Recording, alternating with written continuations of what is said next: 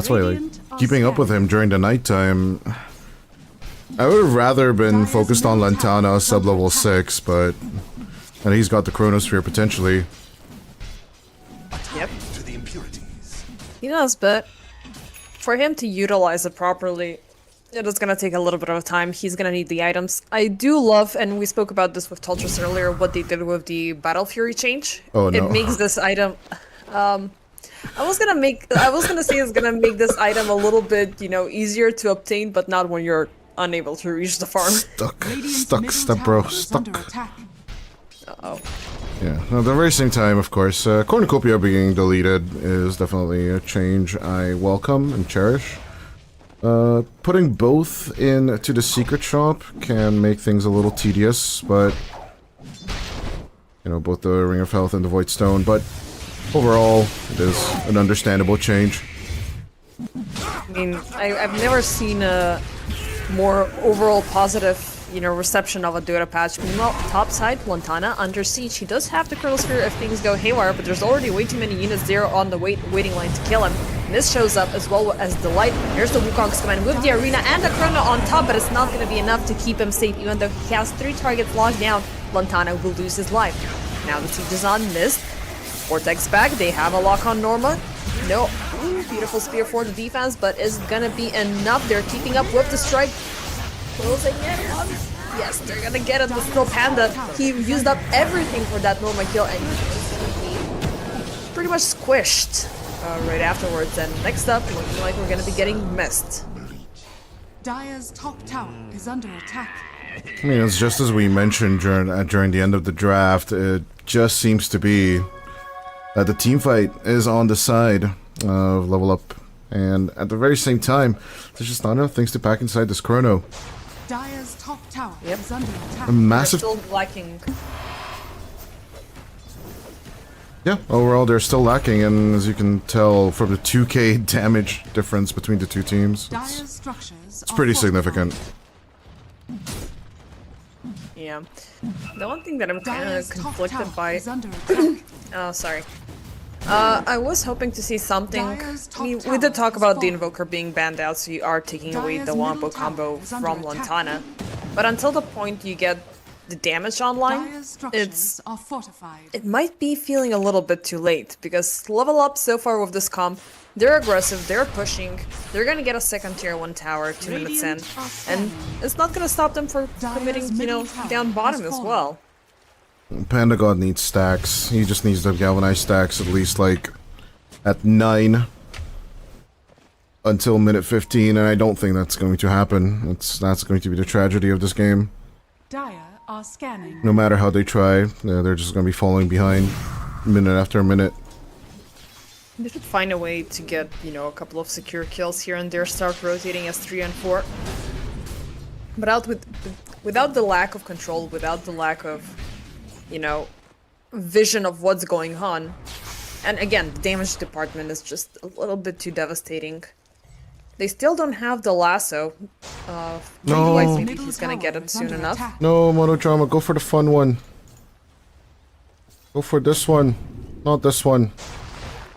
Why not the Essence Distiller? Oh, between the Essence Why the Spirit Vessel? No, wrong choice, bad choice. Bad Monodrama, bad.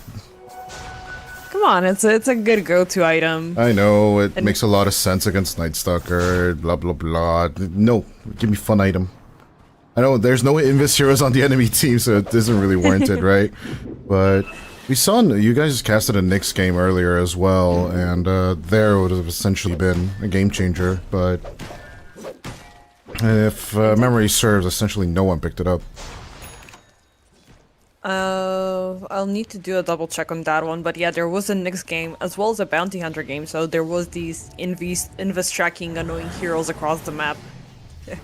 There was a Void Spirit on one occasion, but I don't recall which side he was at. I generally think, overall, like, Invis heroes are dead this patch. Not gonna lie. Isn't it too early to call that? With, the Distiller all on the line, How do you transition into mid-game? Every fight approach, every escape you try to make an attempt for? Like, genuinely Glimmer is a bad item, in my opinion, right now. Yes, you still get the barrier, it's a nice magic resistance in general, but with the new addition, so the shawl instead of the cloak, the item just doesn't feel that good anymore either. Force Staff. This patch's item is Force Staff. Also, Sorry. But yeah, your go-to is gonna be, you know, the Force Staff because it's always situationally a lot better, but there's, you know, a bunch of heroes that would not survive without Glimmer. I mean, come on, you can cast and still stay invisible. Not that too bad of a trade-off, you know. Warlocks, Witch Doctors, stuff like that. They're flourishing with this item still, but we have a lot more to see. And speaking of Invis, Loopsy, with the Invis rune, will make a beautiful catch. They're on to Pentagon. Instant reaction there from Mullen. They have a lock in the tree, and he is gone. So those galvanized stacks will need to wait up just a little bit more. yeah, it's just not going to happen, is it? Nope. I hate to say it. I mean, with the slowly building up advantage so far from level up, it's looking a little bit shaky. Again, Winterbear a little bit too passive here, and they might as well pay up for it as topside Montana gets caught up. Again, a swift and easy execution there between the three of level up. Yeah, I just checked. No one picked up Distiller, even though you had Weaver on one side and Nyx on the other. Hold up. Around the side shop, secret shop actually, we're seeing Monodrama being caught up alongside with Champic. Venturing it a little bit too far off. Side shop, what a throwback. Where is it? Yeah. I miss it. I Cluttered miss this side shop map. as well. Cluttered this stupid map with objectives. We got a bigger map and all we got is a few camps. I'm absolutely with Perion Flax on this one. We talked about this on Dream League, or was it Blast? Memory is just fading in my head, but yeah. Give me more. Give me more things to do on this map, other than the usual normal objectives and the set times. I mean, there used to be a time where there weren't any objectives across the map aside from towers and a rune here and there. But yeah, it needs to be cluttered up, you know. We need to populate this map just a little bit more so. But not necessarily weighing into which side is gonna get the bigger benefit if they go in for it. You know, not sure if you've played Heroes of the Storm. They were very heavy leaning onto that mechanic, which it was the core of the game, but I wouldn't want Dota to go a little bit more into that direction. I think there's beauty and simplicity. A lot of times, though, as a triangle. Oh, we are seeing some clutter, and it's gonna be Monodrama paying the price once again for being there. Lasso instantly popped onto Melon. First use off the game Wukong's command as a follow-up. Beautiful duo bound to strike Delight. He's gonna be chased out, and he's gonna be surviving, but Malin will not. On the sidelines, Norma. There's the arena. Gets onto two. It's gonna be Pandagon into the wall, and down he goes. Second, he obtains some extra stacks of Galvanize. He's gonna lose them all. Loopsy will fall by the hands of Waveform. Overall verdict, Level Up do pay the price for their endeavors deep into the dire jungle. Establishing a little bit of vision, establishing a little bit of dominance, taking away some of the farm, but ultimately paying the price, as you mentioned. I did massively miss the chrono. Really thought that Chempik would be caught on the edge there, as it's kind of funny that Chempik and Norma made a figure eight with the Arena of Blood and the Wukong's command. So there was more than enough time to actually just commit with the Chronosphere and either get the Mars or the Monkey. But Yeah, I do agree with you. Let's see, something's happening on top side. Miss Rod of Ages, there's gonna be a catch. Norma silenced up, but instead they're gonna go in for a Loopsy, which might not be the best of ideas because Norma is still reigning free, and Monodrama closes in from the side. Miss trying to get out. Nope, Bound the Strike will pretty much show up out of nowhere. yeah, the power of the Monkey King, right? It is an interesting build. A lot of people would disagree with this one. But Chempik is definitely looking to solidify himself and is holding off, actually. Picking up his tier 2 item. See, because he's got the Forager kit. I do like the fact that they made the neutral items appear at level 0 because minute 5 for... Imagine if your game is really stumpy at the start and nobody's getting neutrals, nobody is collecting the mat stones across the map. And you're getting your first item at minute 10. You know? It feels just bad.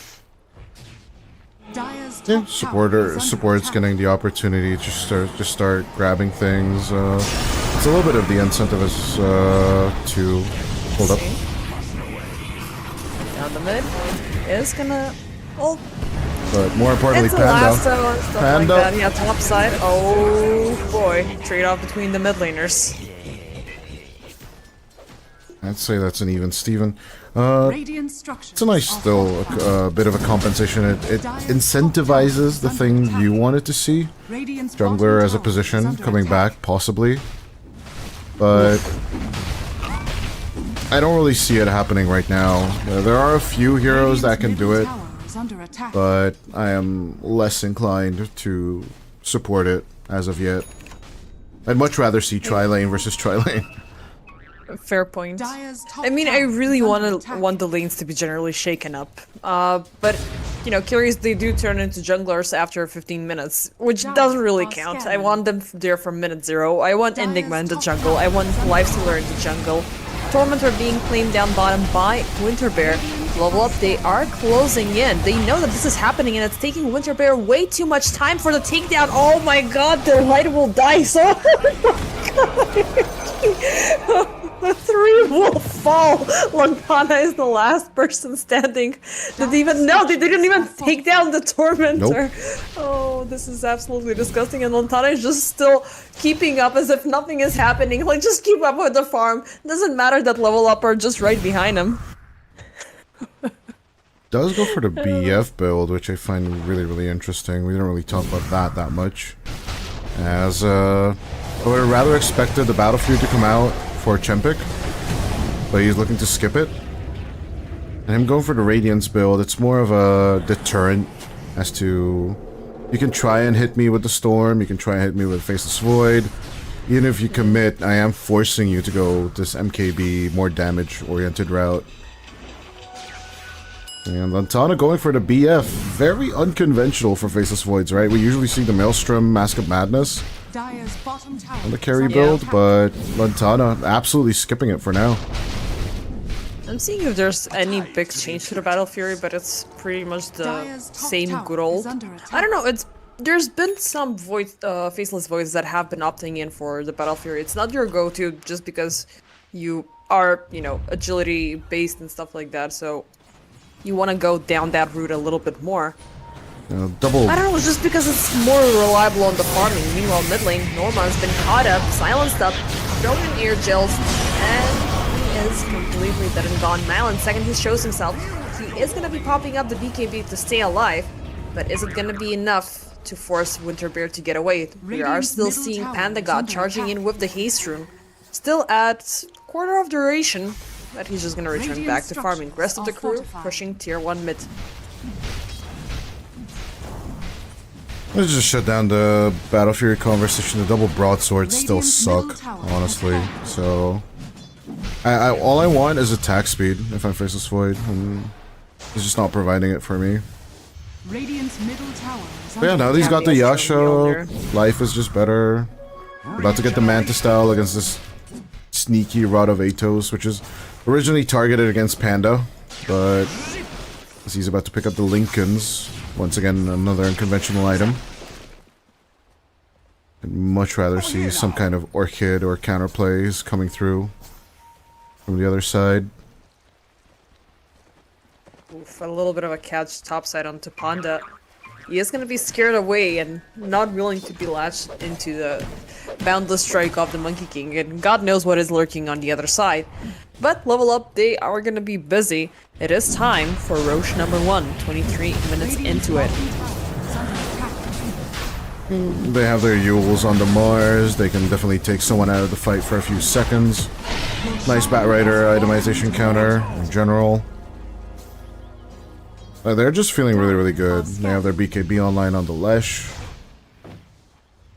And Chumpik's about to finish the Manta himself, so...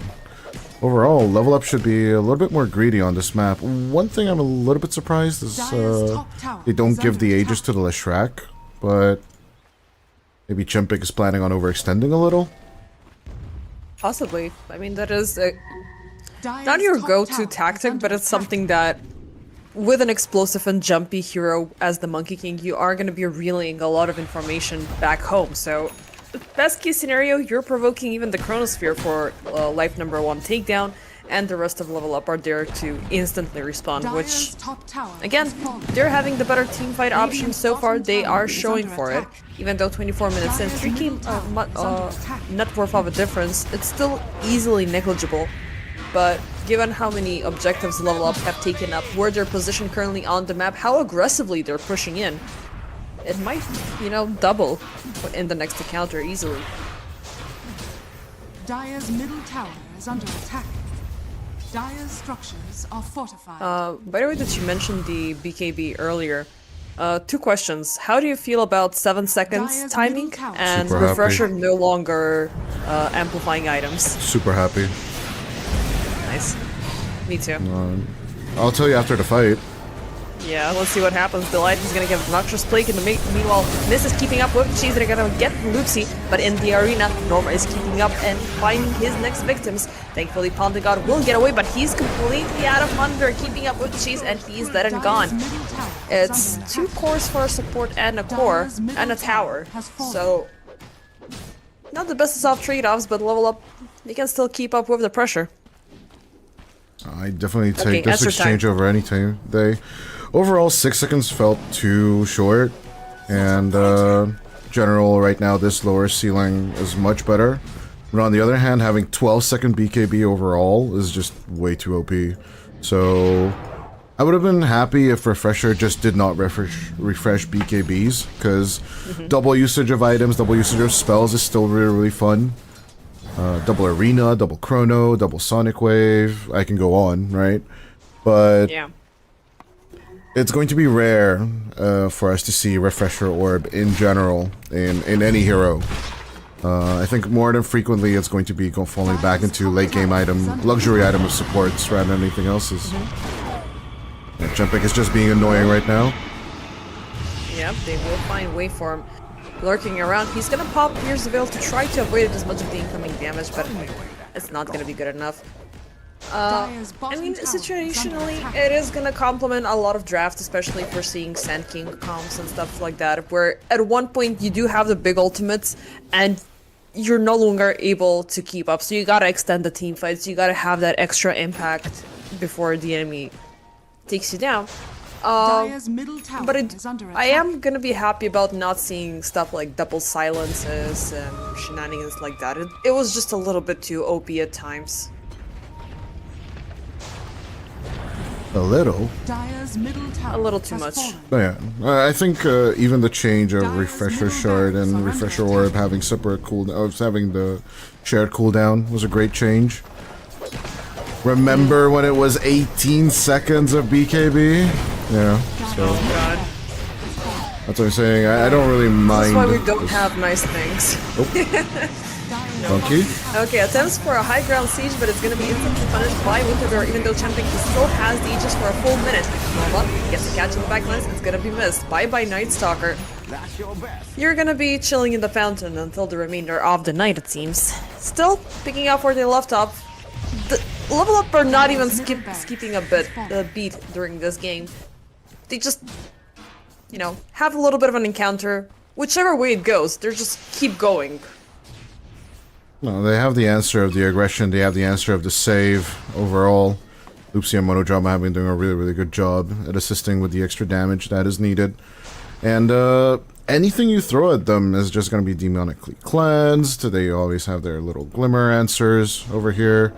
So, in general, I don't really see what your approach is here as Winter Bear. And that is why I was instantly questioning the Night Stalker. I told you, I did see the Reddit post. People are hyping it up.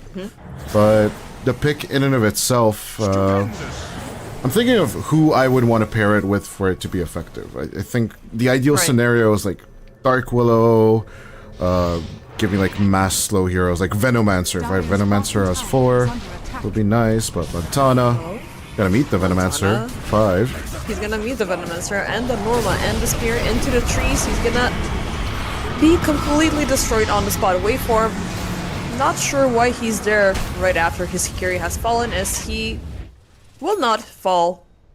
It was close, but he's fine. Nice rotation with the Fairy Fire. Most people would have died there. I would have died there. Same.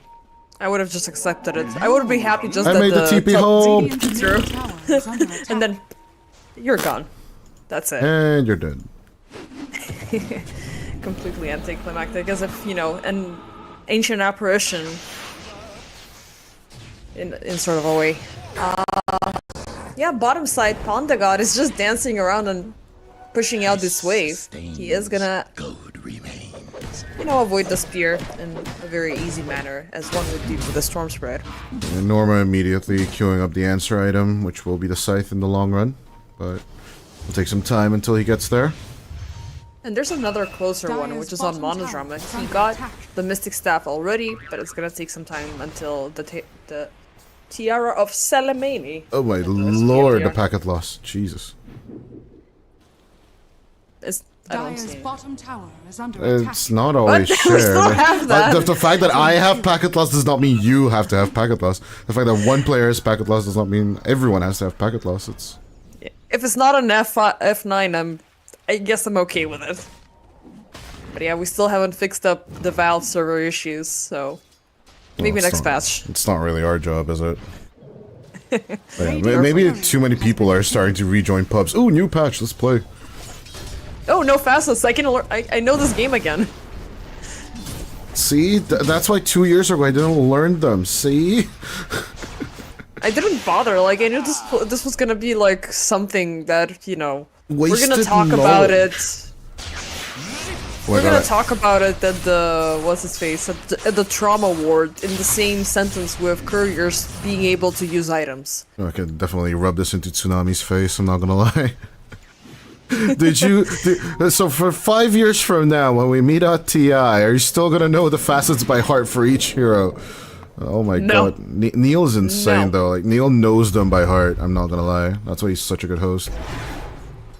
I mean, and every single time there was an update, like you needed to change out, swap out the cards. This is now here, this is now there, this is no longer existing. Discard this, bring this back. Too much.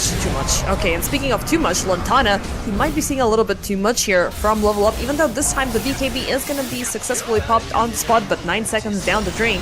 Meanwhile, Light with the lasso, beautiful catch onto Loopsy. BKB for the save, he's just gonna walk out of that one. Level up, they may further set this up for motion, and yep, it's gonna be the catch into the backlines. The arena popped onto Lantana. Eventually, they get their main target and follow it up with Waveform.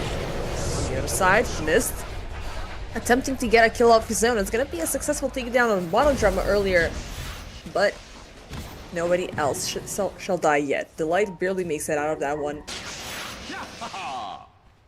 Even just a one item that would make Mist okay in this game is just not being made. He's not making that Aghanim Scepter at all, and I don't know. Winter Bear. Why do you have a Night Stalker? This is all I'm asking constantly. Like, imagine this draft with a Tidehunter or a Centaur instead. Yeah, it would have been better if they went in a little bit more aggressive, defensively, because currently with this sort of a aggression, it's not getting them anywhere. I mean, I don't know if Aghanim Scepter is gonna be the item for Night Stalker, which is completely gonna give you a rebound into the game, because it would have been better if it were sooner, right? If you have a good Night Stalker game, this is gonna make you a little bit better before you can commit to something else and see what the enemy side has to respond with. Now it's feeling a little bit too late. And you gotta think a little bit more like an offlaner, not going for the Disperser. Don't mind the Disperser for the Dis spells in general, it's just, you need to utilize your pick-off potential, so even just a casual phylactery at this point, Radiant instead of the armlet, instead of this very, very schematic blink BKB, where I need to become tanky. You know, that's a Costco version of the offlaner. Oh god. It's immediately on the shelf, you need to buy it, it's the mandatory thing, but on the other hand... Roche has roared, and now Winterbear are closing in. And the god will realize what's happening. Is anybody gonna die first? It's gonna be Monodrama and beautiful Chrono Sphere just to set things up for Winterform to die. Norma, however, will not fall. Arena is still up if needed, but there's a problem. Chempik is out of the picture. Panda God did manage to find somebody to take down, but Montana, he's in an awkward spot now. No Chrono, no nothing. He does have the time walk to walk away, but the spear just latches him on the hill, and he's gonna be destroyed. They may have obtained Chempik, but they got 3 in return. Actually, no, they got Monodrama, but he forced out a buyback. Still, they can continue off with Roche, but now without Chempik being an option, who do you give it to? Flash. I think Mullen should have picked it up in the first one as well. And picking it up now is not going to be a surprise for me. But I just don't really understand. What am I to do with this Night Stalker? Is constantly what I'm looking at. I'm not blaming Mist at all, right? I think he did a really good job at the laning stage. Compared to what he was dealt with in terms of the cards. They were offensively against him during his first night, so you fall out of the tempo.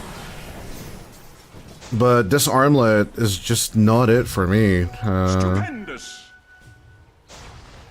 If we were guaranteeing him kills, if he would be at like 7-7-11 instead of 2-7-11 in terms of the instead of the KDA, I would be a bit more happy. But right now, I'm just like.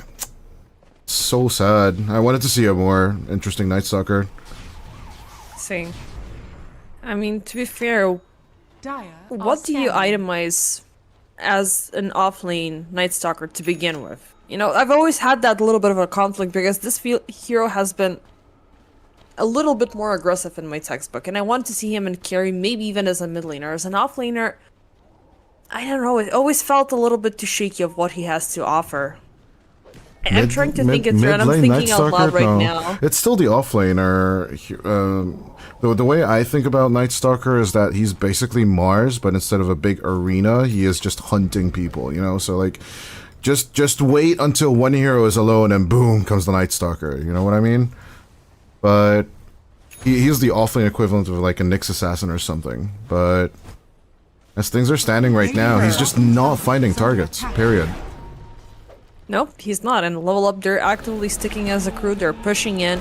They are now sieging topside high ground. I mean, that tier 3 is just being forced out by this double catapult with the Roche banner and the illusions. They're just setting out Malander as a potential bait, which they might fall for it. Or we're just seeing some Panda God back and forth Storm Spirit shenanigans to distract them from their main purpose. Either way, the tier 3 is bound to fall.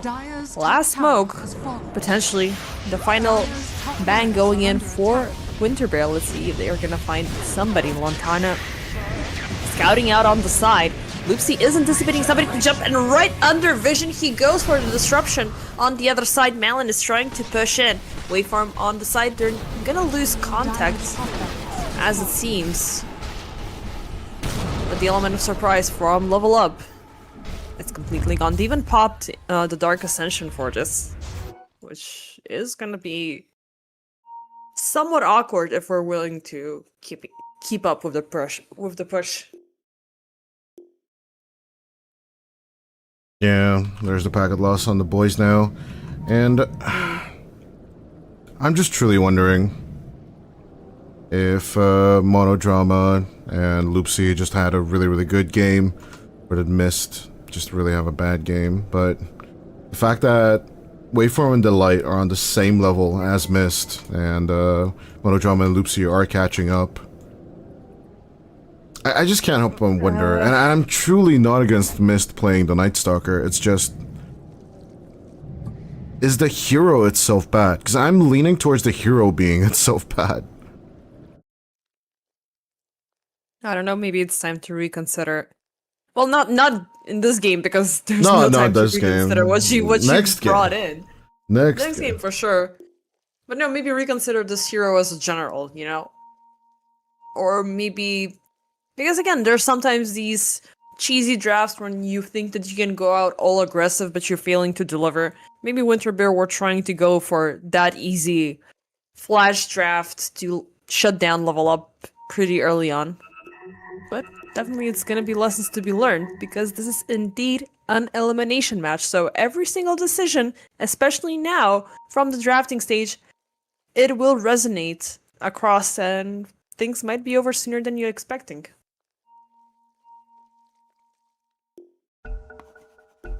As we look Yeah. to continue. Thank heavens. There's nothing worse than a pause right in the middle of the action. Okay, let's continue. They are going to be finding a jump into the backlines. Missed.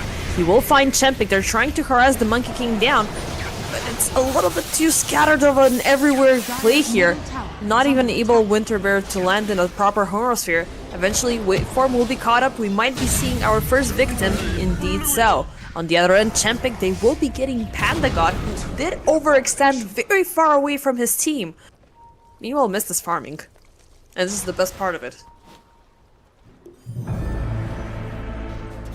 They are looking for something. They get their tier 4s up online, so there's the positive. Dire's top barracks are under attack. Yep, that is something, but it is gonna be enough. One buyback has been committed and it's for Waveform. They do have the Storm Spirit on the double if it's needed, and I do believe that might be the call here, even though Malin has a minute and 20 seconds left remaining on the Aegis timer. Dire's top barracks The calling is gonna be popped, but the racks are already gone. They have a clean path to commit for the bottom tier if they choose to do so.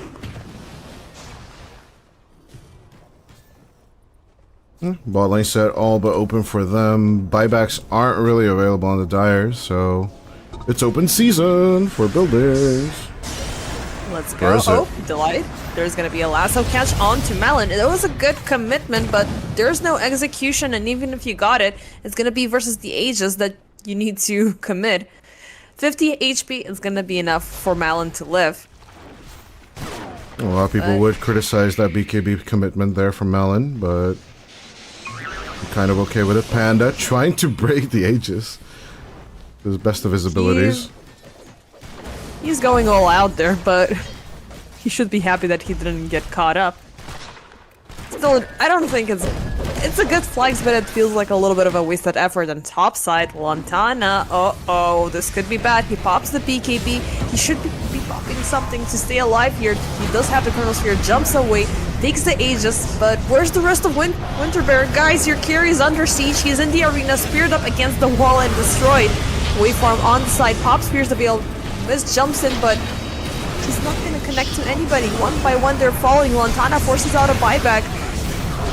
There's the lasso, there's the chrono. They have a lock on to Chempik, but Malin is reigning free with the Pulse Nova. He's just taking targets one by one down, and there's the GG being called up.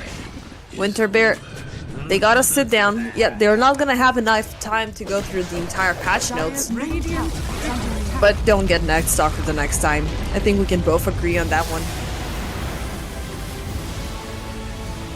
Yeah, level up just for winning off the cleaner game. We do get the Monkey King, even though it's the less conventional pick. But overall, I just felt that if you pick up Mr. Chrono Man, just have more things to pack in there. Queen of Pain and Invoker banned. I do think Panda's choice of the Storm is fine, but then if you do want to go Chronomancer, Enhancer, just have the Ravage set up, or you know, or be the follow-up to the Chrono. I didn't feel like there's any synergy between Winterbear's lineup compared to what Level Up had with the circular spells and their aggression and defensive capabilities of Luxian Monodrama. Yeah, definitely would have hoped to see something a little bit more proactive, a little bit more, you know, complimentary of the Chronosphere.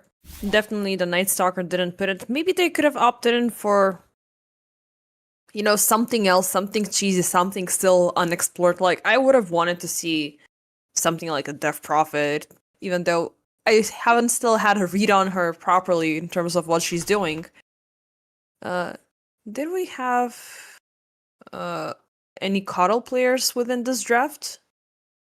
That Mm, would have been I interesting do also. believe Panda kind of plays it, but Panda is more of the spirit jumpy kind of guy. And with Puck, Ember, and Void all gone, didn't really have much of a choice than to go for the Storm. But yeah, I actually thought that Level Up were making a mistake giving him the Storm, but yeah, I didn't overall keep in mind that the Night Stalker is just not going to go for this nuking capabilities. So keeping to the stats, keeping to the armlet, overall, just didn't really set up Panda for that viable early success we were looking for. Mhm. And now I think the Yeah. game just snowballs from there. It's easy as pie. Yep. Small mistakes to be made. A draft that did not live up to its fruition, and Level Up having a solid victory at 40 minutes and 1 second. This is gonna bring them a little bit closer towards the victory line, and Winterbear, unfortunately, one step closer towards elimination. So, sit back, let's just have a little bit of a break, read through the patch really quickly, and reconsider your strat, because I really want to see a game 3 out of this one.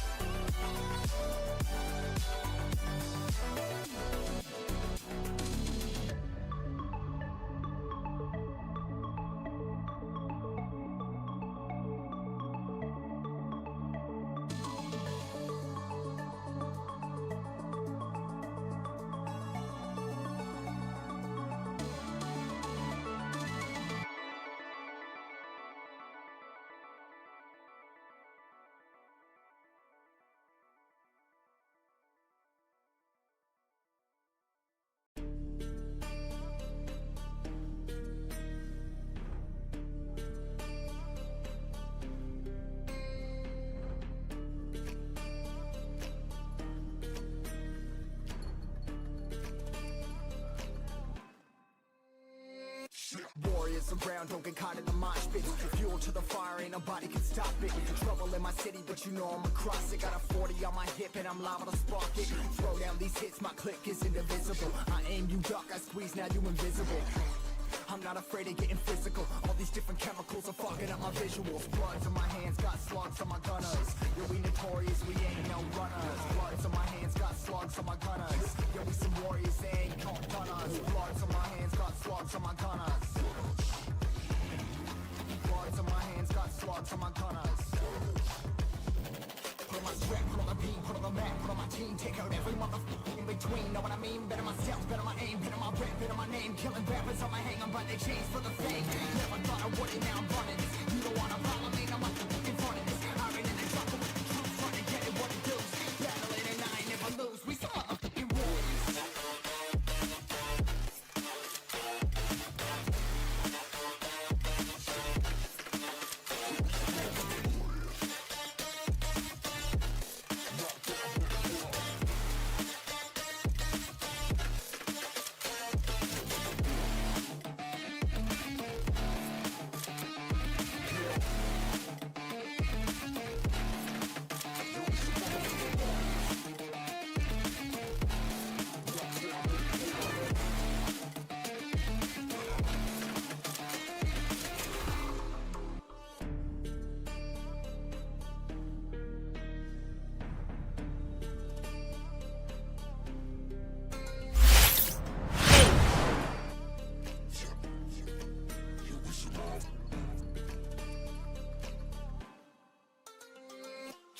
Cover the map and still ain't know where you can find me at. Journey through the mind of an insomniac. I ain't never sleep, staying ready, keep an eye out for the fakes. For the snakes, load a clip and I'ma pull it, something shakes.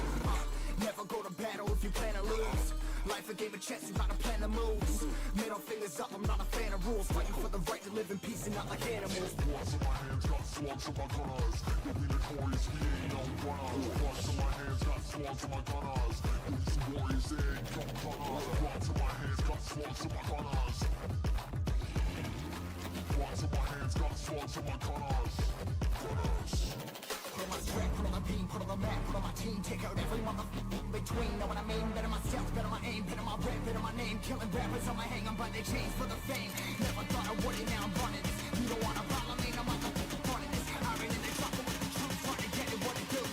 Battling and I ain't never lose. We some motherfucking warriors.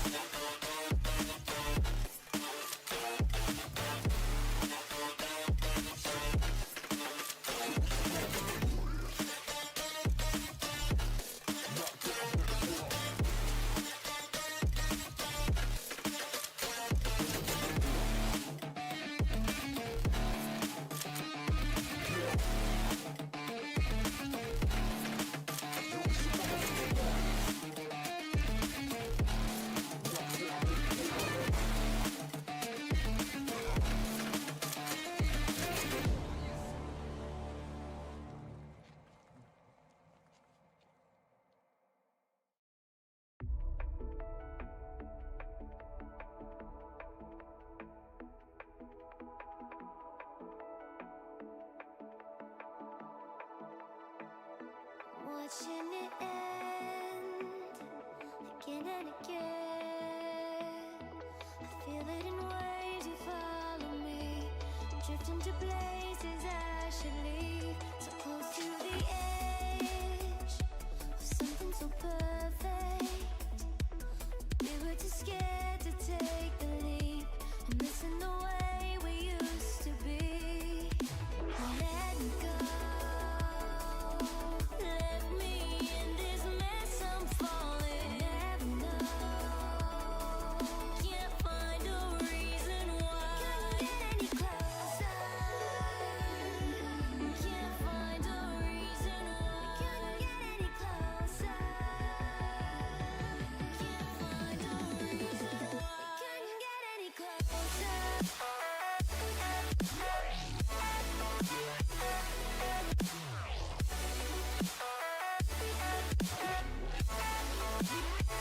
Couldn't get any closer.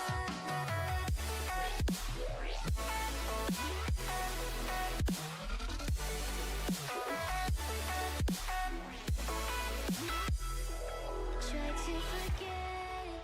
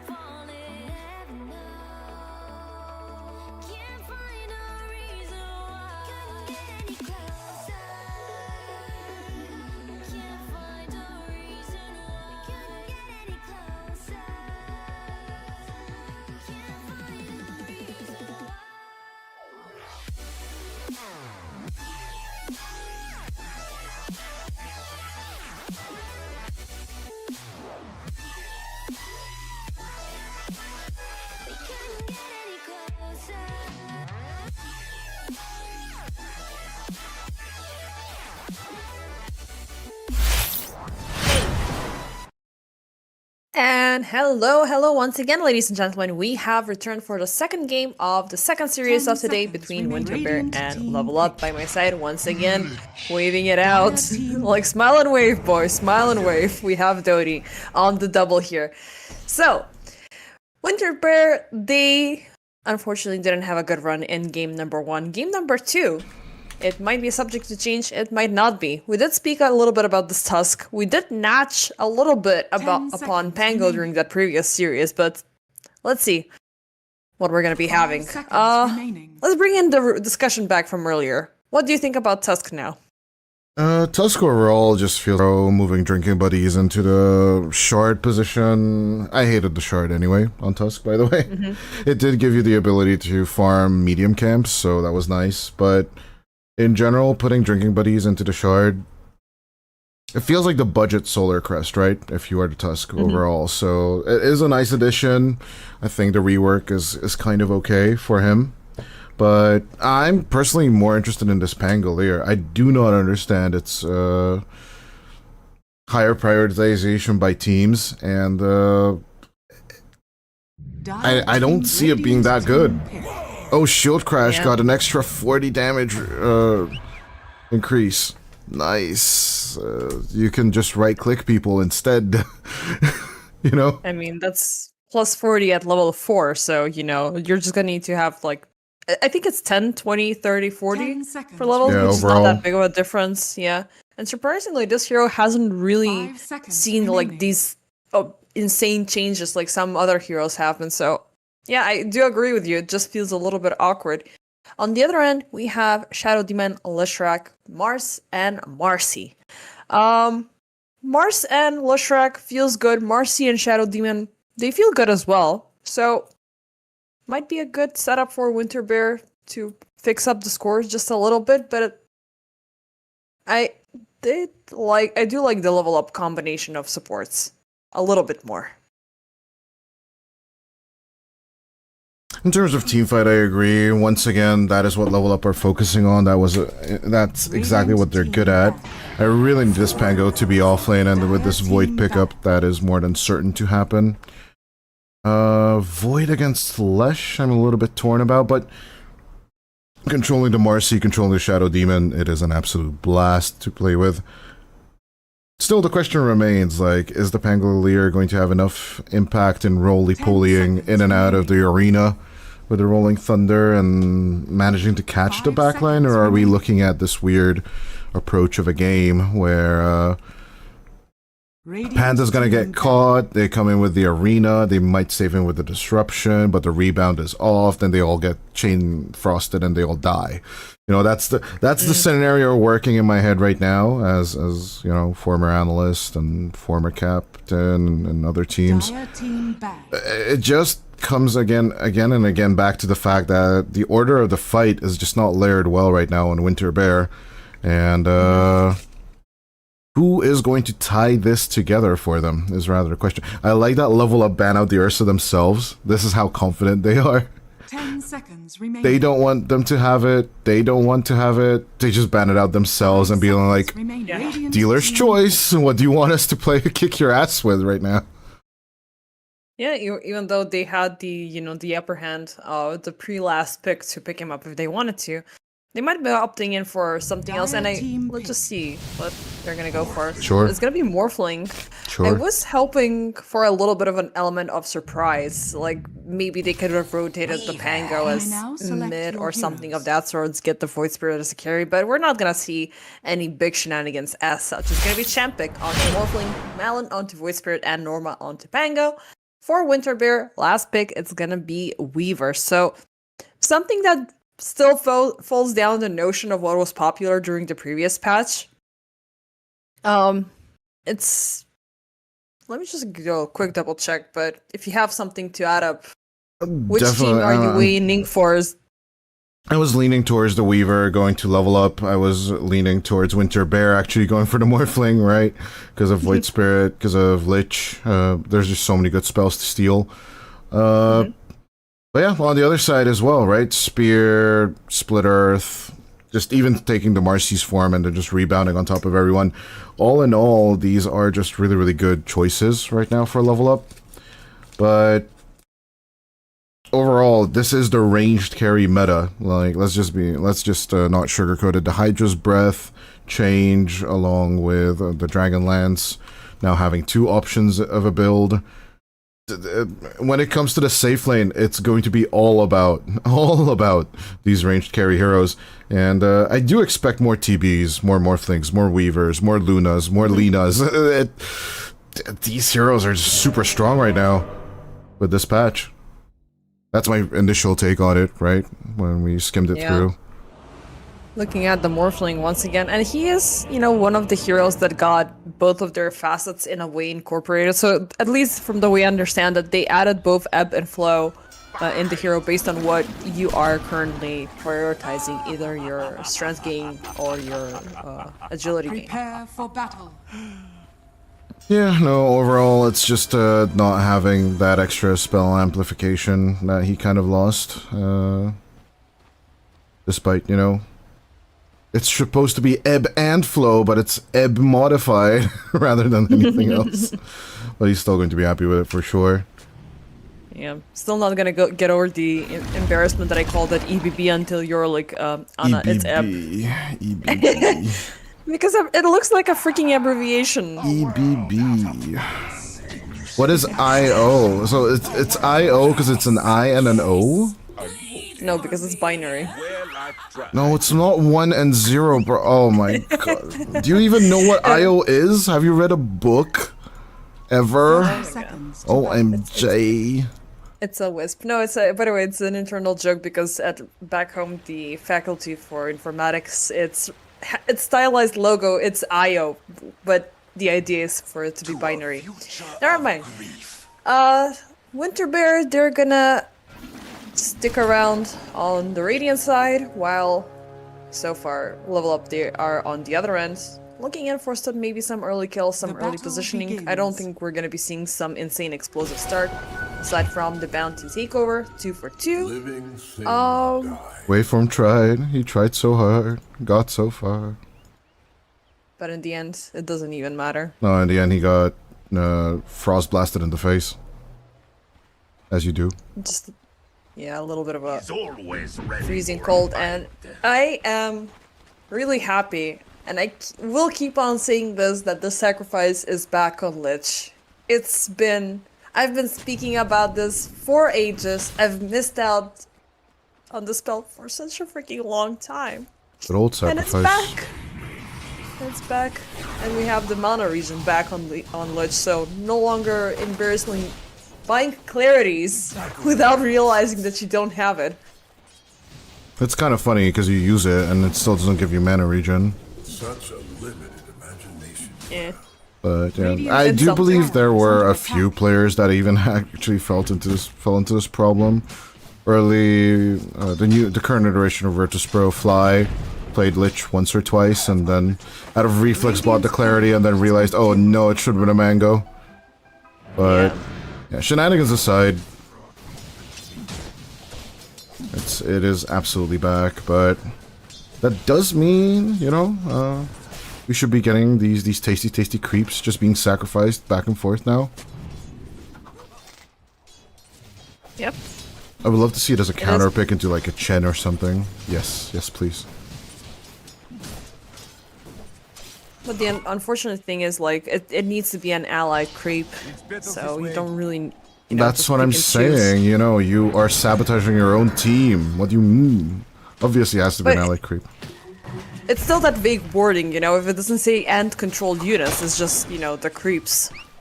Oh, so it has to be creep? Oh no. I can't BM my own Chens?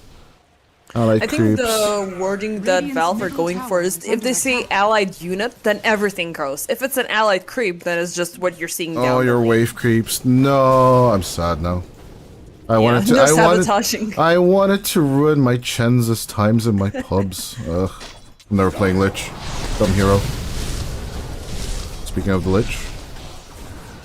Speaking of the Lich, he is dropping a little bit too low there. Yeah, Disseminate's still being a little bit of a menace, right, from Delight. Yeah, they added, I think they just amped up the damage putting a little bit of that promulgate shenanigans into the disseminate. They will be able to make a catch onto Chempik, but fortunately for this Morphling, he shan't fall as easily as one might have considered, even with the 4% additional damage take from the Menace. He's got the attribute Still shift and... Hold up. Okay, no. No, as expected, both offlanes are just picking up their lotuses, and I'm just not disappointed. This is exactly what I expected as soon as I saw the creep swing back and forth, right? According to it, the safe lane has a little bit of a speed boost, the offlane is a little bit slowed down. Just gives you ample opportunity for the creep swing to go your way at minute 3 and 6 and 9. You should get all the lotuses in the world. Ever. All the flowers for you, milady. But yeah, I do hope they're gonna start moving around a little bit more, because so far, closing in on the minute 4 mark, we still haven't seen anybody dying. Mid lane's been stable as well, just a little bit of a farm between Malin and Panda God. Even though Panda God has...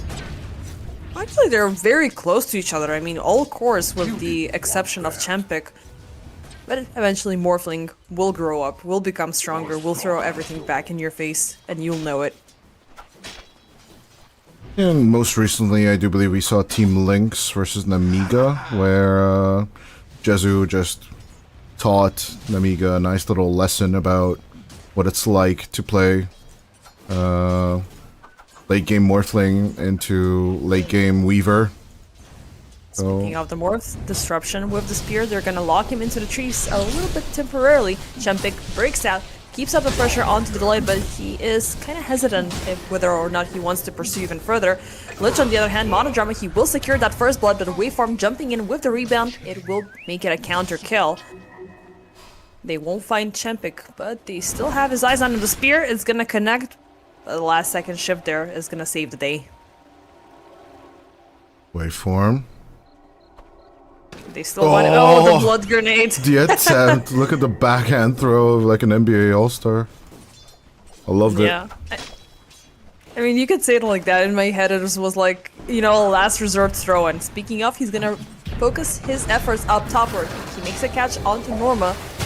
Swarmling is gonna connect, but the snowball turned around. Beautiful execution there from Waveform. But again, it's gonna be an exchange between the supports still. Lantana keeps up the pressure. Norma, beautiful pop there off the magic one. So he's gonna be fine. The thread just continuing to threaten them. Yeah, the It's new innate so ability. annoying. Dire Like, are visually, it bugs me that it's there. Same. I read through it, but I didn't expect that they were gonna communicate it as such, so... We are having... Wait, let's see what's happening on mid, as Malin will try to go in for the power room. It's not gonna be there, is under attack. but he's gonna be fine from any further Radiant harm. are Yeah, he's got Um, Astral Step, he should be okay. Yeah, Or he's is he? good. Yeah, he is okay. Yeah. Is he It's okay? okay, it's alright, but nope, it's not gonna be he who's the problem. It is gonna be the Spiraled Tusk Lupsy around the trees. He's jumping back and forth, but he is unfortunately gonna be dead and gone. But yeah, going backwards about the Weaver. They could have put in like a little bit of an icon or something above the head of the victim that, you know, he's currently affecting. Let's see, Panda God, meanwhile, in the mid lane, he's gonna get Sinister Gaze back. Melon's keeping up the pressure, but he's gonna need to give up that effort. This light is gonna throw him into the disruption. Waveform closing in from the side. But without the damage output, they're not gonna commit. The only problem I have with the thread, as things are dying down on the mid lane a little, is Define, you know, remains in 700 range of them. So, like, if someone's in disruption and I'm under them, am I in range of them? But they're in a different dimensions. How are we in the same range, you know? So there's a little bit of wonkiness in the spell in terms of its programming. But it's definitely something to be expected as Delight and Mist on bottom. Just, no, all in good comfort. Nothing special. That's alright. Still leaving Chempik to his own devices. might be problematic. Not necessarily in the favor of Chempik. He's still not that good to go in terms of defense, so maybe Winterbear can use this as an opportunity.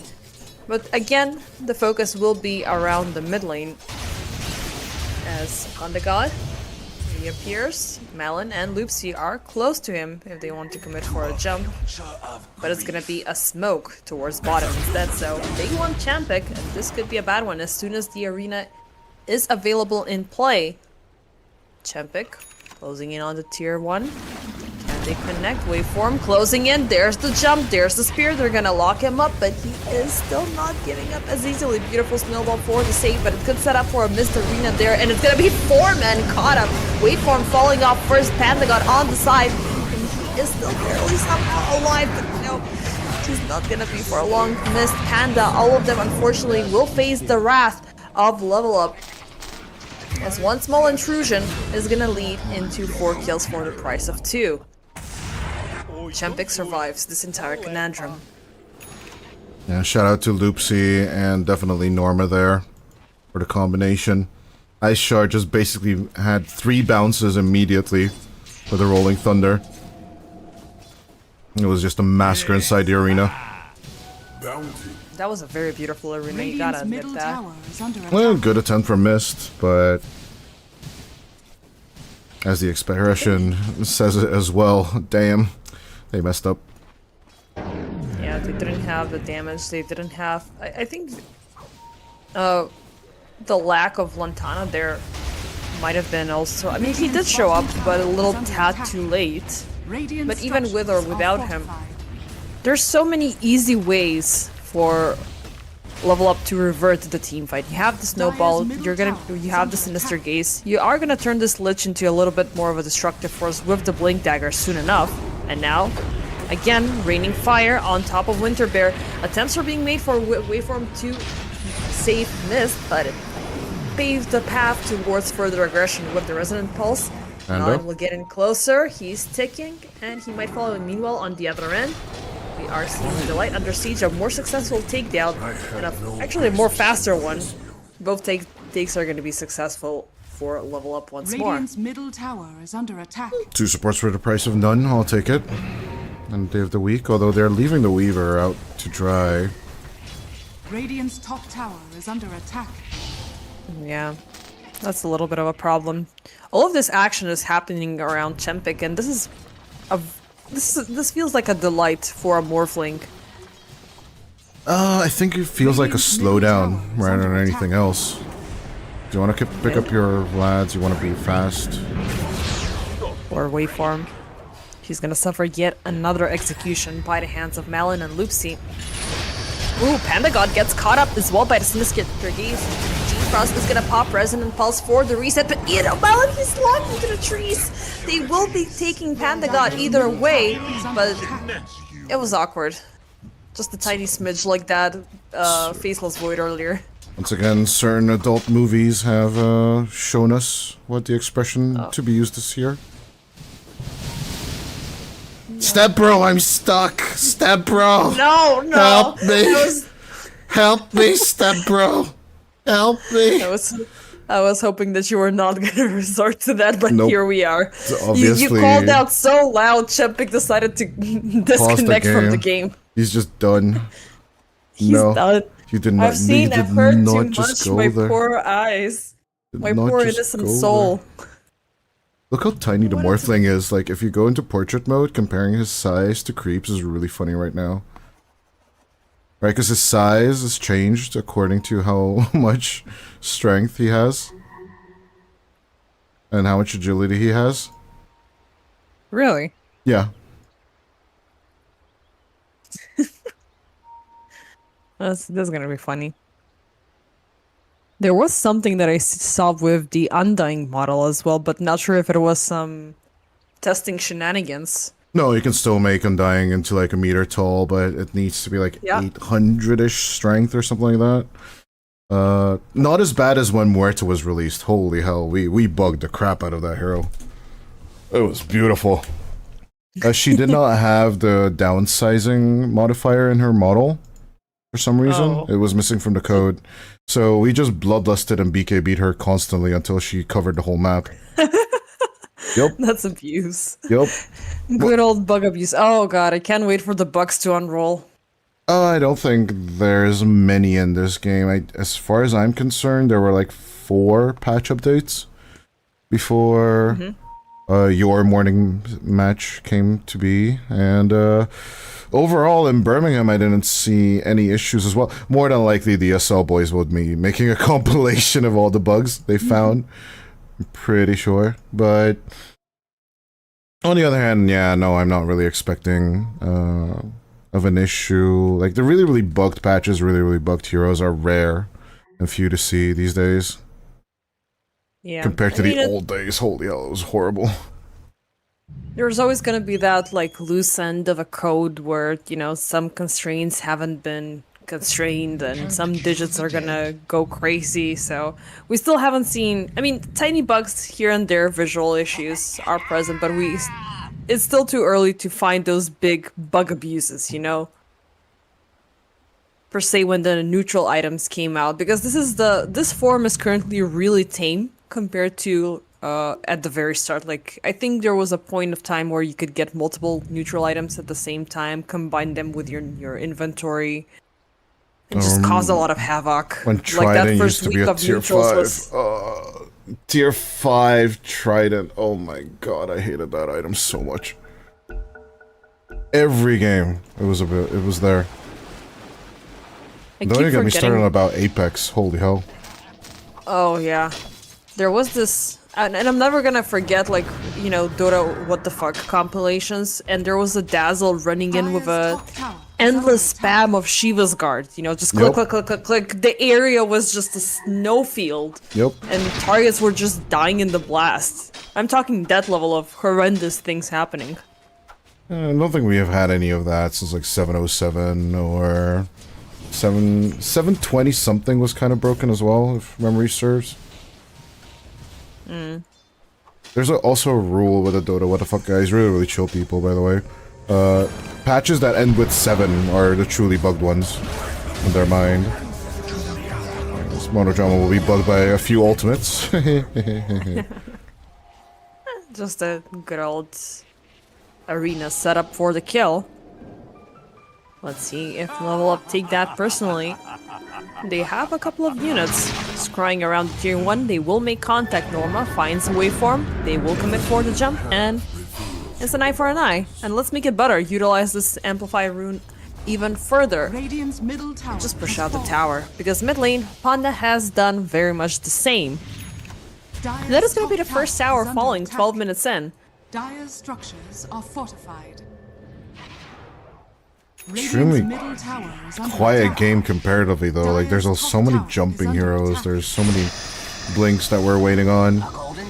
Just missed. What did you expect was gonna happen, Monodrama? Come back, God of War. Dire's top tower The has fallen. dead want you. Rag He's like, nope, spear, bye. Dire are scanning. Yeah. Top side though, we might see something a little bit extra as Lantana is gonna be latched upon, but there's the time lapse ticking at the very last second. Dire are They scanning. will use this as a momentum down bottom. Winter Bear. It's gonna be a smoke with the spear. They have a lock onto Chempik. He doesn't have the morph available, but he does have the waveform available, so he gets the hell out of there. Norma.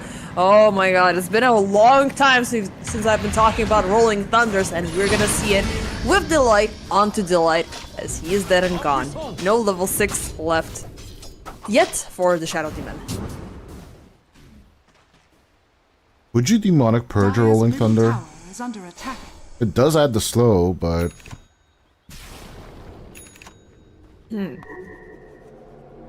I usually just do it, like, I count it down to my seconds. It's like 8 seconds of duration, right? It's 10 seconds. So yeah, I usually count to 8, Attack. and that's when I cast it on top of the ball, and then it just dies. Oopsie. Oh, oopsie. Might be feeling of an oops, even though that's snowball, but instant reaction from Waveform. Chain Frost to follow up, but unfortunately he's just gonna be bouncing around the creep whip and the illusions. Mist jumping in, there's the arena, Malin gets caught up, Monodrama as well, so it's just gonna be a support dying within it. Unfortunately, Void Spirit cannot be trapped. Or just assimilate. Either team getting ahead here. This is like a super passive warfare between them.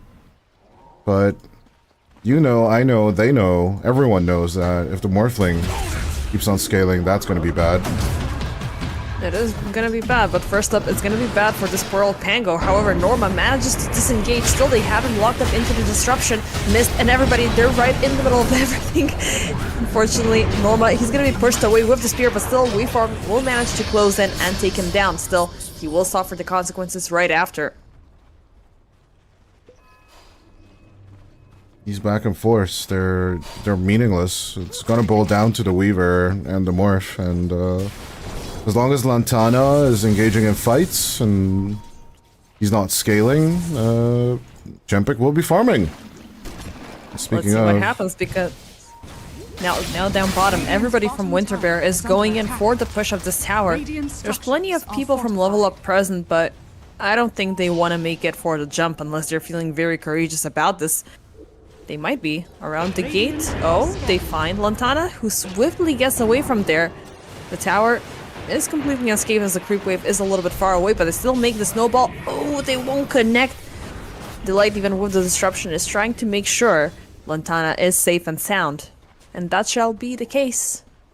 Even though they're not going to be taking that tower that they've been looking for such a long time.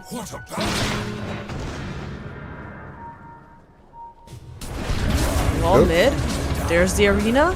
It's gonna be Norma once again who's gonna be target number 1, and this time the siege is gonna be successful.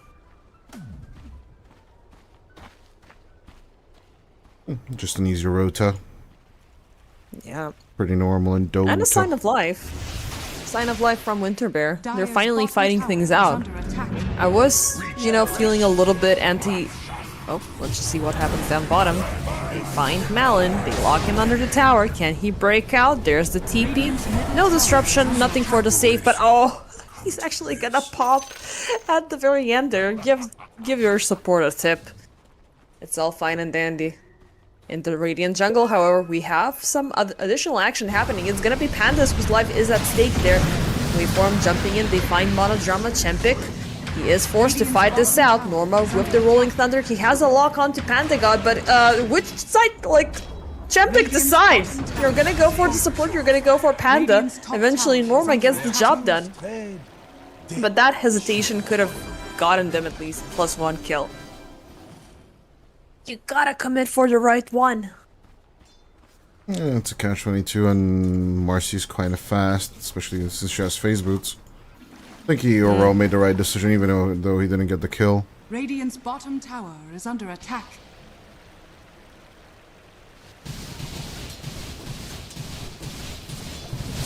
Mid lane, we might be having some movement. There's a beautiful haste rune there that Winterbear are looking forward to getting. We just want to hold on to it. Lesh is about to be There's alive. a lot of info relayed there. Like, look at Mist being jumped upon instantly by Malin. Winterbear, they're completely aware of this, and they will be giving up the chase, at least not for Panda God. He's gonna get the haste rune. Waveform jumping in the backlines. They find Loopsy. They miss out of the splitter, but they still will be getting the snowball in a favorable position to take down the Tusk. Waveform trying to bring him as far as he can away from the team. And it's just a small support kill after all of that setup and setup. Well, therein lies the genius of Waveform's build. This phase boots plus the windlace inside the solar crest. All these little things just keep on adding up. He's genuinely just kiting level up into these very bad mistakes. And he's extremely patient with it as well. Radiant's top tower has fallen. Yep, so far so good. Top tier 1 tower is going to be claimed. Last one for the taken for Winterbear. And it's pretty much on point around the Torment. Actually, no, it's a little bit too soon for the Tormentor. But they will refocus their efforts once again down this bottom lane, where Jempik currently is not at. But they do have a couple of level up units, so 2 easy kills might go their way. Especially if they find Malin here lurking around the trees. Jumps into the Croaker camp. They don't find him. Oh, actually, they do find him. There's the jump, but they won't be able to connect. At least not with the Mars, but with Waveform, it's gonna be quite easy. Even with the Rolling Thunder jumping in, it's a little bit too difficult for you to mitigate all of the incoming damage from Pandagod, as he will be claiming 2 lives, make it even 3. For now dominating there. Just an easier gank, and they could just ignore Tormentor, take tier 2. Yep, just go for it. Radiant's As you said it bottom earlier, tower is Tormentor under attack. priorities. I mean, it's still something that is sticking around from the previous patch, but it might diminish as the time goes by, you know? It was kind of the mistake Winter Bear did in the previous game. Maybe with the 5-man it'll work?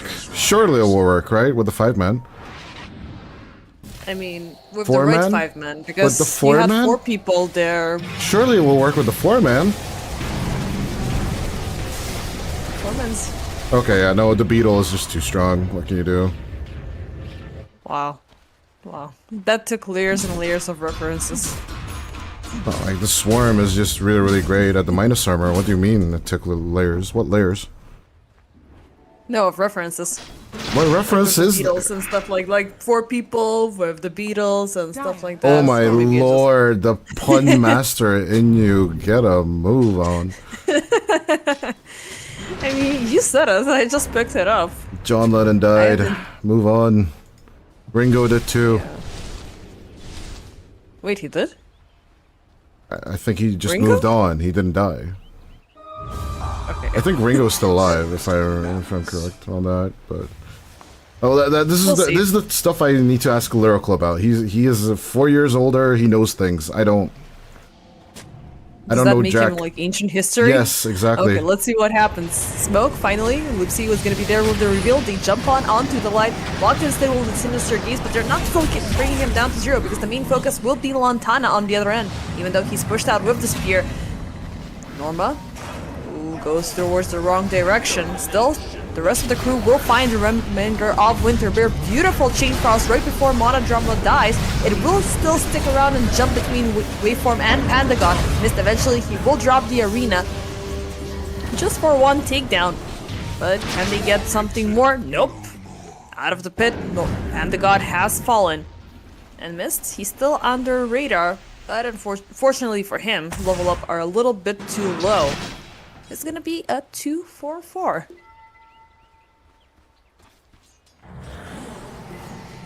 Casual exchange, really, really good for level up overall. Moving into the enemy jungle without vision, but I think the better choice for Norma was to just hang loose until he can rejoin the fight. But yeah, no. Getting Lantana as well first. This is just a really, really good start to the fight. Oh yeah, that was a very... You know, I think that was the luckier catch. They did have a little bit of a deep observation there placed by Loopsy earlier, but it didn't provide them for a lot. But I do believe they got lucky with that. Oh, there's Next still- up, we are gonna be getting the BKB though, so Lantana might be a little bit easier to survive. We'll see how slippery the Weaver is, but yeah, since they had all their teamfight elements in general, why not just drop it all on the Weaver? Alright, let's drop it on the rest of the team once the Weaver's dead. Radiant are scanning. What I'm trying to say. Yeah, even with the 6k net worth difference, I would be leaning towards level up right now. Even though Gaben is only at 54% in favor of the Dire.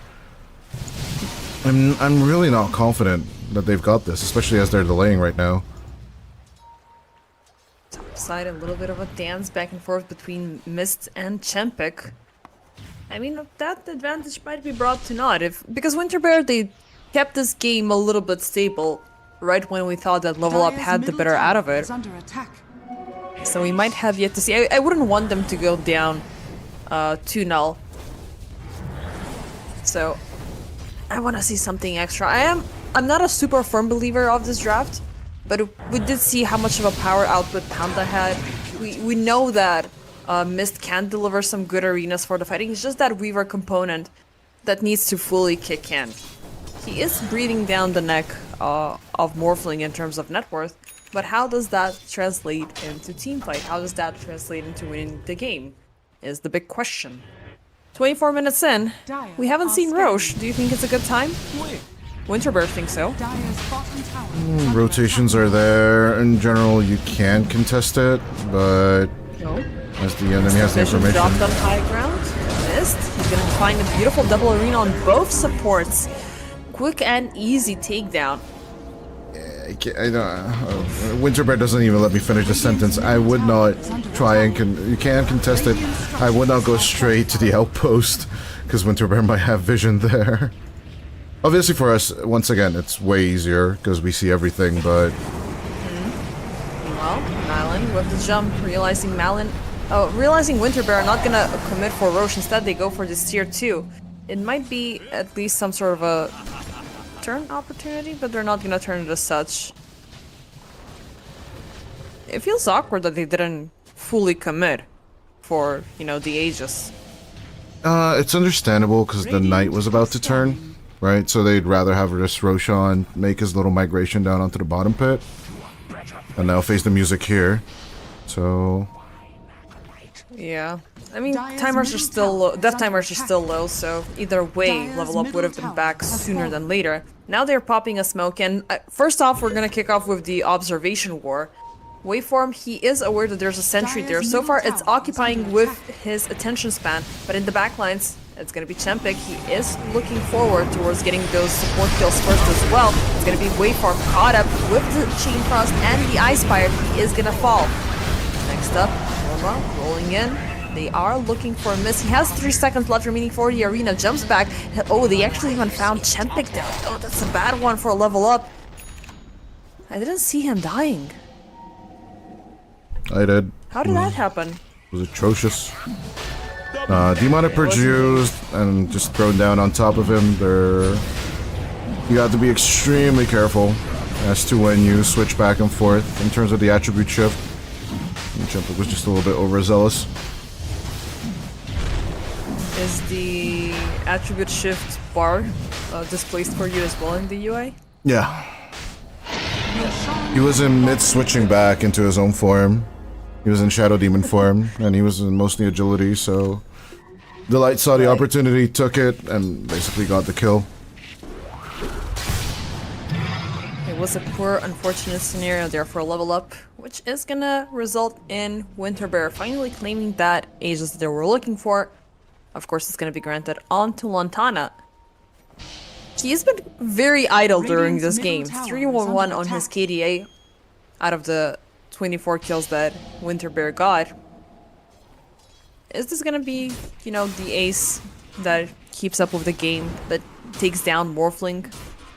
Because it did feel like they had, the better hand over Chempik. He is not the only component here. So Lantana's job is more to control, along with Mist, the backline, to address the void, to become this double right clicker and slayer of supports. But he left out the Desolator and he went for the Mjolnir, and overall it's just going to be this farm fiesta with a bunch of gold. He'll need to make a decision. Either he's gonna go and try and get these pick-off kills and go for the Dezo, or he's gonna, just counter build the Morphling and then just go for the MKB himself. Also, there's the fun fiesta, right-click versus right-click if he goes for the Butterfly himself, but that is less and less likely. Yeah, we are seeing... we did see the Hydra's Breath earlier. Oh. That's fine so far. But yeah, we did see the Hydra's Breath being popped up earlier in the previous game for a Weaver, which was interesting.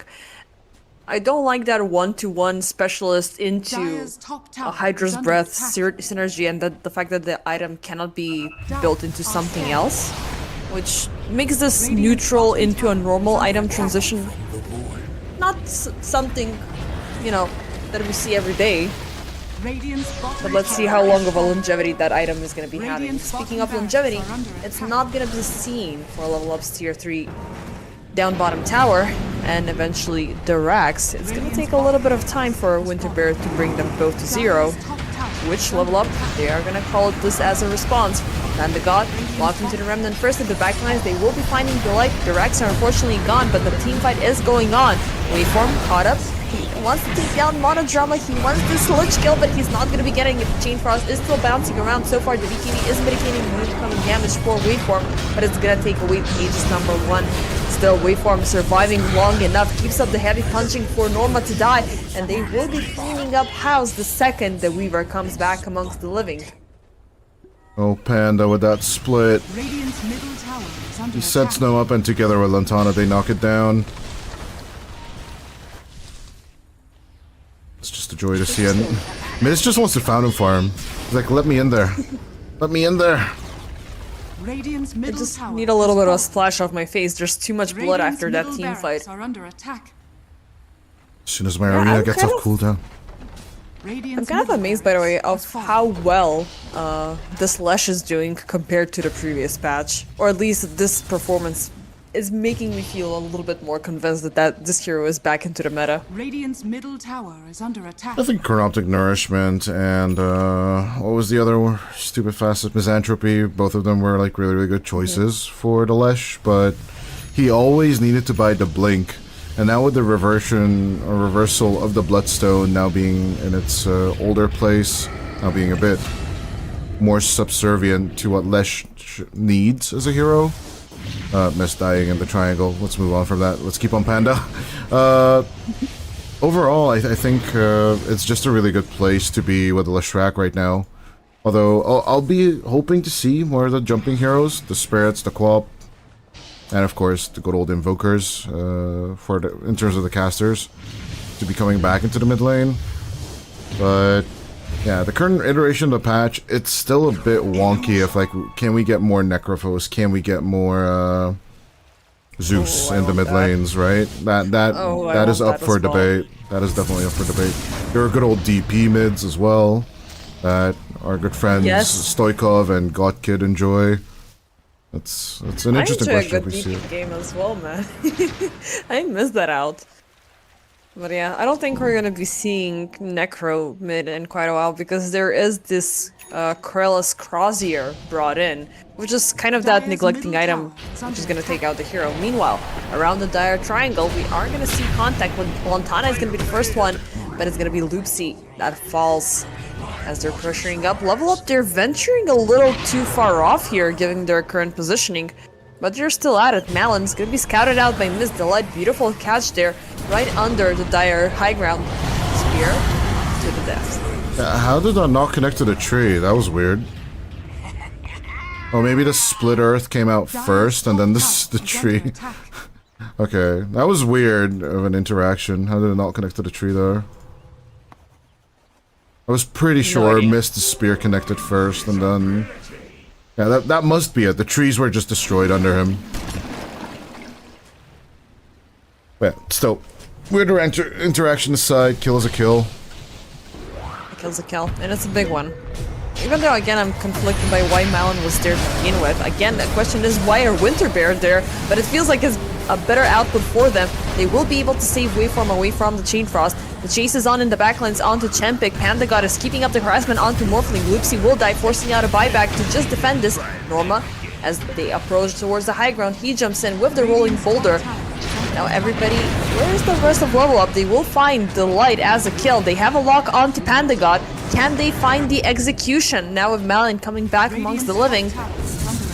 They're keeping up the pressure, but it's just him. Drinking buddies connecting Loopsy, throwing him into the air, but instantly to be speared back and destroyed. Waveform, however, will die by the hands of Monodrama. All buybacks are being forced out. Winterbear are using this chance as their last final push. As unfortunately, level up are depleting their resources. They lost one support, they lost Norma, and the remainder of the course are looking very, very low.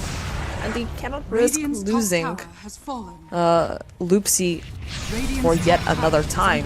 Well, they did, actually, but somebody else. Actually, no other buybacks. I thought there were some more. It was actually Winterbear. on the Winterbear side. Yeah. Melon jumping out once again onto Waveform. He's gotta be super careful. There's the buyback from Norva. Oh boy. This is really scary for both sides. Is it? I think it's just a normal high ground threat. Winterbear just buying time until they can get Roche again. And if they can just keep level up in their place, in their little cage called the Radiant Base, then they should be more than happy with this. Tormentor's up for grabs, Roche is up for grabs. Soon enough. Soon. Personally, I would remove the Roche timer. It kind of makes the game feel a little bit too fixed. Dire are scanning. You know, in terms of what you're gonna Dire are do scanning. at this point. Ooh, but gonna it's a be super fast Roche though. Yeah, Oh, see, I don't like this. I like the RNG of option. it though. I like the RNG of it though. I like the idea of not knowing it. You know, it's a Why little do bit of you a better want? surprise. Why do you want us, the spectators, in the hoot? Like that was the old timer in 739, right? Where it just went off from the 3-minute timer. It was super confusing for the audience all the time. It was always a nice just the surprise. approximation, Yeah, right? that's what. I hated that timer. I like this timer way more. I want to know. I'm supposed to be caster. I am the be all end all. I'm the watcher No, for of this casts game. is great, but the players know it as well, right?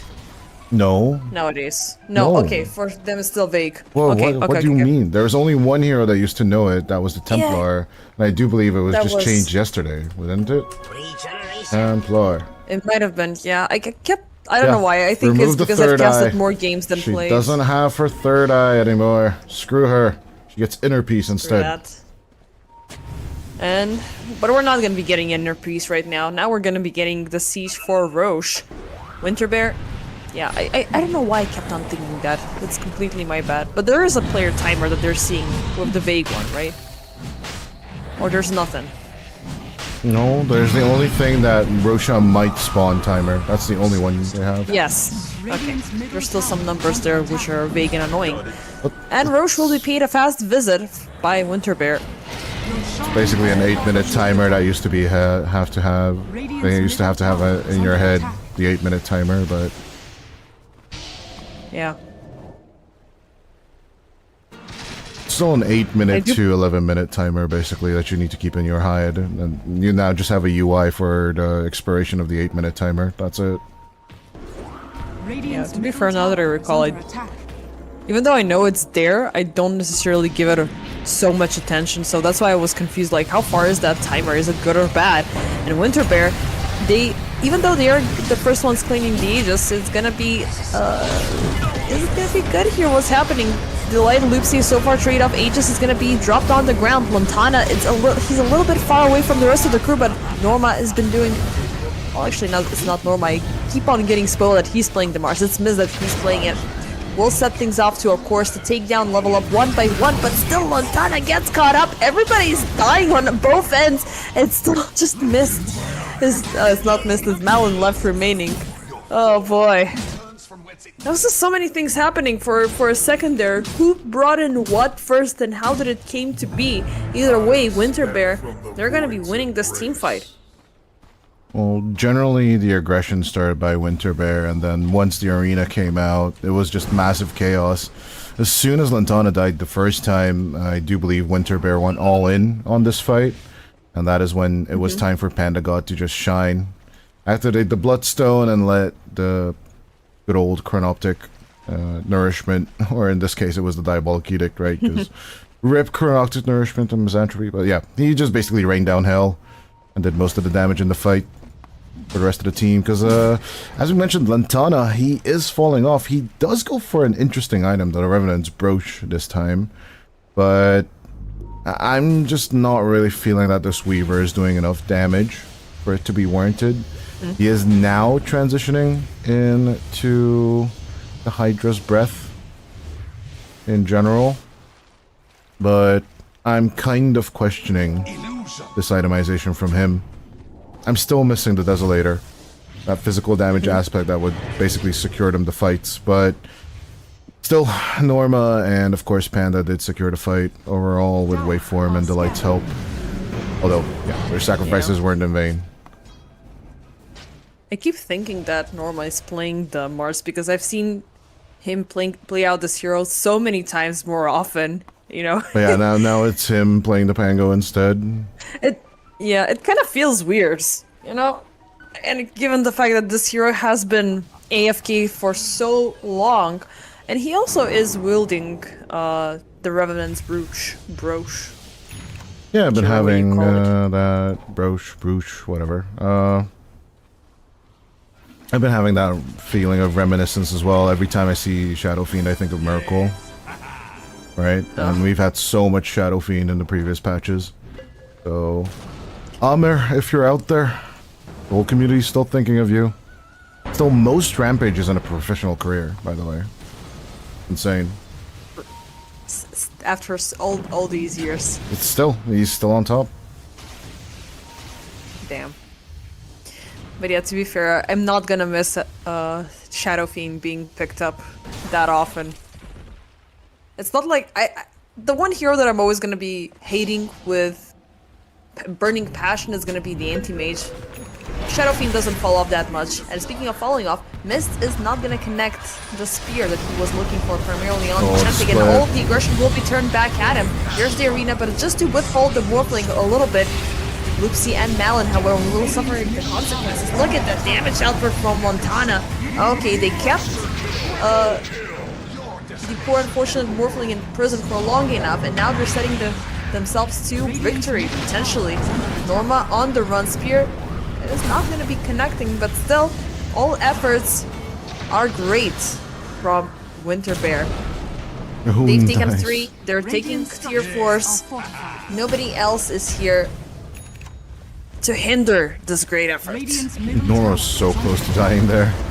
Dire structures are fortified. Yeah, Radiant's Ancient middle Open. tower has fallen. Ancient Open. Radiant's It's time to defend it to the best of your ability if you want to salvage this game, but it's not looking like it's gonna be a 2-0. We are looking at game 3, ladies and gentlemen. They need a miracle to happen.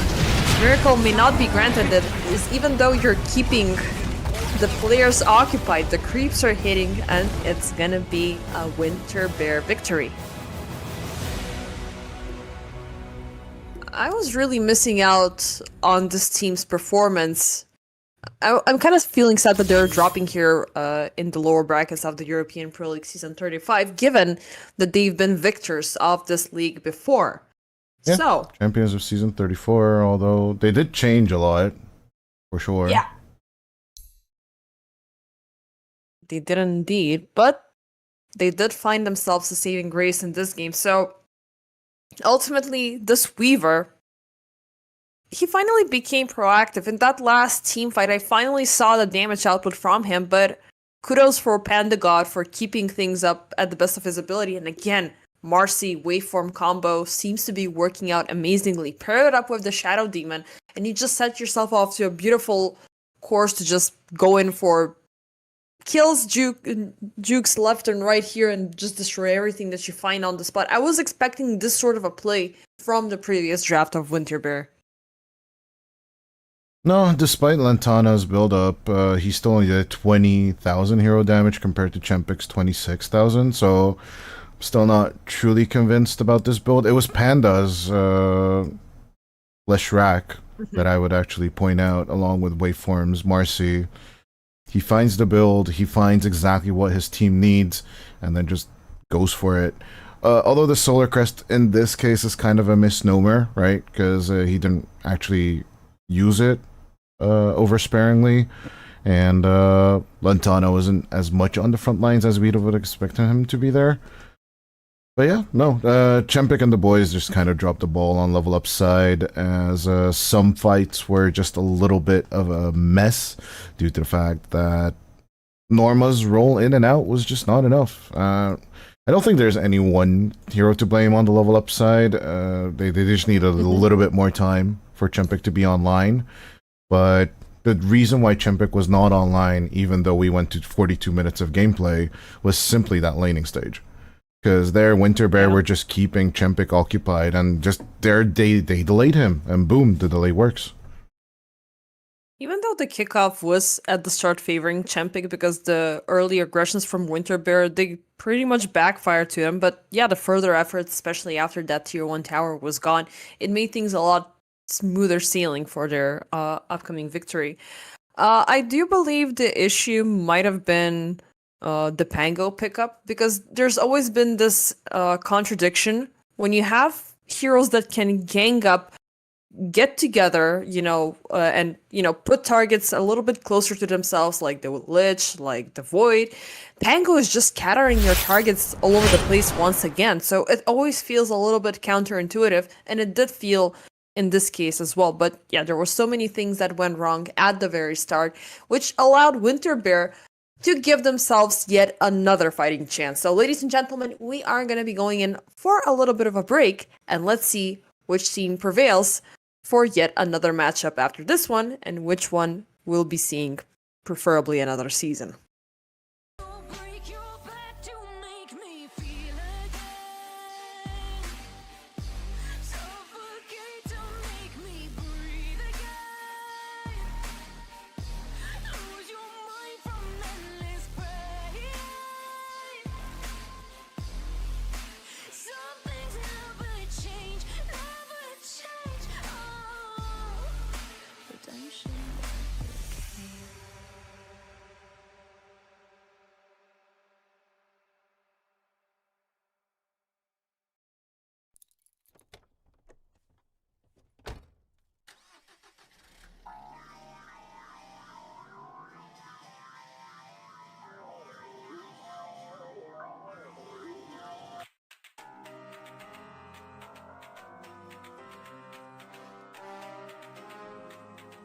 It's time to quit while we're ahead. Don't think like that. I will love you endlessly. If you don't believe, don't you feel like that? I will love you forever. If you don't believe in me, yeah. You could be with anyone. I could be with anyone. You're you and me. You're you and me. You could be around. You could be with anyone. I could be with anyone. You're you and me. You're you and me. You could be around, but you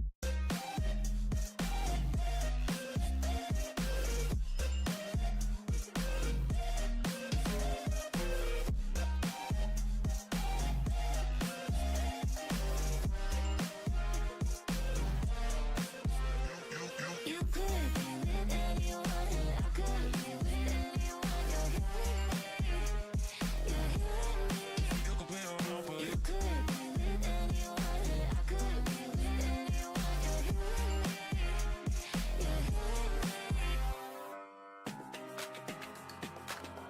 and me. Said, don't you think like that? I will love you endlessly. If you only believe me, don't you think like that? I will love you endlessly. If you only believe in me,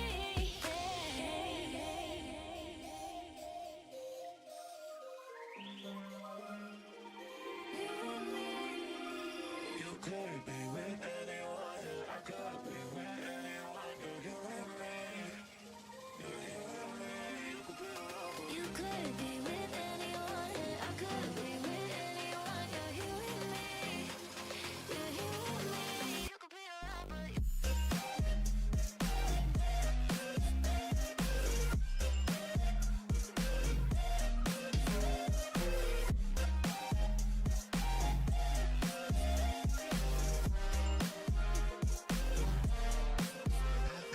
You could be with anyone.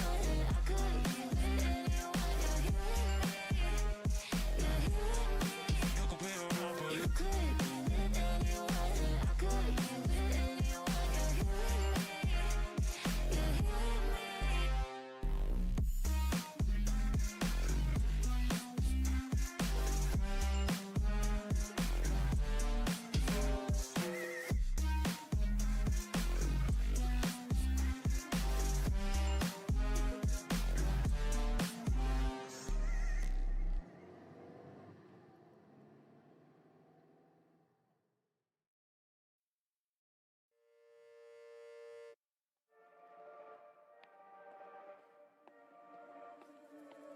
Looks like we've come to the end of the road. There's no point in running away now. I'd rather sleep until the storm is gone.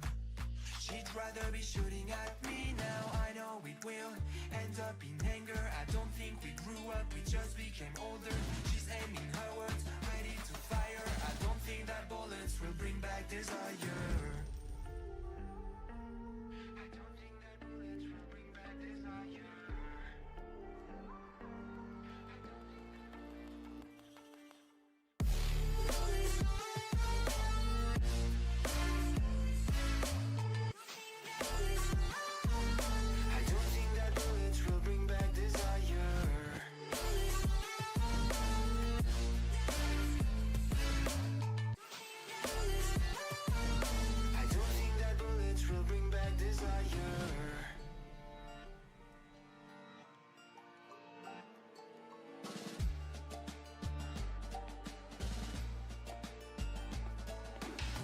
Like a blink of an eye's not enough.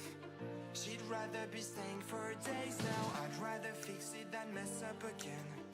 She'd rather be burning it all now. I know it will end up in anger. I don't think we grew up, we just became older. She's aiming her words, ready to fire. I don't think that bullets will bring back desire. I don't think that bullets will bring back desire.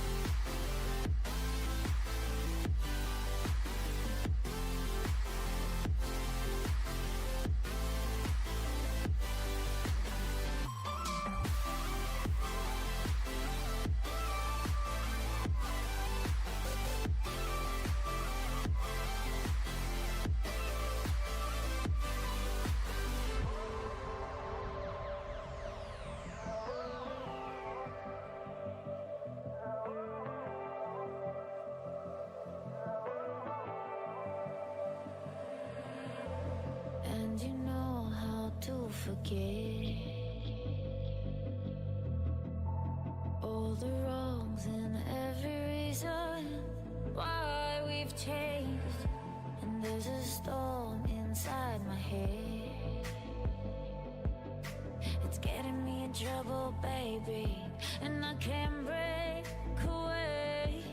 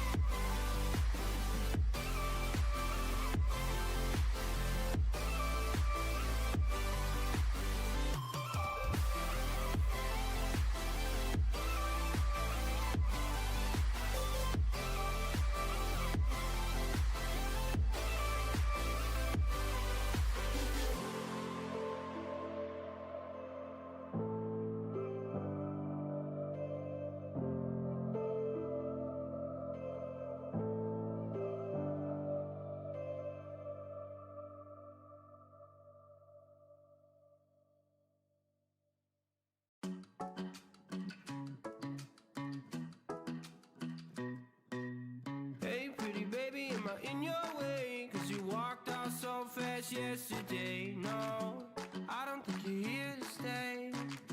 No, I don't think you're here to stay. So tell me what you want, tell me how you want it. Tell me all the reasons that you're running away. I don't think you're here to stay. No, I don't think you're here to stay. No, no, no. I just wanna be with you. I just wanna be with you, yeah. I just wanna be with you. Yeah, I just wanna be with you. I just wanna be with you. I just wanna be with you, yeah. I just wanna be with you. Yeah, I just wanna be with you. I just wanna dance all night, forget my problems, I might go insane. I don't really give a damn what they say. And now you know it. Hey, little lady said you feel the same, but I don't believe a word you say. Cause I don't think you're here to stay. No, I don't think you're here to stay. So tell me what you want, tell me how you want it. Tell me all the reasons that you're running away. I don't think you're here to stay. No, I don't think you're here to stay. No, no, no. I just wanna be with you. I just wanna be with you, yeah. I just wanna be with you. Yeah, I just wanna be with you. I just wanna be with you. I just wanna be with you, yeah. I just wanna be with you. Yeah, I just wanna be with you. I just wanna dance all night, forget my problems, I might go insane. I don't really give a damn what they say. And now you know it. I feel like you're lying, trying to be real, but you seem so fake. I'm so over trying to move on, but you're in my way.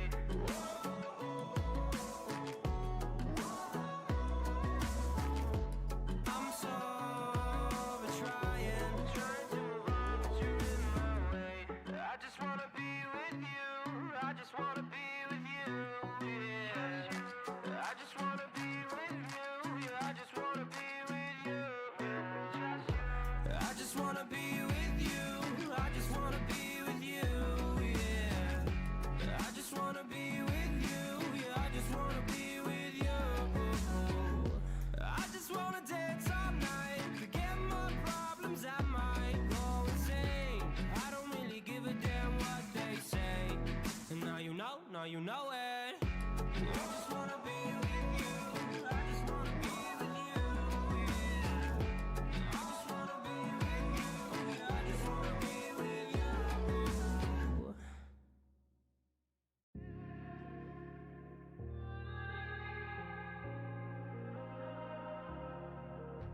It's easy to set a young heart on the run,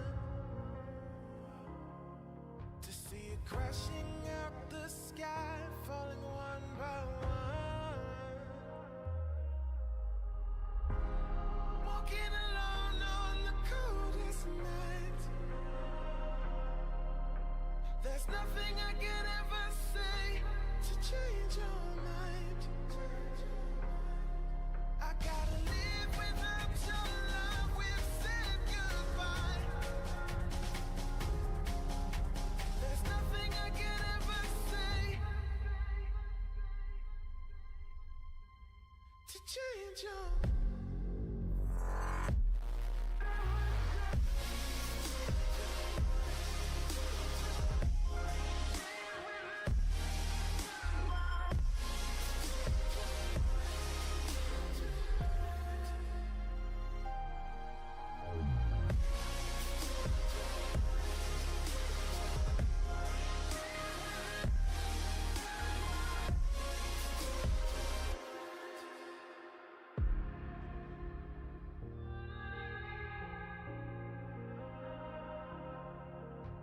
defeated by the dreams and the memories we've made,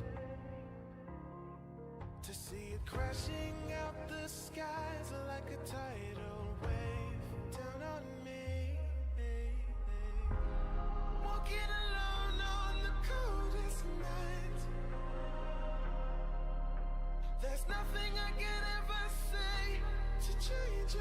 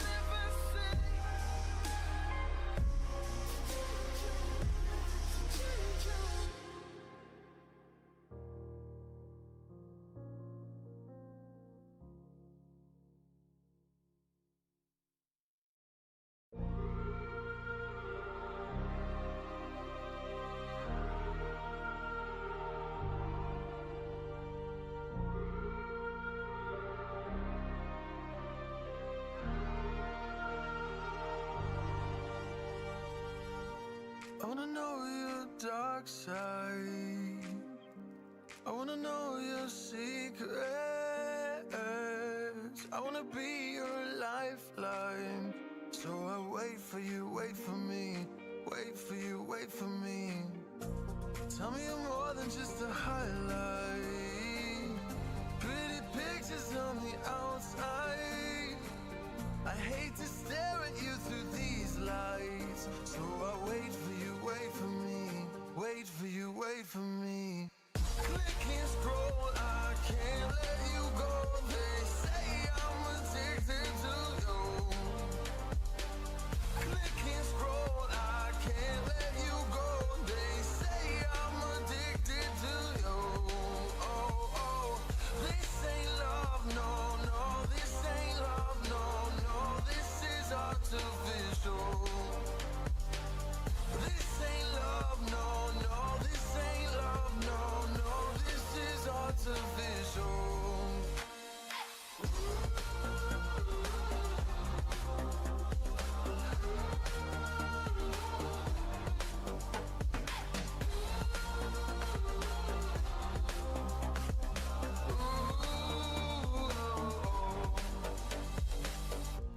I wanna know you inside and out.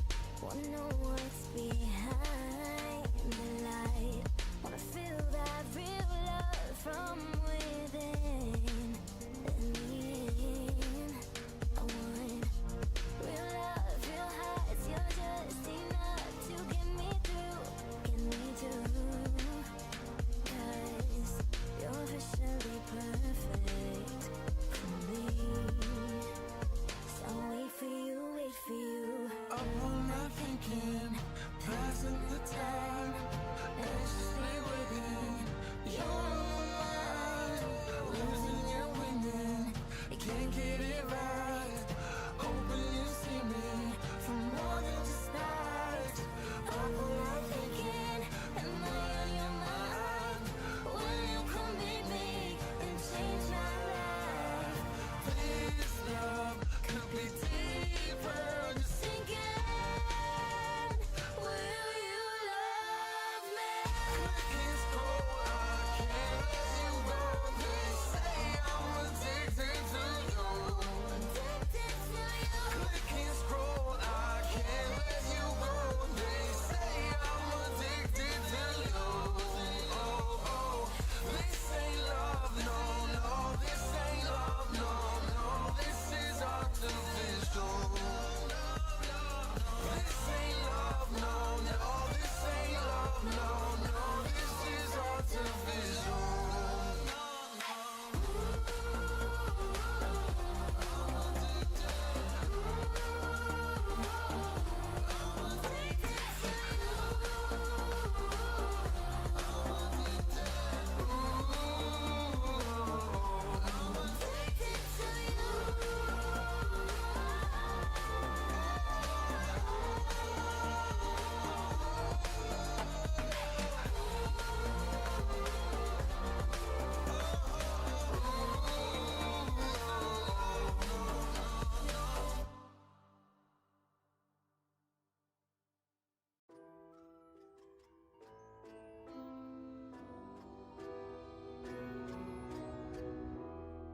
need a scarecrow after what you did. 'Cause all of the birds know that I'm almost dead. I'm barely breathing. I'm barely awake. You left me in pieces. There's no more to break. Don't wake me up. Not in this century. Don't wake me up. 'Cause you're just a ghost inside my head. You're just a ghost, you're never there. You're just a memory on my lips. 'Cause you're just a ghost inside my head.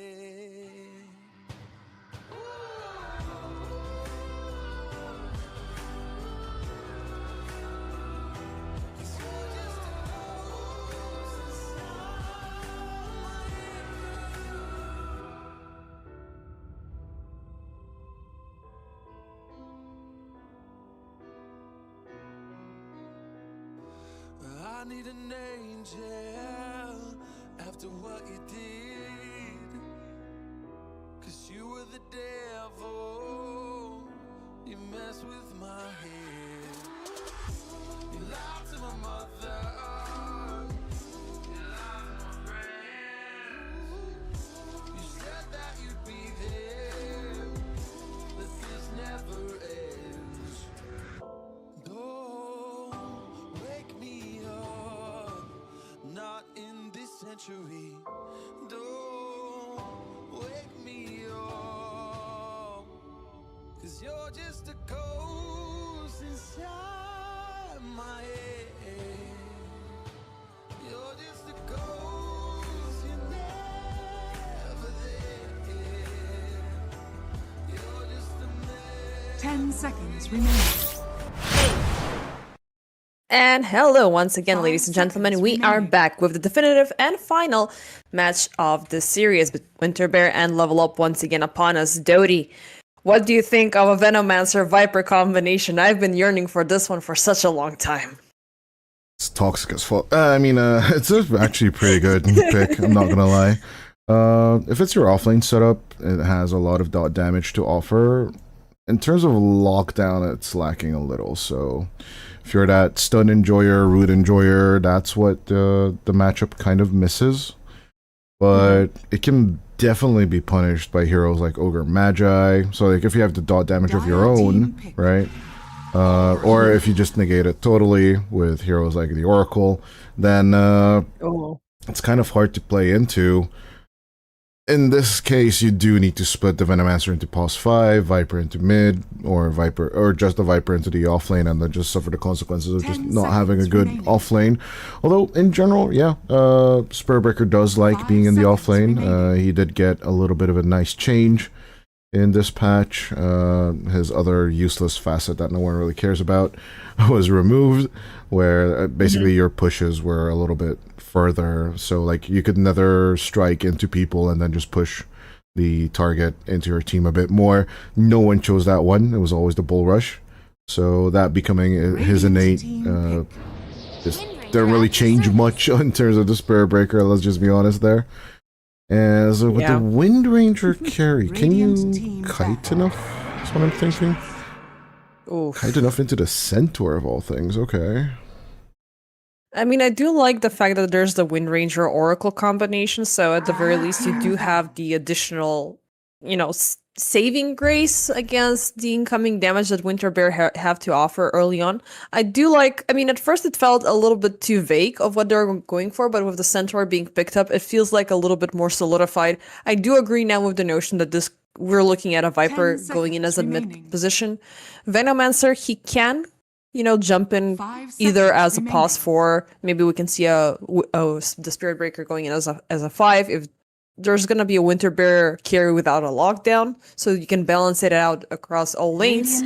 I'd actually go to, I'd eat the double melee if I'm Winter Bear.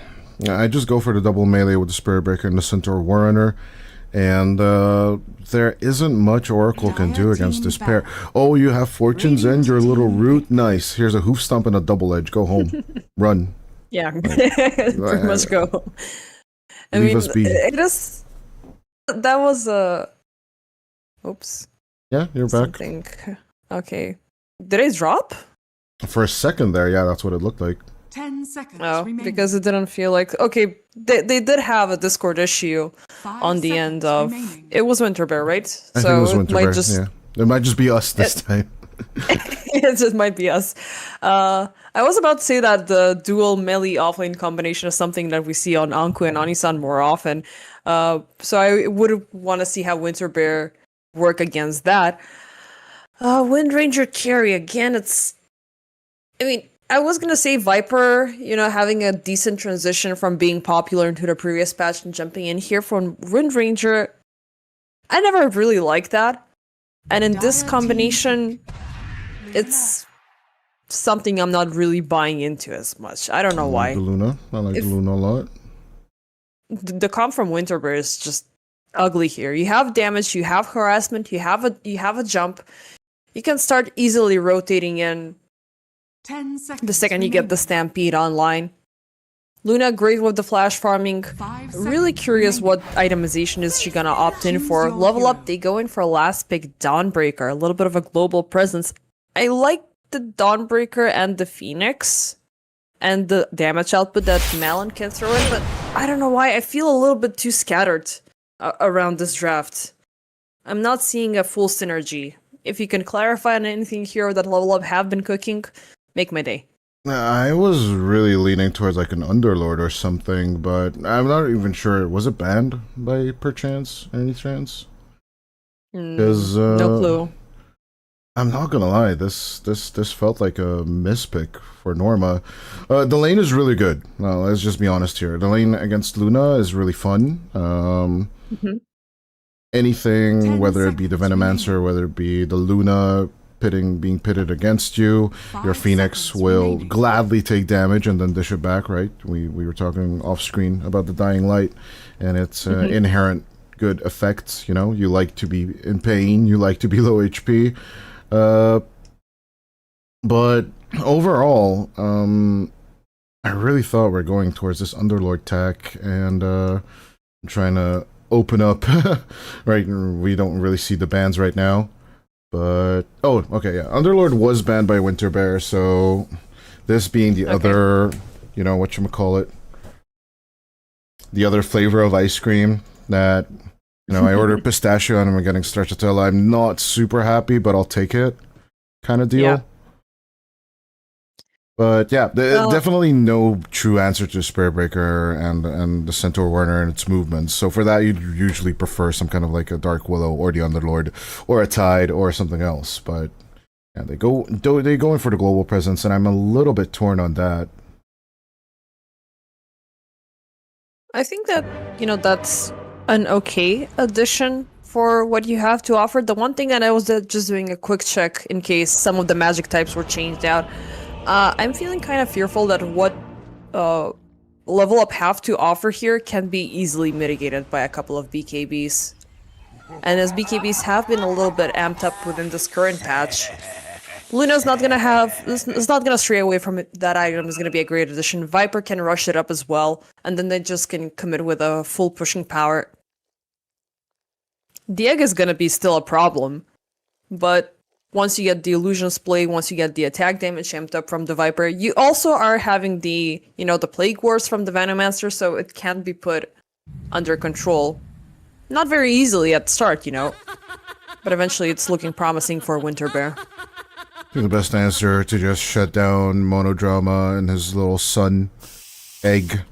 It's just basically root him down, stun him down, destroy him as fast as possible. Silences are great, right? Yeah.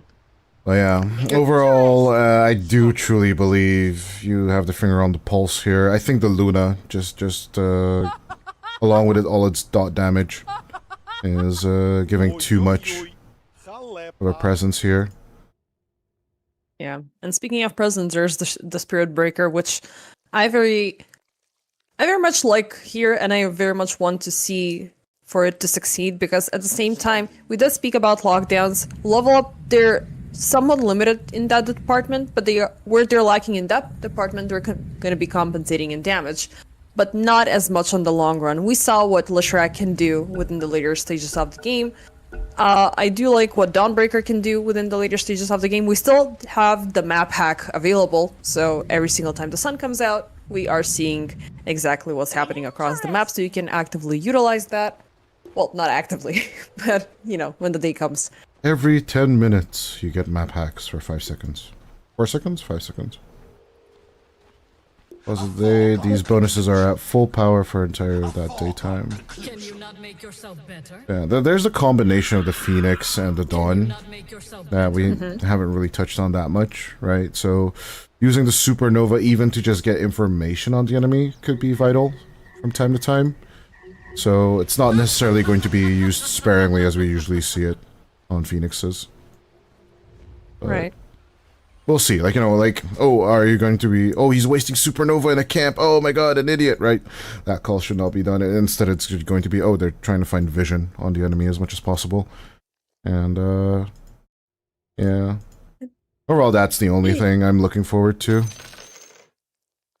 We have a lot to see, and especially with the pause prolonging the kickoff of the game.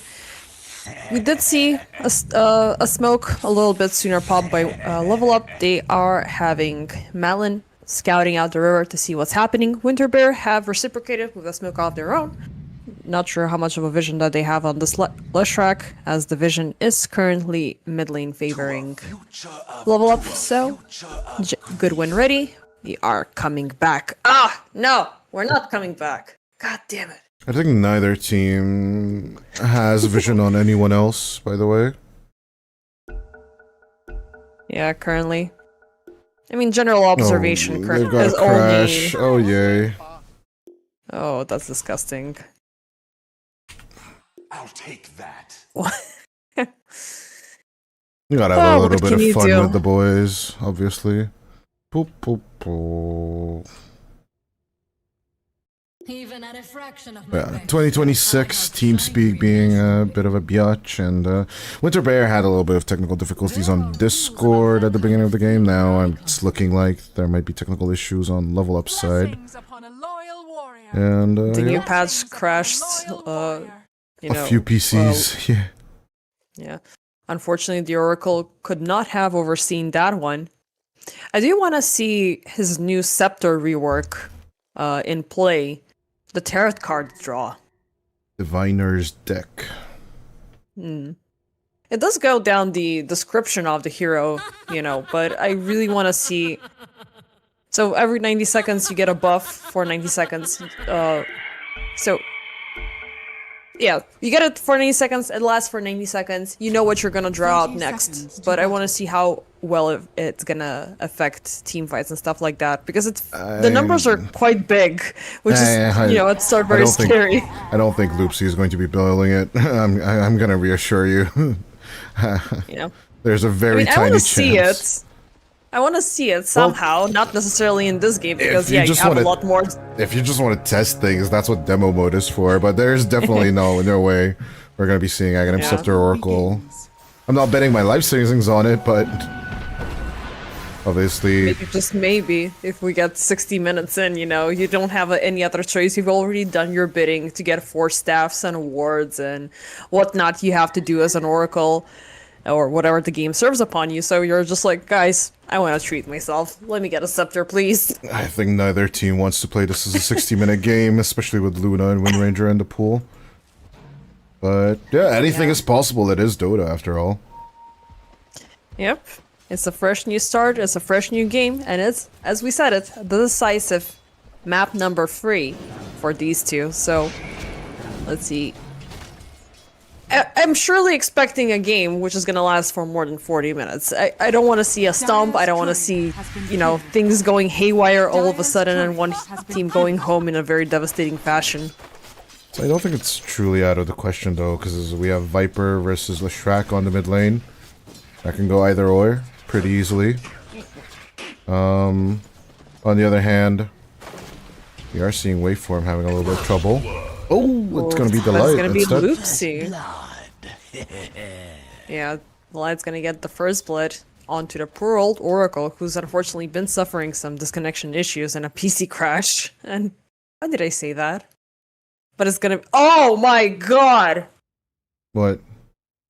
Are you seeing these disconnects? Oh, we got disconnected. I got disconnected finally. Okay. Oh, you got disconnected. Oh boy. Nice. Oh god. There's 1, 2, 3, 4, 5, 6 disconnects from game, you included. Okay, I'm back.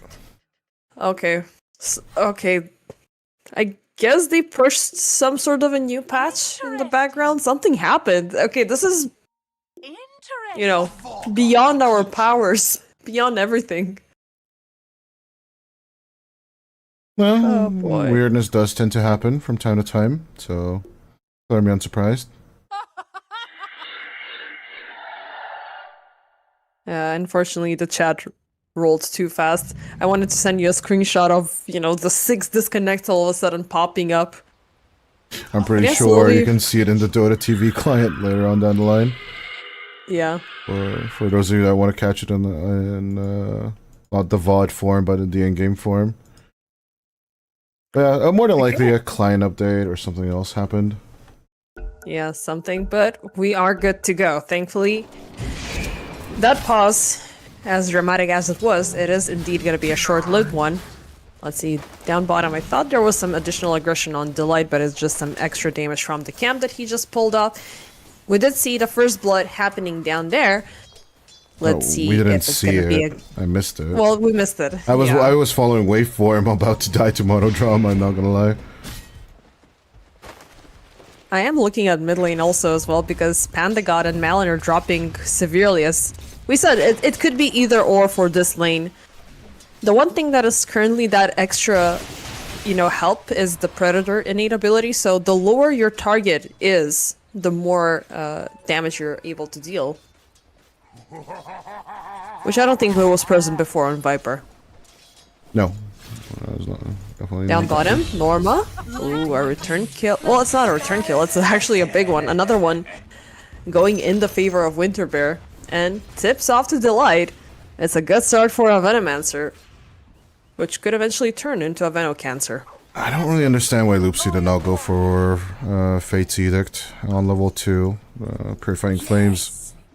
Yeah, it does help you secure the range creep, but Delight is like, oh, cool. Okay, let me just throw you my little Snakey and my little Venomous Gale on you. Anything to hinder this dot damage is what you're looking for right now, and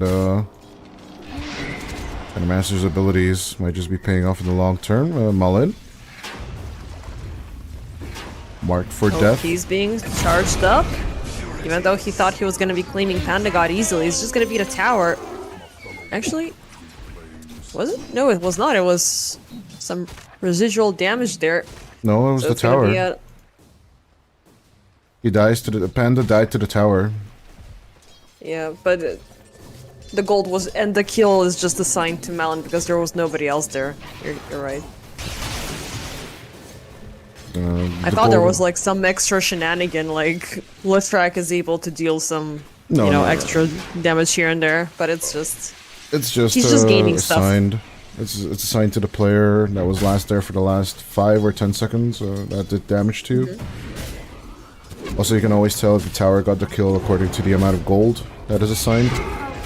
And speaking of, Yep. there's gonna be another tower Kill, claiming a exactly. kill, and this time it is Waveform. Yeah, good attempt being made. Not gonna lie, but it just goes to show there is counter revision against the Spur Breaker's moves already from Monodrama. It's not his first rodeo. One of the biggest counters to the Spur Breaker is just jungle vision or river Bottom. vision. The active pushing in is gonna be punished, but the second Waveform returns among the living. He's gonna turn his anger onto Norma. The Moonglaves, they're cleaving, but they're not reaching their right targets. Delight is still harassing from the side, barely alive. Still, neither side will have, a victim anytime soon. Radiant structures 3 for 2 at 5 minutes in. 1 kill per minute so far. Monkey Brain is happy. Neuron activation. We're all... All I want is just more kills. 1 kill per minute and I'm happy. We might see it as Waveform, he's been walking around the map. He has his eyes down the mid lane. Instant charge up onto Malin. He is going to be able to push him out of tower range, even though he is getting all of the damage coming in. He is still going to pave the path for Panda God to find Malin. So far his tower's getting the majority of the kills here, and some extra gold being thrown either for Lola or Winter Bear. I mean, though both these kills actually, and this time were actually for the players. Right? Maybe the first time. Here and there, I mean, the map's gotta get something, you know? I mean, as long as I get the XP, I'm happy at this stage. I think a lot of what people think in early laning stages is that gold is what matters due to the last hits and such. But I think experience, no matter the cost, is the #1 commodity that needs to be addressed. As cross charge coming in from Waveform. Oopsie. Oh, he's gonna put him to a stop.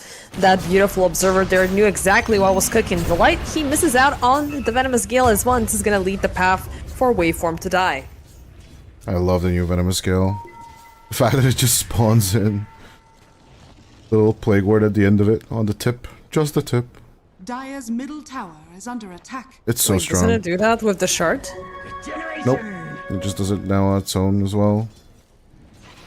Maybe the light planted it, right? I was thinking of the shard for some reason there, but it looked really much like you already had the shard. It was convincing enough, but we're still 6 minutes in. We're not gonna see the shard anytime soon.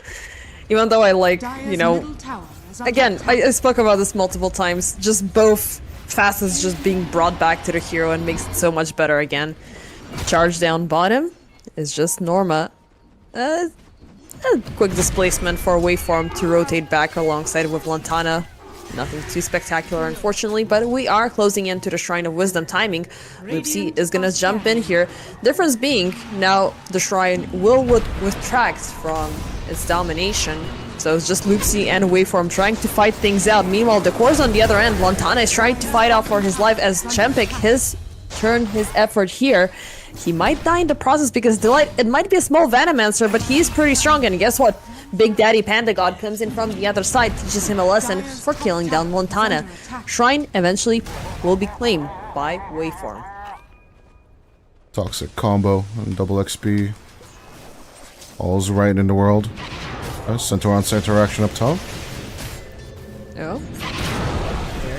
I'm going to call in Loopsy here as well. They used up the Stampede, unfortunately, a little bit too soon. Is it going to be a successful TP out? Nope. Unfortunately, very much not. Purifying Flames, baby. Yep, at level 2 already. This Oracle could turn into scary stuff, potentially. Look at the charge! Oh. I love that. Icarus dive being a target. He's just like turning around like the bull that he is. Oh boy. And the fact that Chempik is still sticking around there might... It's not the bestest of calls just because Waveform can, you know, just right at you. I don't think you're that scared. You have Shackle, and of course the rest of the team is coming in as well. Yeah, I mean, more that scared for already changes Norma. the narrative, but down bottom, Norma is under raining fire and acid and loosened beams and everything. So he is gonna stick around in the fountain for 20 seconds before he can finally get the Solar Guardian active. That's mid. Oh, Panda God. Deep dive coming in there, but it's gonna be downright successful. Malin, Loopsy, they'll claim Panda God and Waveform and refocus their efforts onto the tier 1 tower with the focus fire enabled. We haven't spoken much about Chempik, but the fact that this Wind Ranger is early on rotating this much, claiming kills down bottom, punishing the enemy carry, punishing mid lane. It seems like, you know, Wind Ranger hasn't worn off that much from the previous patch. She got a minor nerf in her base movement speed. Like, there were a few adjustments for the hero to feel a little bit less as effective as she was in her previous iteration. But by no means should be writing off Wind Ranger, at least for the early days of the patch. I'd still say it's extremely effective with the ranged heroes. Is that movement speed change, you know, from her baseline, or is just the wind run being modified currently?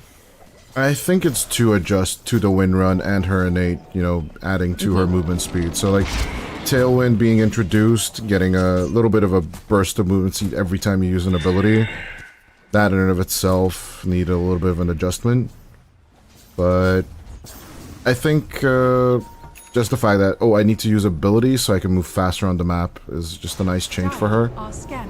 Yeah. It will come into question how well people will balance out the mana economy of the hero.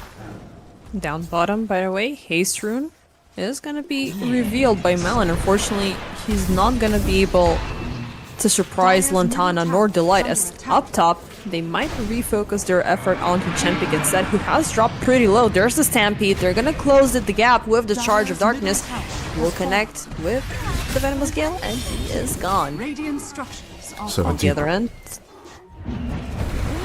No, they don't see Loopsy, unfortunately. Or they might. No, it's just the Watcher playing. Down bottom is the tower takedown, and we have the TPs rotating in. Once again, the Charge of Darkness this time finds Monodrama on the other end.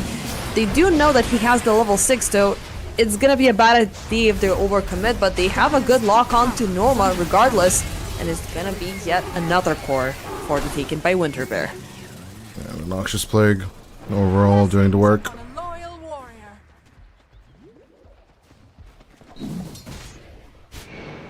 I do like that he's going in for Pipe next. On Norma? No, not Norma. Delight. Waveform? Delight. Okay, heard. Yeah. Meanwhile, Waveform, he's gonna be punished for his ongoing crimes by Malin, who's been once again proving that Leshrac is having a good time cruising down this patch. So far, still so good. And, Actor. Oh no. Waveform. Oh no. Oh no, Waveform we're getting beginning... called out. Fast. Oh! From the game. That's it, man. Oh no, the boy. old chat. For Delight, he's gonna be on the next target right after this smoke. I think we're beginning, you know, the out-of-game mental warfare now. Oh, for sure, it's working. I mean, these players have been playing against each other for so long. Radiant's bottom tower has fallen. And, I was gonna go. You're gonna I go? was gonna go for something, but I forgot. There was this item that caught my eye. Or maybe it was changed in the meanwhile.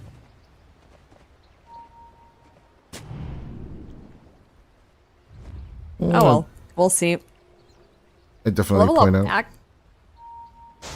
active with the aggression, but they will be scouting out Pam the second he gets out of the smoke, which is gonna be turning things around maybe slightly in the favor of Winterbear, but there's a supernova, popped in. Beautiful damage, but no further execution. Blessings upon a loyal warrior. Early egg does suffer from having too low of a right-click barrier, so even if you do land your fire spirits, even if the attacks are slowed down sufficiently, you're still gonna suffer. But on top of everything, Luna is more than likely going to try and hold on to the Mask of Madness as much as possible. Be the egg, to the answer to the egg. Yeah, and soon enough she's gonna get her Manta, so things are gonna be slightly easier. Top side, I think there was an attempt for Mist to be taken, but he managed to get the hell out of there. I don't believe Manta hits count into the egg hits, so it has to be hero unit or hero hits in general. Like even the Helm of the Dominator creeps just don't count, right? So there's always the theory that then like Lycan or Zoo metas would just destroy Phoenix in general. I mean, yeah, it does make sense. I thought it was just like some reduced damage, no penalty. Well, definitely true for like things like Tombstone, but not Egg. Egg is just basically damage ticks from a hero, and has to be right-click ticks as well. But there are weird interactions. Like, for example, I do believe Yeah. Muerta during Whale Pierce the Veil cannot hit the egg.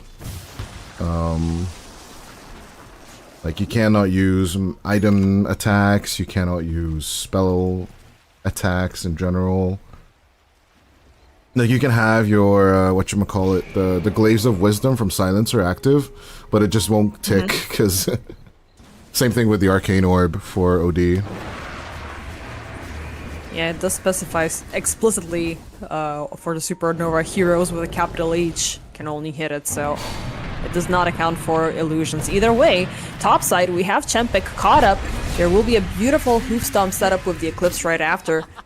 I think this was the first Centaur Blink reveal, which is kind of scary. Dire are And he is scanning. aiming for the Blade Mail as well, so he is getting ready to just dish back as much damage as possible into the fights. The fact that the light is going for the pipe is not so delightful, though. It is nice. It's already mitigating all of the incoming magic damage, which... Oh, Malin tries to cancel himself out in the rush, but it's not happening. Panda gets the kill. And Supernova, once again, pop from the defense. Nobody will fall. Panda claims them both. Can they find somebody else? Chempik, he did reveal the power shot there with the takedown of the light. Actually, it was the Fiery Spirits, presumably, which burned him down, but either way, 2 for 1. I would say it was rather the West Soul, but we can actually check. Hold up. Was the last he's got a tick of vessel? damage. didn't notice 15 it. tick Dire's top over... tower is under attack. Doesn't say the source, actually, interestingly enough. I believe it was the urn. It is the urn. It does say the source when you hover over it. And not the last 15 tick. To me, it didn't tell me. Oh, curious. It does tell me that explicitly. Really, it showed you I don't know urn why. for the last 15 tick. It didn't show me that one. But definitely, we can just... With that, you can just check Urn of Shadows. It does 25 tick damage. The spirits would have done more. I.e., yes, it was the urn. Topside Siege ongoing from Winterbear. It is... I mean, 17 minutes in, they've cleaned up all tier 1s. They are pretty much breathing down level ups next. Even though level up, they're not too shabby. They're getting some counter kills here and there. But it's not looking good.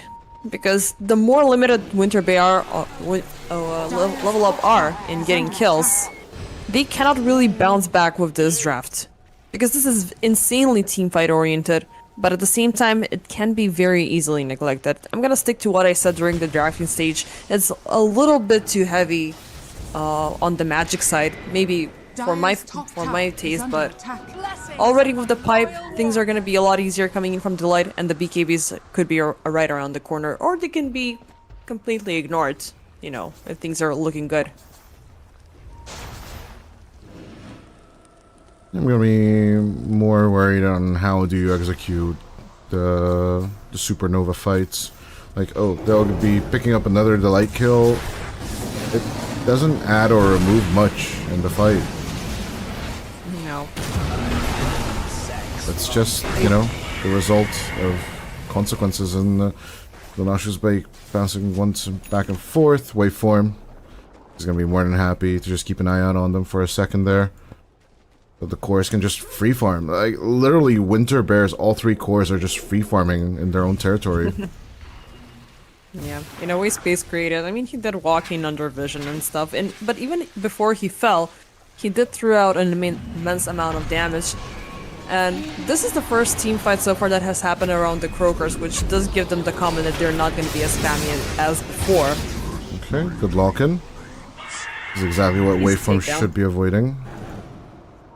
The reason of just the level 1 bulldoze is just not enough yet, you know? I love leveling this thing so early as much as possible, because I'll see 7% status resistance against enemies. Yes, please. But it will be enough of a distraction that Winterbear might just get away with this Roshan.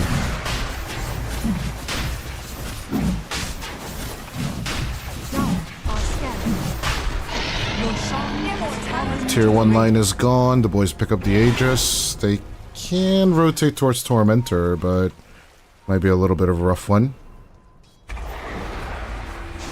Base Defender, you there? Dire are scanning. Hello? Is it my Discord or is it your Discord? Hold up.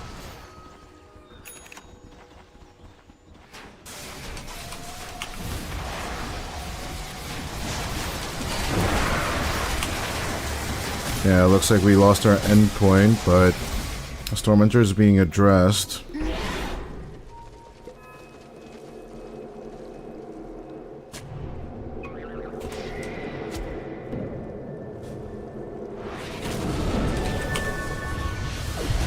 As Lantana throwing out the Eclipse, trying to make a stand. The Aegis will fall. It's a little bit of a hold up. Solar Guardian downtown. Norma will just join in easily.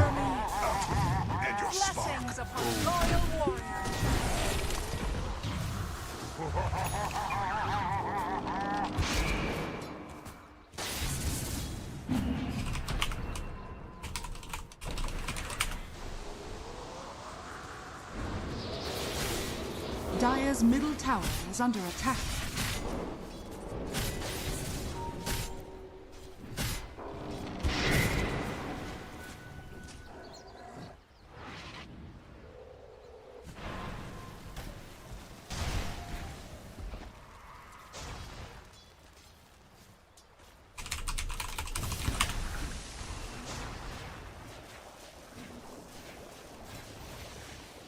Blessings upon a loyal warrior. Dire's top tower. Hello, is hello, under hello. attack. Let's see if this works.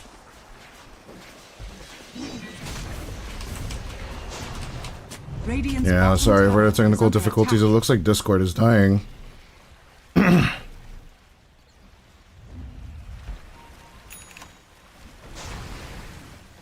Radiant are scanning. Stampede will be committed in with a charge. Good catch onto Loopsy and Malin. And it looks like with the Tormentor and the Aegis advantage, they did lose out a little on Lantana in the previous engagement, but Dire's middle tower in is the under end there, attack. Dire's structures are it fortified. just looks like that teamfight control is just going to be proving to be a bit more effective than anything else. Dire's middle tower is under attack. Dire's middle tower has fallen.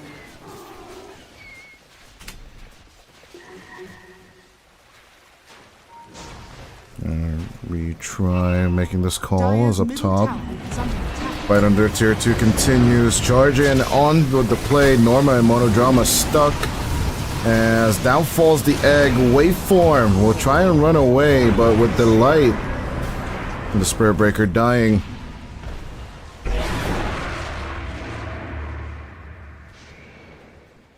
Just seems to be that Winter Bear are just not finding the approach into the fight.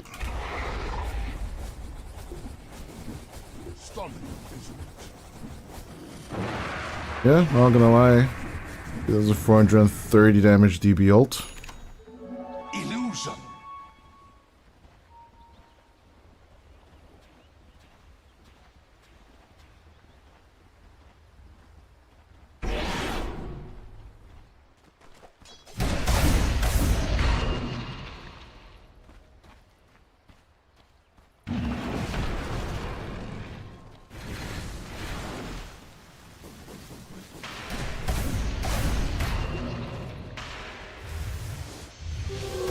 Visibility. 24 minutes into play, we have a massive amount of deaths so far, but with level up finding a little bit of a breather.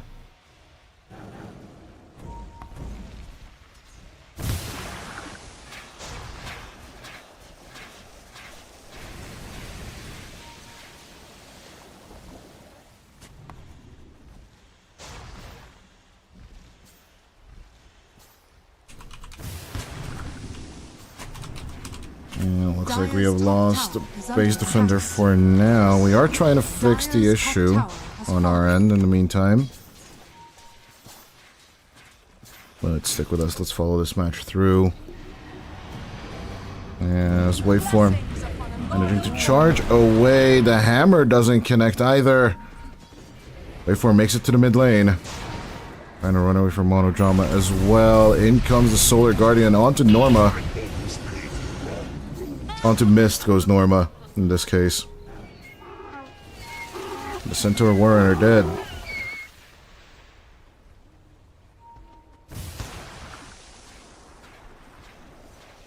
Let's see if the teamfight can still keep rolling.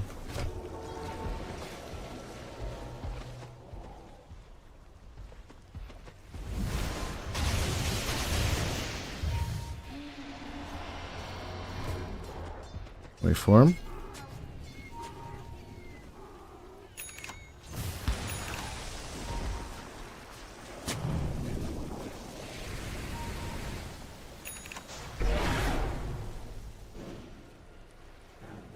Not really going for anything that big. He does want to try and get that Shadow Sword, Shadow Blade, in order to just charge a little bit faster.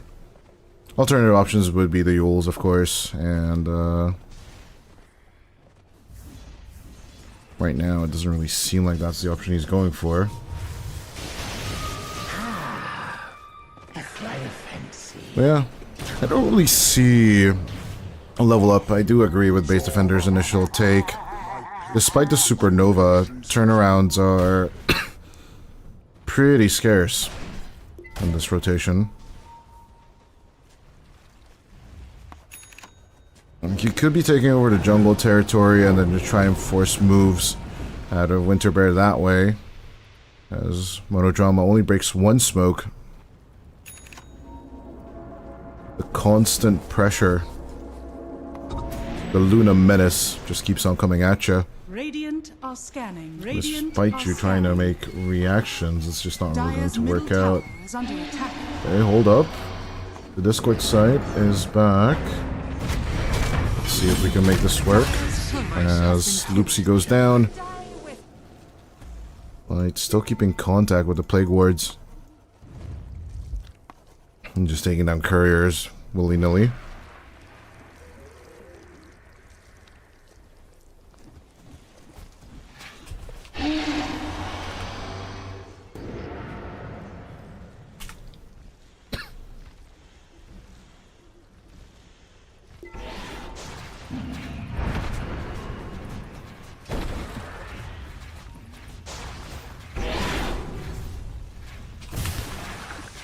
Dire's bottom tower is under attack.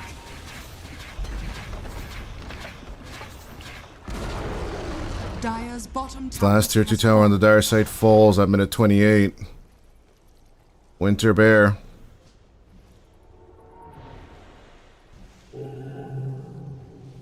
They might just be looking to close down this game number 3 and be the ones to face off Rune Eaters tonight in the series after this. Rune Eaters have been in the waiting room for the past 20 minutes, so they must be eager to start. And of course, after the series, there's definitely going to be at least a 15-minute break for the winner of the series. And let's just be honest, Level Up are not out just yet.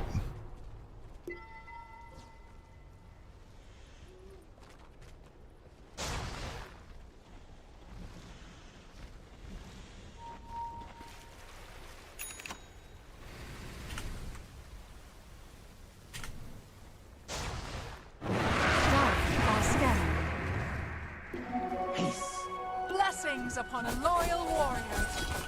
Dire's courier has been killed.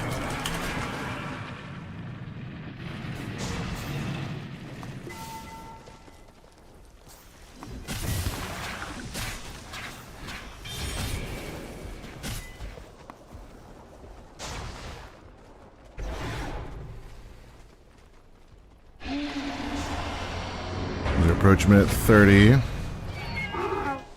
Maybe a smoke play, maybe a wraparound, anything that Level Up could do. Try and get Lantana out of commission one more time would be nice. With Lantana, as is the comfort of carries, still go for the Hurricane Pike. The extra mana is nice for you to be able to cast your Eclipse and your spells and not have to worry.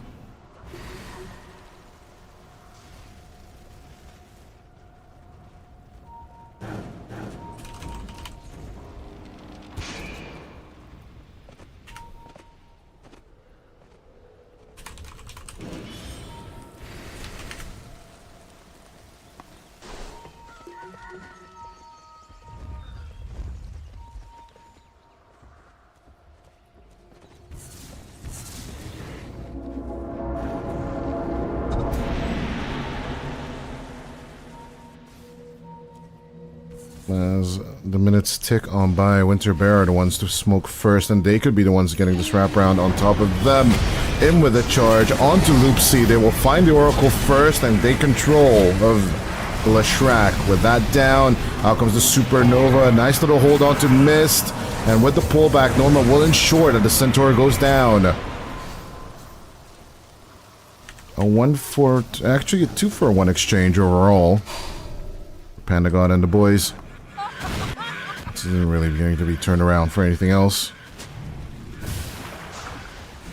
So that said, Panda and Lantana immediately engaging in Roshan number 2 as he roars.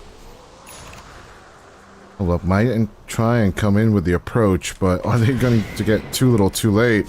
Power shot into an empty pit. They decide to back off because the 5-man will be available for level up a little bit earlier than it is going to be available for them. Radiant are scanning.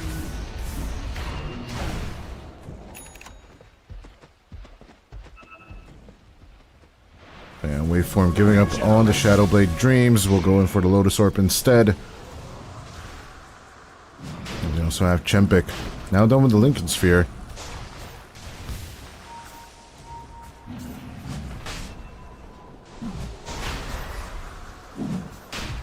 It's Panda.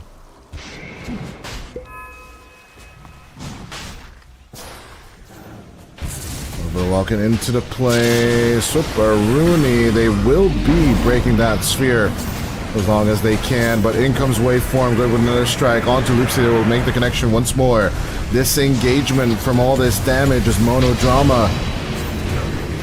Needs 20 more seconds to drop the egg, but without the sun, can they survive? The Eclipse is doing the work as Chempik will fall. Double kill for Panda, and the Viper will hold.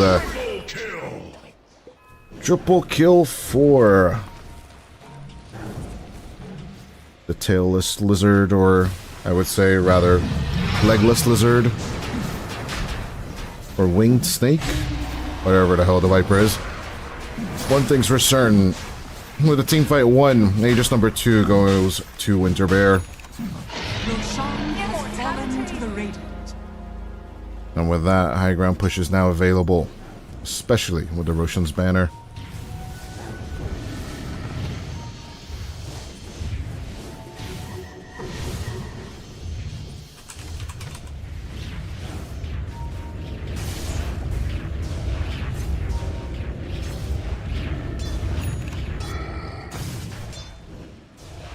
Dire's middle tower is under attack.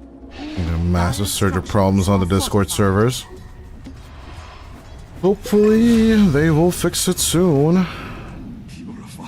With vim and venom. I'm still trying to get base defender back in the meantime. Lantana and the boys take over the first tier 3 tower. Buyback from Mullen will be committed. Ain't much left in the tank though for the Dire. Besides him, only Monodrama has a buyback to offer.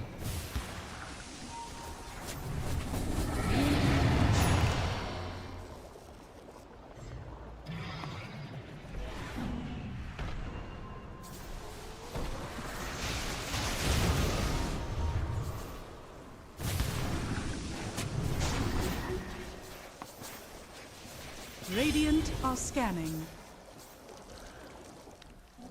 Regeneration! Dire's middle tower is under attack.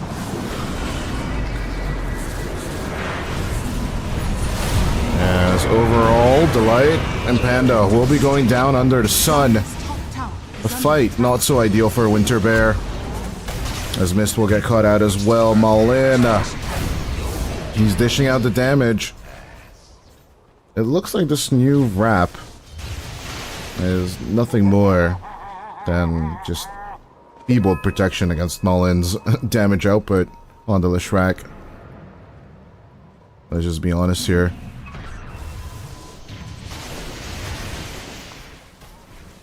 He only added about 600 effective HP to his pool.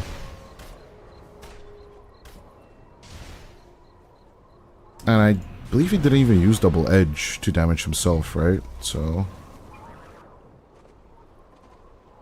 Yeah, just looking over the damage sources. Tower is under attack. It genuinely is just not helping him as a barrier.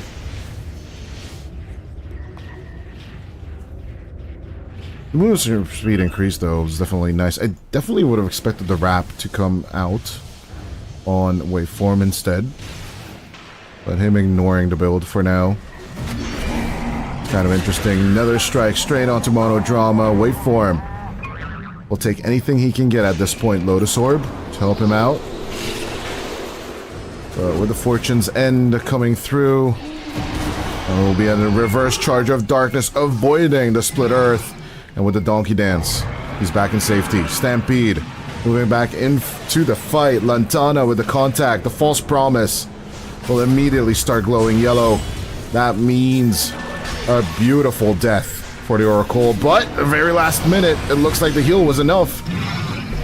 At the same time, Lantana with another contact. The Shackle doesn't work out, and Loopsy will be gone for 50.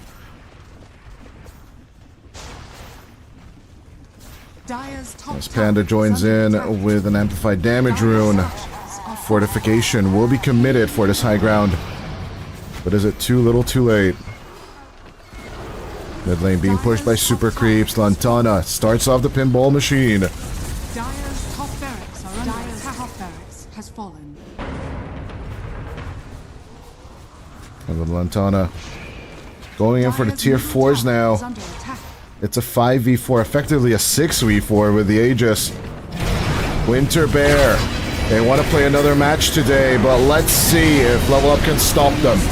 The Aegis might just be broken here, but as Waveform and Delight are stuck under the egg, they do manage to pop it with their powers. They need to sacrifice the Venomancer for this, but as Chempik is trying to cook onto Panda, Panda will still manage to get Chempik pretty low. In comes Waveform's final hour. The finest hour going in with a charge. Norma, the contact, it's not really there. But Lantana does not want to leave his teammates behind. He will join up on the play onto Norma right now. But as the Dawnbreaker tries to TP away into safety, it's just not going to happen. Lantana finishing off the tier 4s. They will manage to lock in on to the Wind Ranger and finish him off with the team wipe done. GG will be called. Winter Bear will eliminate Level Up in this game number 3.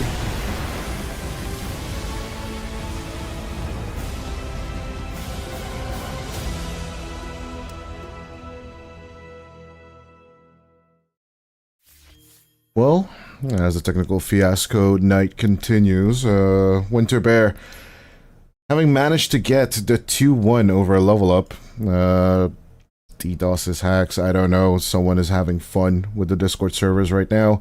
Hopefully that will be resolved before the beginning of our next series. But yeah, Winter Bear will be moving on in the lower bracket for now. The Season 34 champions are looking to protect their title. Let's see if they will be successful against good old Rune Eaters, because as of we all know, Rune Eaters are a little bit jaded about losing to Team Lynx in game number 3 with a little late game comeback. But as of yet, Level Up will be eliminated from the competition. Despite the good try, overall we did call it that the draft is just missing a little bit of that teamfight synergy. If you do want to have this Phoenix as the center of your team fight, you need a bit more protection from either the offlane, either the carry, but with both of them ignoring it and trying to go for pickoffs and just covering the Leshrac, it worked out until it didn't. And in general, I think just forming fights around supports, yeah, then you need to execute that as well. That is why, like, Phoenix offlane is considered to be a bit more effective, right? You do have a bit more incentive of protecting Phoenix 3 instead of Phoenix 4. And the strategy in and of itself is just not working out. Feels like a pain. As a waveform strategy, though, of just basically rushing back and forth on the map with the Spur Breaker, basically grants him more than... I mean, effectively, he was active in 28 kills out of 32. With the Spur Breaker. So yeah, Overall, I am pretty much impressed with 3 out of 3 predictions so far. I would not be surprised if Winter Bear are more than ready for Rune Eaters, but 2 series in a row, as we all know, is kind of a pain, and we shall see if after the break, can Winter Bear continue their journey here in the lower bracket, or will Rune Eaters keep going with a little bit of vengeance, or a little bit of want against Team Lynx. Winter Bear versus Level Up 2-1, and I'll definitely see you guys after the break. Let's see if we can solve these technical issues. Bye-bye!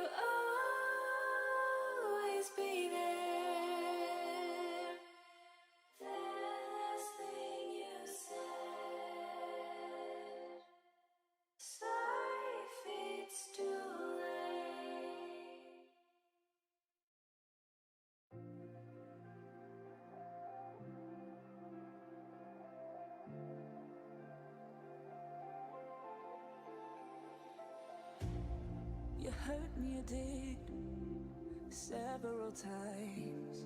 It hurts to admit that we're no different. I find it hard to commit, but you don't even try.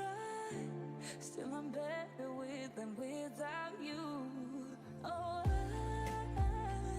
I'm on it, I want it, but why do you seem to call in your eyes? I can't tell if you're here or you're out there. Do you wanna be out there? You don't need to be Prince Charming to me. I just need this to be real. I don't need no fairy tale. You don't need a killer dragon for me. Ooh, I don't need no fairy tale.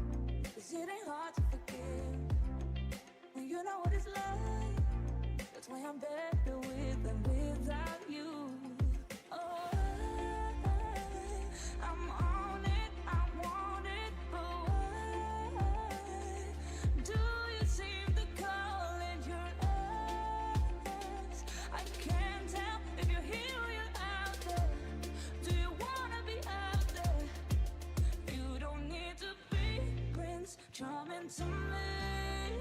I just need this to be real. I don't need no fairy tale. You don't need a killer, pregnant for me. Ooh, I don't need no fairy tale.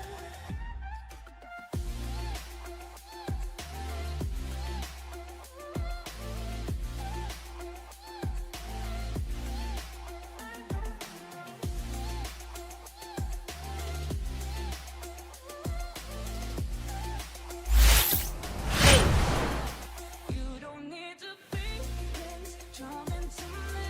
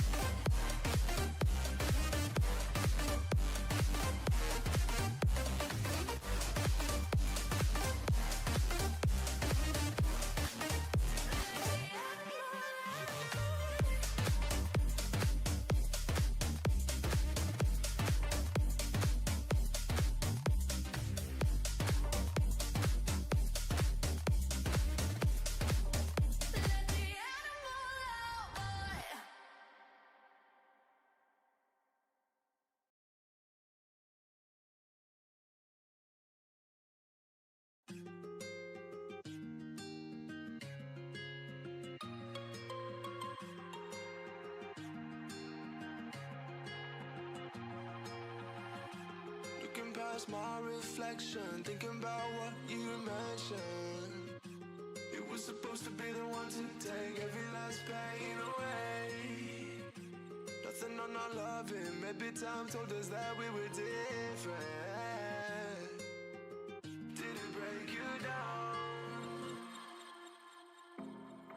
Staring at the ceiling, fighting off a feeling. One more minute, 'cause I just don't wanna come down. Don't wanna go back to how I used to be.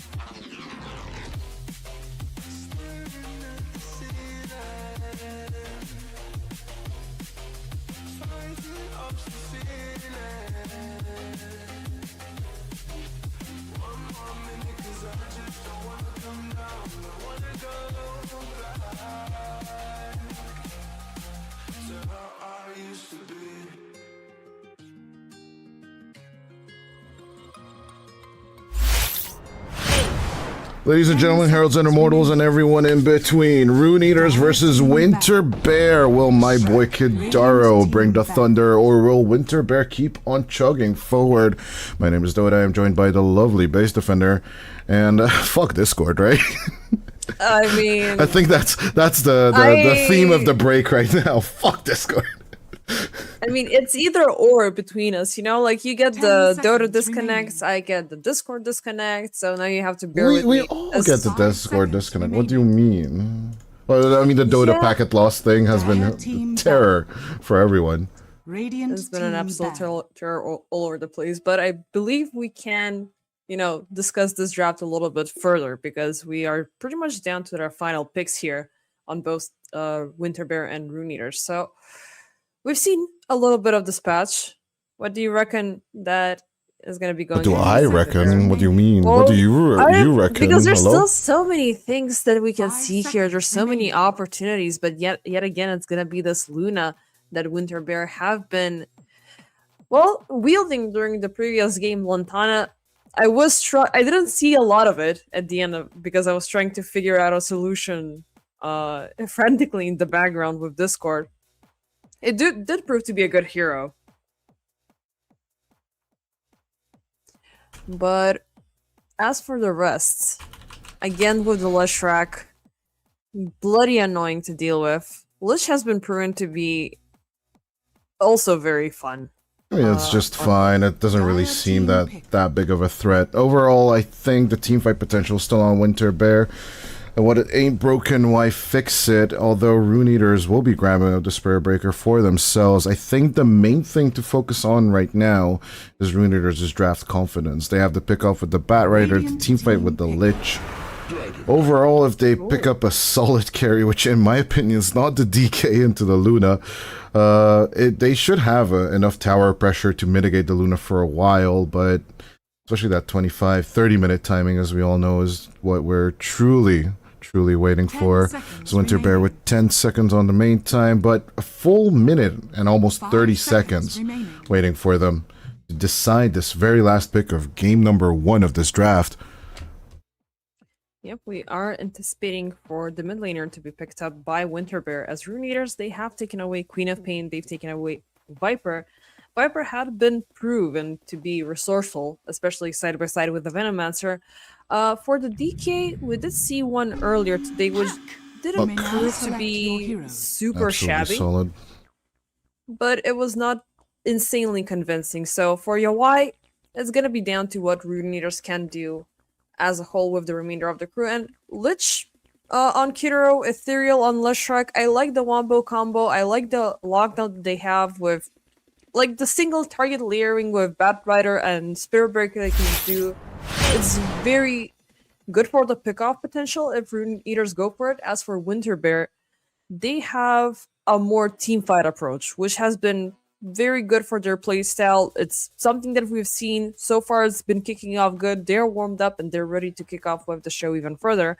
I like the Luna. I like the Mars. The Puck is something that and the God is definitely going to be having a great time wielding.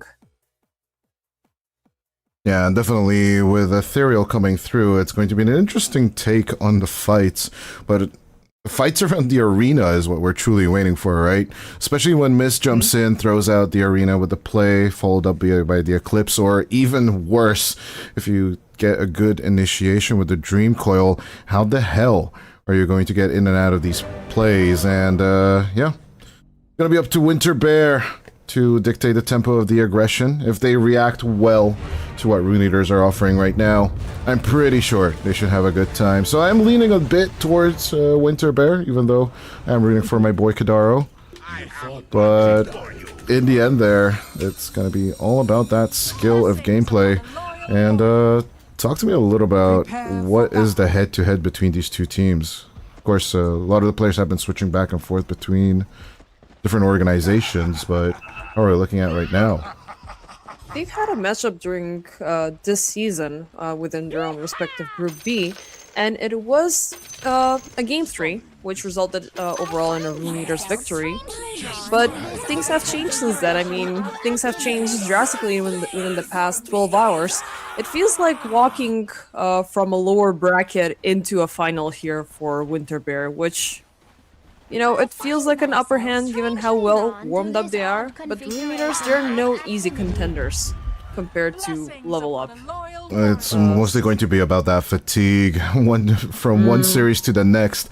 Overall, the only thing that truly matters is the endurance right now. And Winter Bear, they gotta pop some pills. They gotta, drink some coffee or something right now, because they might be facing the mountain.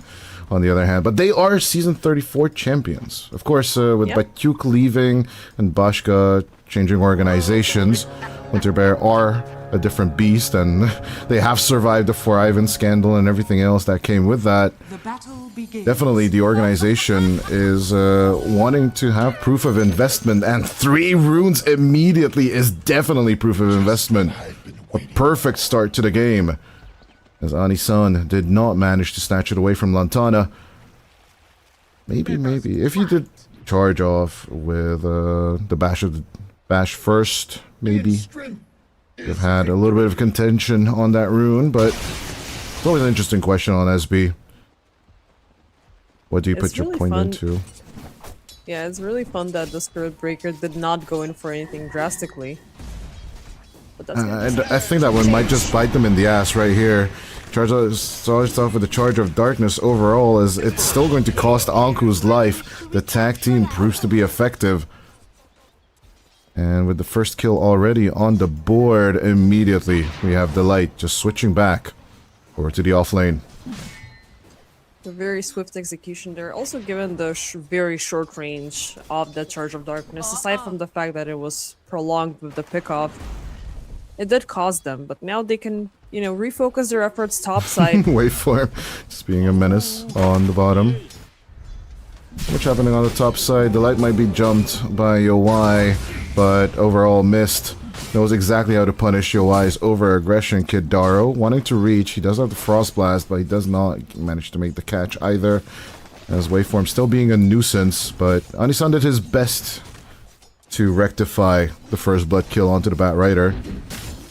And is just granting Anku some very much needed creeps. As Ranged and I up top. Let's check out the mid lane so far. Can Ethereal and Panda actually kill each other with these two heroes? I'd be guessing no. I mean, you still have the better, kickoff with just the curveball. We do have the curveball still implemented somehow, right? Or we completely lost that? I think it's puckish. I think we totally lost it. It was a bit too OP, I'm not gonna lie. Unfortunately, it did feel like for a second there that there was a small little bit of curvature. So yeah, without that, being present, Puck does not have that ongoing frontlining aggression that he can deliver, so it could be just smooth sailing. No, it has. Ethereal. Hold up. Just press the alt and check. Now it's curved vector targeting by default. Okay, so my eyes did not lie. There was something, moving around there.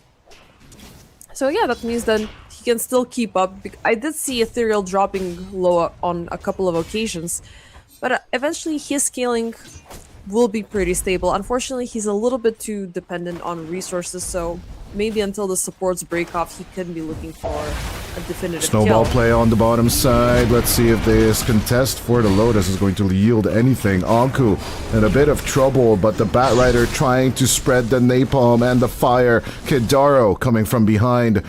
Despite the blood grenade throw, it's not going to yield anything. Waveform is the potential kill here.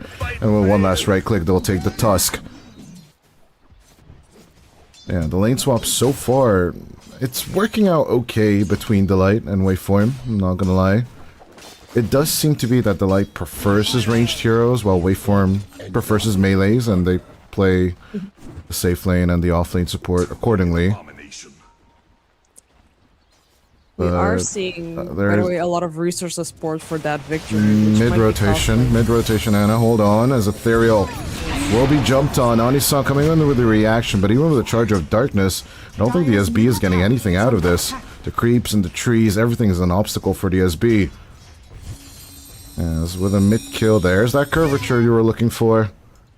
Yeah. Double Water Rune will be secured. Yeah. Action all over the place. It might as well keep on going. We're seeing the returns of the mid laners. And the supports are there. And overall, Going in with the ice shards, a little bit of a blockage, but Anisan more than ready for a charge if he can execute it. Even onto creeps, it's nice to just kill off Waveform. Is Ethereal joining in with a little bit of that. I still forget Diabolic Edict from time to time. But yeah, name-wise, that's my biggest problem with it. The Edict. It was so good when you just call it Misanthropy. It's just a one-name name. But yeah, it's a thing of the past now, as Anisan just faking out a... Oh, he was so close to getting the courier too. Get it, get it. It has the gloves of haste on it. No! Ignores it, sadly. Radiant structures. As mid lane, hold up, Ethereal. Once again. As soon as they see the SB, it goes for the turnaround. Lantana dies, but they still lose Ethereal for this Rota. I don't know if it's worth it. I just don't know if it's worth it overall. As night falls, we still get a minute per kill. Set up onto UI? I don't really think so. Just kill the small creeps. This is just more than happy to just double that up all to himself. And 6-minute power rune struggle is about to happen. Missed. He'll still manage to shake off his adversaries. I love how big of a contrast we're seeing in this game compared to the previous ones. Like, the previous kickoffs have been a little bit slow, but I want to add up to what you said earlier. Now is the ideal time to play Dota, and both sides are warmed up for Panda. What a great dodge away from the Charge of Darkness with the phase shift. And even into the Diabolic Edict, looks like Waveform and Panda will want to fight in with the light. They block an Ethereal, and for the third time this game, they'll take out the Leshrac with ease. Snowball home. Or good old Waveform. Bottom tower is under attack. Beautiful shackle there to make things get all together. But yeah, it just keeps on adding. This game is very proactive. We're seeing kills all over the place.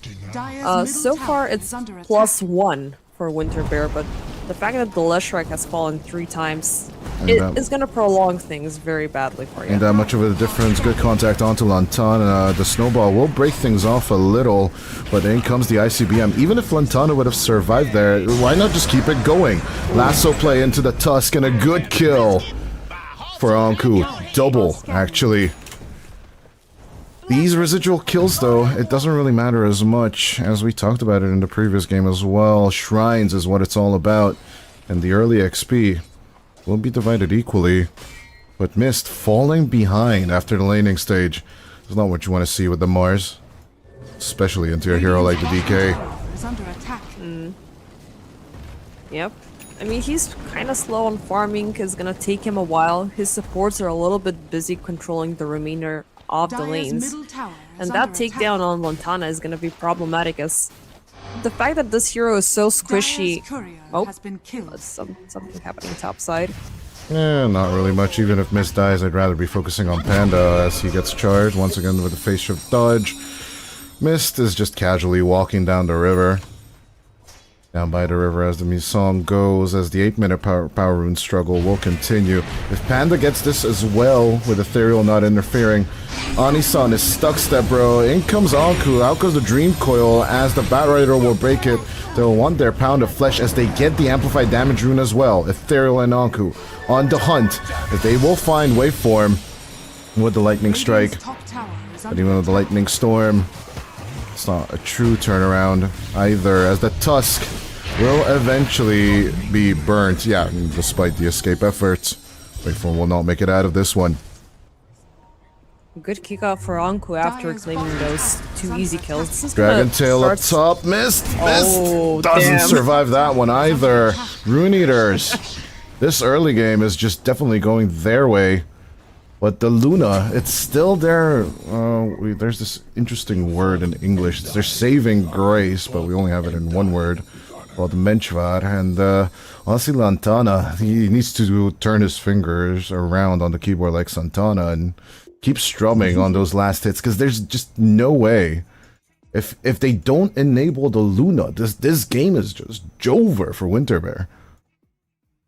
Yep. I mean, it's definitely gonna be problematic. Finally, we're gonna...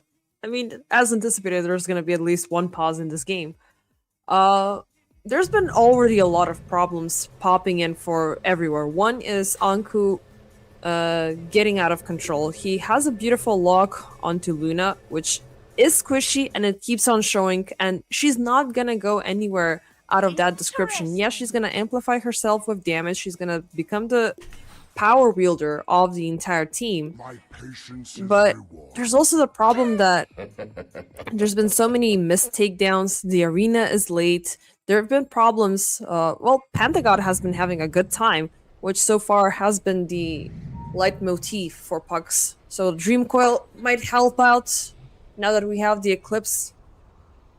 There's so many things that could very much go haywire, and there's still so many things that Rune Eaters can show with their current comp of heroes. I'm definitely on the line of Anku just having a beautiful comeback from becoming first blood to actually making a turnaround on the lane and grabbing the double kill on bottom. 5-1-1 for the Batrider 9 minutes into play is kind of brutal. When you have 5 out of 8 kills on your team, you're definitely feeling good about yourself. As Anisan as well, having covered most of the area of the map and the fights so far, is having a great start. It's more Kidaro and Yowai I'm personally worried about, but if the DK can just single-handedly murder the enemy Mars this easily, I'm still pretty confident Rune Eaters have this one in the bag. But yeah, as long as they're shutting down the Luna, right, everything should be peachy for the Rune Eaters side. But we're still waiting on it to happen. It's actually the Batrider's on the Batrider. I'm so happy, the base defender. Look at it. Really? Your dreams are finally coming true, even though we're still seeing a lot of nonsensical things in Dota. As long as it's not an Owl or a Raven Rider, I'll be happy. It should change the hero's name. Fight but me. You do have a problem with Lantana then. He's not riding a Luna either. Yeah, it's the cursed Luna that he's using. But it worked out in the previous game, so I'll forgive him for that. Yeah, and I'm sorry. You can only have one. You cannot have both. Okay? No, I will have both. For both I'll have both because Sheepstick likes the Wolf Luna as well, so I'll accept it. But on the other hand, with a little bit of an approach, the Snowball will make the connection along with the Shackle, Waveform, and Delight are locking into the play. Missed with the Spear. He will lock it in. He wants his vengeance, and with the Eclipse, they'll get it as well. Kidaro, the last surviving member on this top lane so far, will be shackled, will be controlled as Lantana with the triple kill. I said you need to control the Luna. Luna got out of control. Nope. This is exactly what Winterbear need to be looking with their current draft, because I do fear that this is a draft on a little bit of a heavy timer. Because what you can offer is a saving grace, a good team fight, a good situation for Luna every single time. And the rest of the crew are downright the aggressive line as well. Mars is not gonna go in for a defensive build, neither will the Puck. The supports, not sure how many resources you can pour in for a pipe or something of that sort, and there's no greater item which can fortify your entire draft against the might of DK, of the Leshrac. It took them some time to take down Yowai, but they gotta keep at it while they still have him under control. I don't think they'll have the tempo, but we'll see. Overall, the armlet about to be finished. We'll see if he goes back to the old Patch's ways and pick up the Mask of Madness as well. That will be future question. As the mid lane power struggle didn't really work out as much. Arcane Rune went to Waveform, as they were just double sitting it. But Mr. Tusky might just be in a little bit of trouble right here. Panda coming to cover with the curveball. No split earth on the two of them. That could have been way worse than it turned out. Waveform. He knows the limits of this Tusk like a master. Out comes the Dream Coil onto 2. Anku looking to join in into the play. Mass Serpent words from Delight as he will try and come in with the reaction. Not enough mana. Actually, the Hex is already gone. As the Shadow Shaman dies, the invasion from Rune Eaters is coming through. But Lantana will try and get out of control one more time. It won't happen as easily this time around. 3 die for the price of 1 as Panda trying to keep up the chase right here. Curveball. It's not going to get off cooldown in time. Oh, you need to give up on that. What a complete rushdown of Winterbear's team. I mean, The kickoff was definitely hold up. Nah, it's just arena shenanigans between Mist and Kidaro. As the curveball should secure the kill here if they want it, but doesn't really look like they wanted that much. They're just messing with Kidaro's head, as you do. Yeah, and a little bit with Anisan as well to add up the pressure. Yeah, it was a good collective effort that we saw there. I was gonna say level up just because there's the missing item, the team name. But yeah, Runeaters did a very swift job of executing Winter Bear one by one, and the finding of Lantana at the other end there. It was just a cherry on top. Yeah, no, you get the control on the Luna. She doesn't really do anything after that. And if they can keep doing that in every fight, right? It should be easy as pie, as the mid lane will get controlled. The tier 1 tower falls as they can just start taking control either of the jungle, either of the triangle. It's all up to Runeaters from now on. Wherever they want to go, they could just jump on Panda if they want to. Kidaro, ready to start to play, in with a Sinister Gaze, out with the charge, but it's not long enough. The gaze is not long enough. Yeah, they didn't play that out very well.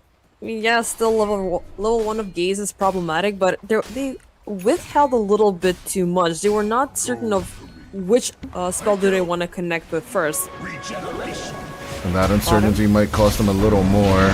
Physical on waveform. It doesn't really look like any comeback is coming. After the first tier 1 on the mid, they'll turn on to this tier 1 on the bottom. And one by one, this tier 1 protection line that we constantly talk about might just fall here pretty quickly. Controlling the lanes means, in this case, controlling the farm of Lantana, which, as we can see, is he's moved out on the upper portion of the map to try to, be secluded, to be safe. At this point, I do believe Runeaters have the green light to be active on the hunt. They have low cooldowns. They have Flush in a pretty good position in Ethereal. Good catch onto Mist at the very same time. Panda, Lantana, and Mist all joining onto Anisan. Ethereal is absolutely fine because of the Anku cover. But at the very same time, no contest on with the Shrine of Wisdoms. It's a little bit of a wonky initiation coming out from Runeaters, but Winter Bear will immediately punish it. Out comes the Dream Coil along with the arena. Ethereal will be ethereally destroyed as Waveform joining in onto Kidaro with the Ice Shards. Will be blocking it in. Anku coming in around the bend. The Chain Frost coming through, but missed. He just doesn't want to die. Eventually they will get the Mars as Anisan joins in into the fight. Panda with the jump, the curve will save him. As Yawai is just nowhere near. I don't want to engage, guys. I have my Mask of Madness. It's finally time for me to farm. There was a lot of back and forth during this team fight, but I do believe that Runeaters got the better out of it. Not only that, I mean, they picked up with the support trade-off. They defended the tier 1 mid, which still gives them a very good position to feel comfortable across this map and just straight out keep up with the farm. I like that we saw Anku getting up and getting better. He's gonna finish up the Blink Dagger to getting close and personal, but he already had the Boots of Bearing just to close in the gap a lot swifter. He's moving over to potentially the pipe as well, but Yawai, speaking of his I just want to farm thing, Winter Bear definitely disagree. Shackle and control onto the DK, and your dragon form is gone for a minute and a half. A tragedy in and of itself. In addition to his Blink Dagger also being prolonged. I mean, there's a lot of back and forth between these two, which begs the question, which carry will pretty much out-contest the other, because the setup for both ends, it is present, even though some cores are destroyed. Mid lane, the action just doesn't tend to stop in this one. Panda finally controlled, they'll take out the puck. Lantana joining in on the fun will throw out the Eclipse, but Greener is simply trying to run away from it along with the Mass Serpent Wards, but missed. He's like trying to pull them back into this play. The Bat Rider hexed up, controlled. They'll find Anku. The Frost Shield doesn't help out enough as Anisan trying to get on top of that backline. They'll lose their offlaner and they'll lose their captain, as it will be an even Steven exchange, but still Runeaters do get 2 cores from it. It was a very valiant sacrifice there done by Miz. The second he realized that the Chain Frost was on top of him, he's just stepped away because if he was pretty close, it would have been 2 additional casualties favoring Runeator. So, despite them jumping in with the big ultimates down the side lanes, they've kept things balanced out. And as you said, it's yet another even Steven. But is this the answer to your question? Like the current net worth that we're seeing right now? With the 1k net worth difference favoring the Luna? Like she is getting kind of out of control. Big defensive play from Winter Bear. They are turtling her up around the triangle and this farming area, giving everything to Lantana that is meant to grow here. It is gonna answer my question in about 10 minutes from now, but I do believe... I'm not a fan of Luna in this scenario, because she's just gonna be... Let's see if there's something happening down mid first. Nah, it's just an easy pick-off on the light as he's trying to establish vision. She feels like Blow. Radiant's top tower Simply is put. under attack. She feels like Blow, Interesting. just super high on damage, super high on everything, but she's very reliant on what everybody else is doing. DK back. 2 taking out the tier 1 tower. 3rd will be taken care of. But as it is a mid-lane exchange, once again, it's just even Steven trades, but Yo-Y finally joining the fun. They'll take out Waveform, and Mist should be next.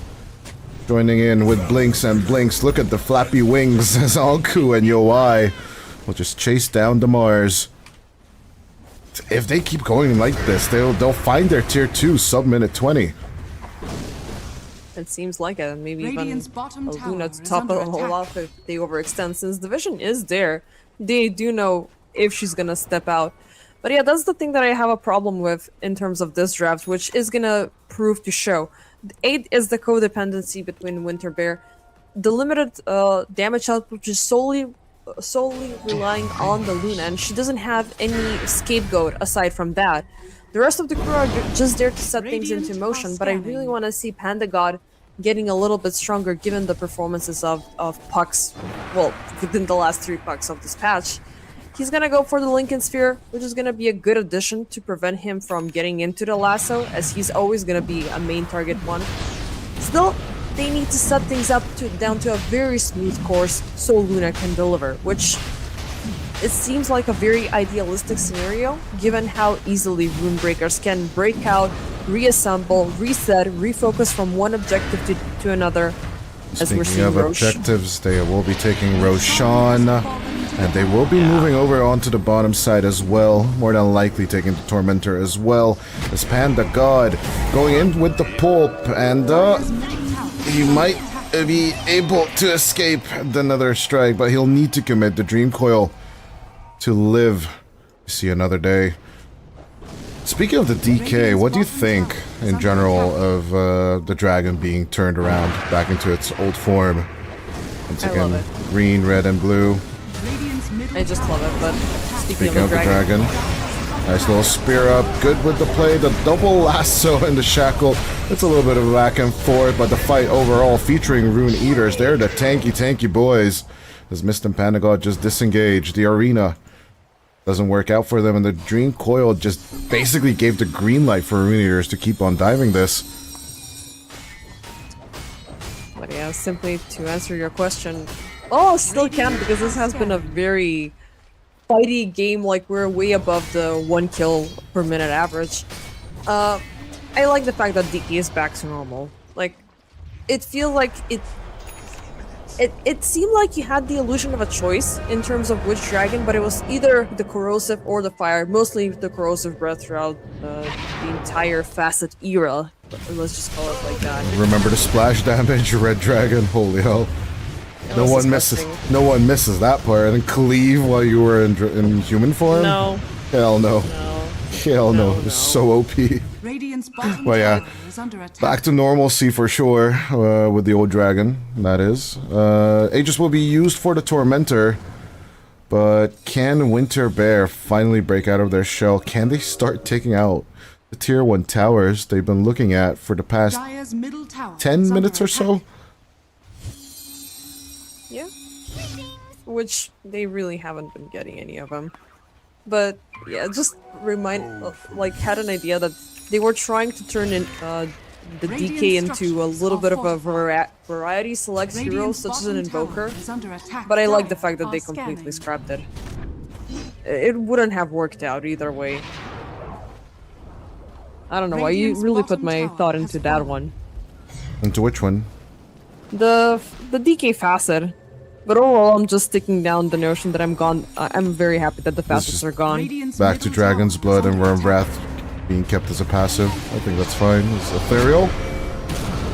Gonna be a little bit tickled by Panda, but Panda will pop up the haste and then we'll just blink out of existence, avoiding getting caught post phase shift. But will they avoid it actually? Out comes the lasso. They only get the tusk, and I guess they'll have to be happy with it. As overall, Yowai might be in a little bit of danger. Tier 1 secured, but how did he jump over that long? But Delight also massively confused about it. The foul play will be procced, but the Shadow Shaman will die. No help will be aiding him.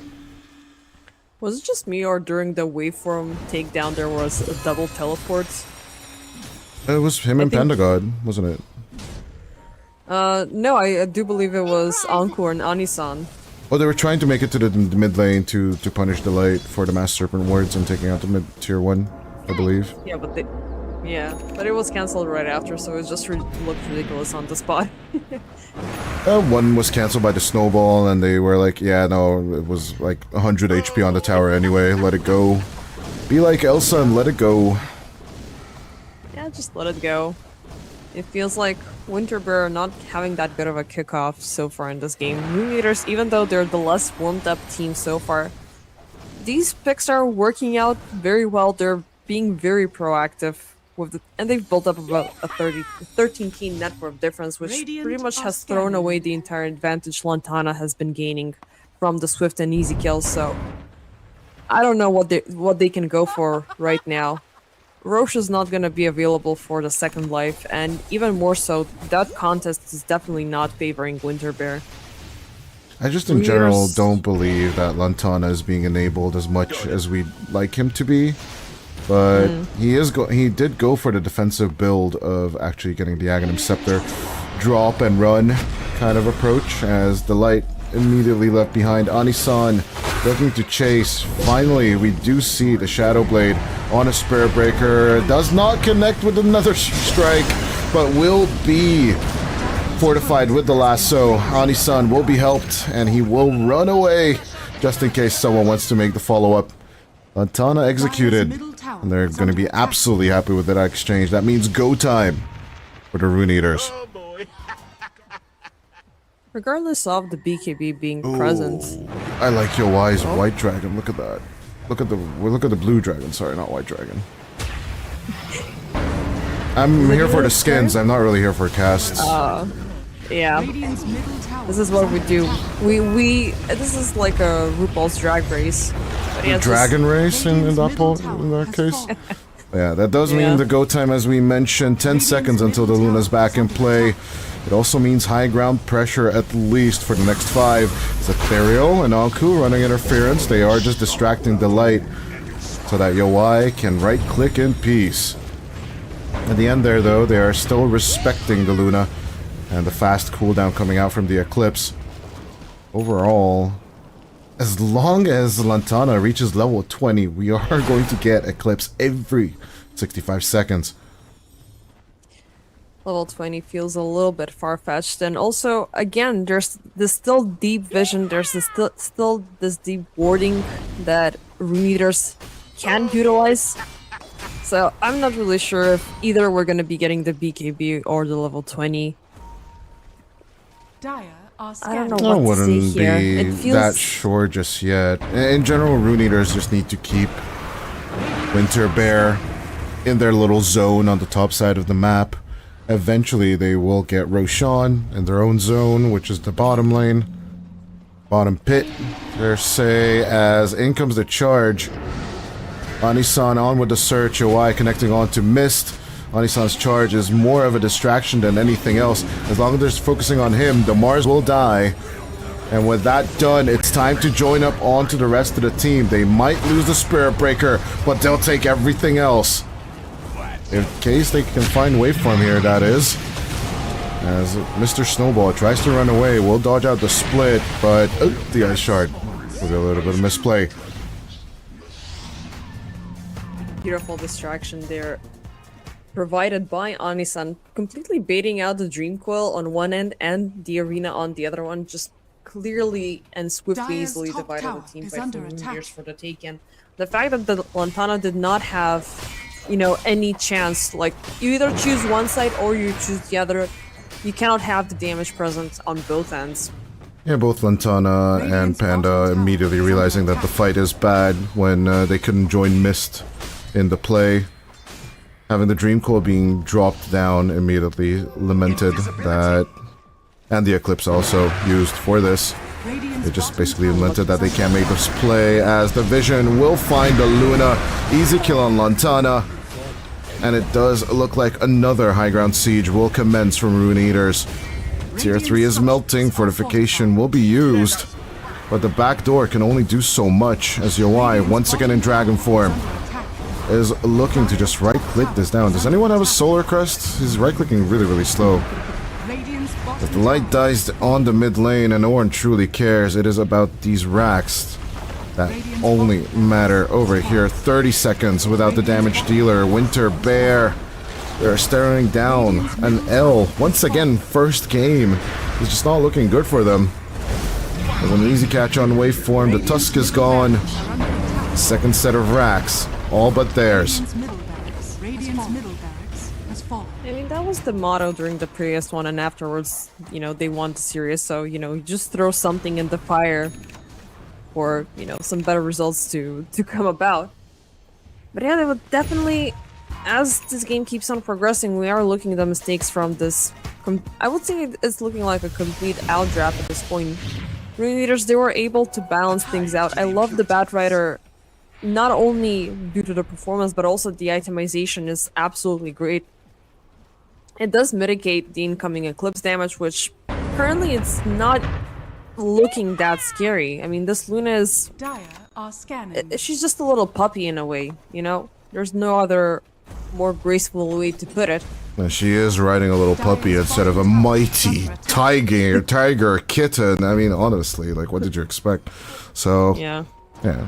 How can you say that you're a cat person without saying that you're a cat person? I mean, I'm just gonna be honest. You're a dog owner, I'm a cat owner. W here, this side, easy. Slap down. I win. Thank you very much. Lantana, once again caught out. The dog rider will be killed. And with Aegis basically up for grabs, if I am on the Rune Eater side, I'm absolutely ignoring it. Time for the high ground, time for the tier 4s. No one's truly stopping me, as the fortification is there. Does it even matter? I guess they say it matters a little. Why? Then back into focus. The Solar Crest is there. Just put it on the DK. Let him have his fun. Tier 4 number 1 is gone. And with that said, I think this is basically GG. How did Delight die? Trying to push out waves. Buyback will be available on the Shadow Shaman. It's not committed just yet. But as the arena comes out, Mist tries to help. Panda types out the GG after dropping it. Not even dropping the Dream Coil. It will be 1-0 for Rune Eaters as the Ancient falls. A nice approach from Winter Bear, but you can only sugarcoat the Luna for long. Rune Eaters shut down game number 1 with the once again reworked Dragon Knight. And I wasn't a believer, I must say, but I saw Yowai's face and facetless face, and I guess I'm a believer now. Yeah. But it was down to the heavy lifting that Ethereal and Anku did from across. Ethereal, he had the good lane, a good game from the get-go. Laning stage was an absolute, you know... Let me just check, like, in terms of items. I completely forgot what he opted in for. I mean, just kill presence alone. 39 kill presence out of 43 and 30 kill presence out of 43. Both are truly amazingly high. He got away with a very early Blink Dagger, which ate it up for, you know, Because the one thing that I have a little bit of a problem with Leshrac is he still has a good pickoff. He has an awkward mid lane like the Spears themselves, and then he has the kickoff once again. But he utilized that bigger kickoff. The Bat Fighter had that opportunity and chance.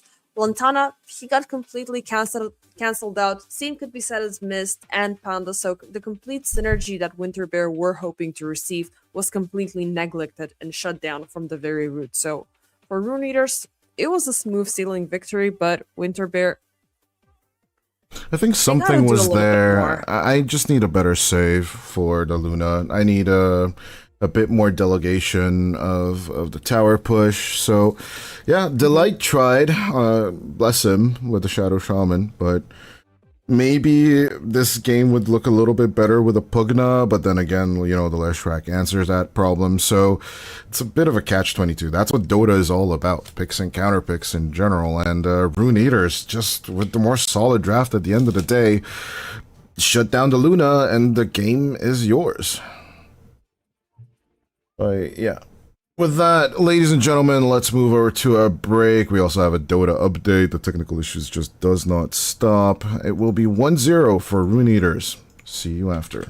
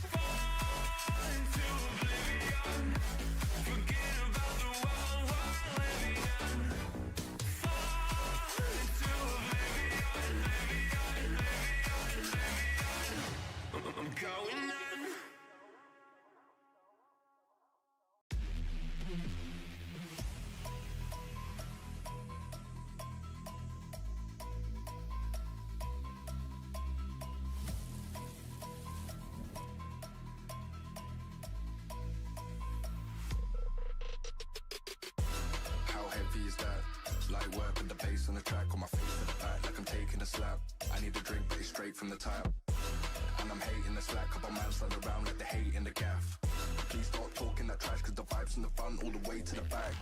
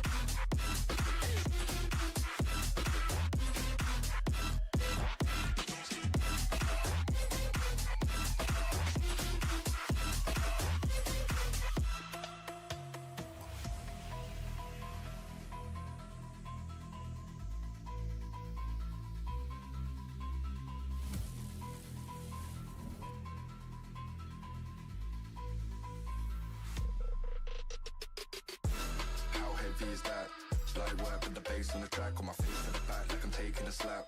I need a drink, but it's straight from the tap. And I'm hating the slack, couple man slide around like the hate in the gaff. Please stop talking that trash, cause the vibes in the front all the way to the back.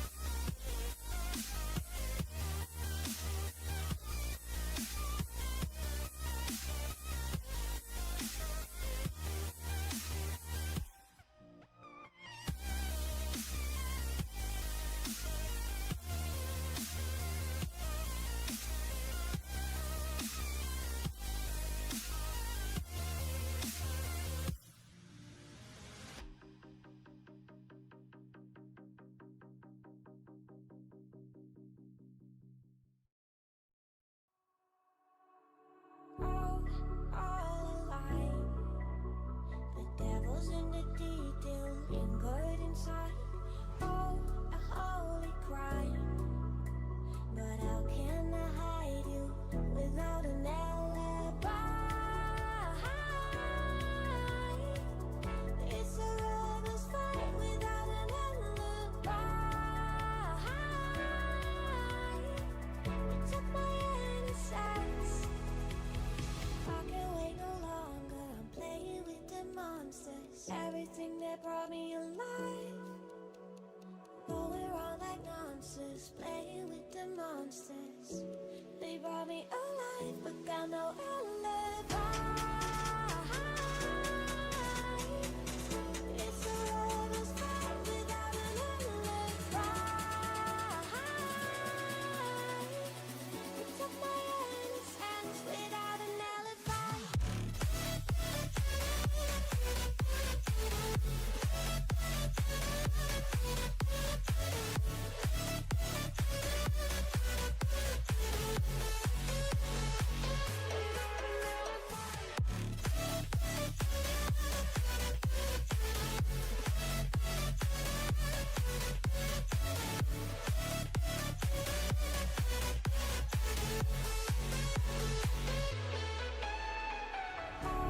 Smoking gun, you got me on the run. We know that will come. We're out up till dawn. But how can I hide you without an alibi? It's a lover's fight without an alibi. Took my innocence. I can't wait no longer. I'm playing with the monsters. Everything that brought me alive. Going around like monsters, playing with the monsters. They brought me alive, but got no alibi. It's a lover's fight without an alibi. You took my innocence without an alibi.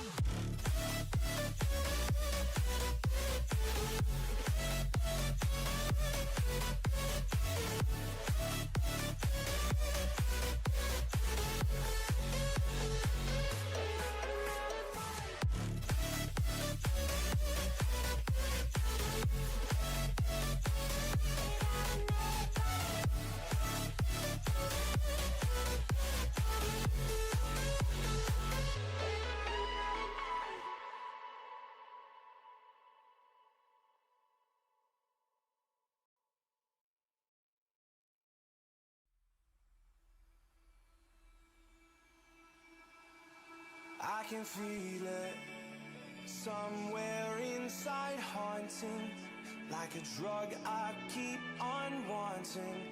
There's a love that fits so perfect, it's hard to believe. There's a reason I can feel my heart stop beating, and the air gets tough just breathing. I'm alone, but I'm still feeling like someone's with me. It's strange, I know, but I feel like you're here with me, like chasing ghosts. I know you're out there.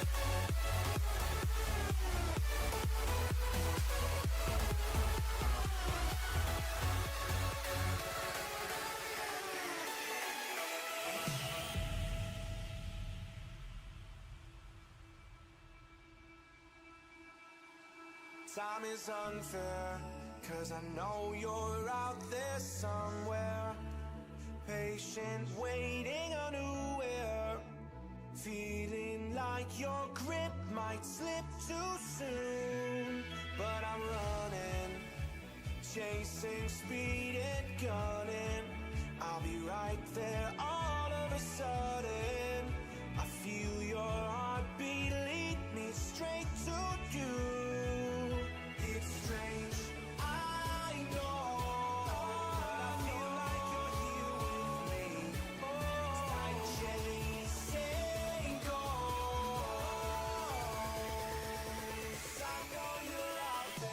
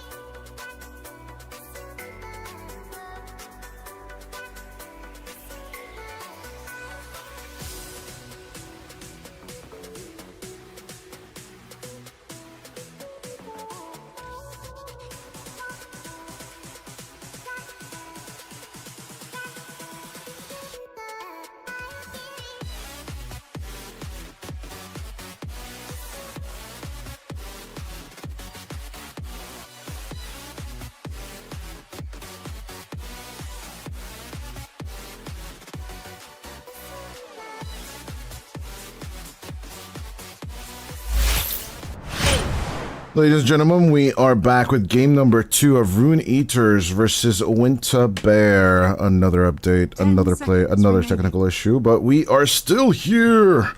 I'm joined by the lovely base defender. My name is Dodai, and out comes the Phoenix with the Leshrac Winter Bear. I guess they just cannot let go of the Disco Pony. Yeah, I mean, it's either or. Last time it went to Rune Eaters, and Ethereal had, Radiant had up on Dire time, team. but we saw it earlier being picked up on Panda God, so it's... I guess it's the quarrel of who gets the lash at this point, and how can they make it even better. Second time we're seeing Phoenix, second time we're seeing Mars. Ember and the Disruptor are gonna join in for the first time within this 10 patch, seconds within this remaining. EPL season 35. I think I did see an Ember, maybe in Birmingham today. I'm not really sure, but they're just still playing around with the Spirit and the Puck and Queen of Pain meta, so it's all about the jumping heroes on the mid lane, mostly, as far as I could tell. I didn't catch as many games, to be fair, because we've been focused on EPL as much. Yeah.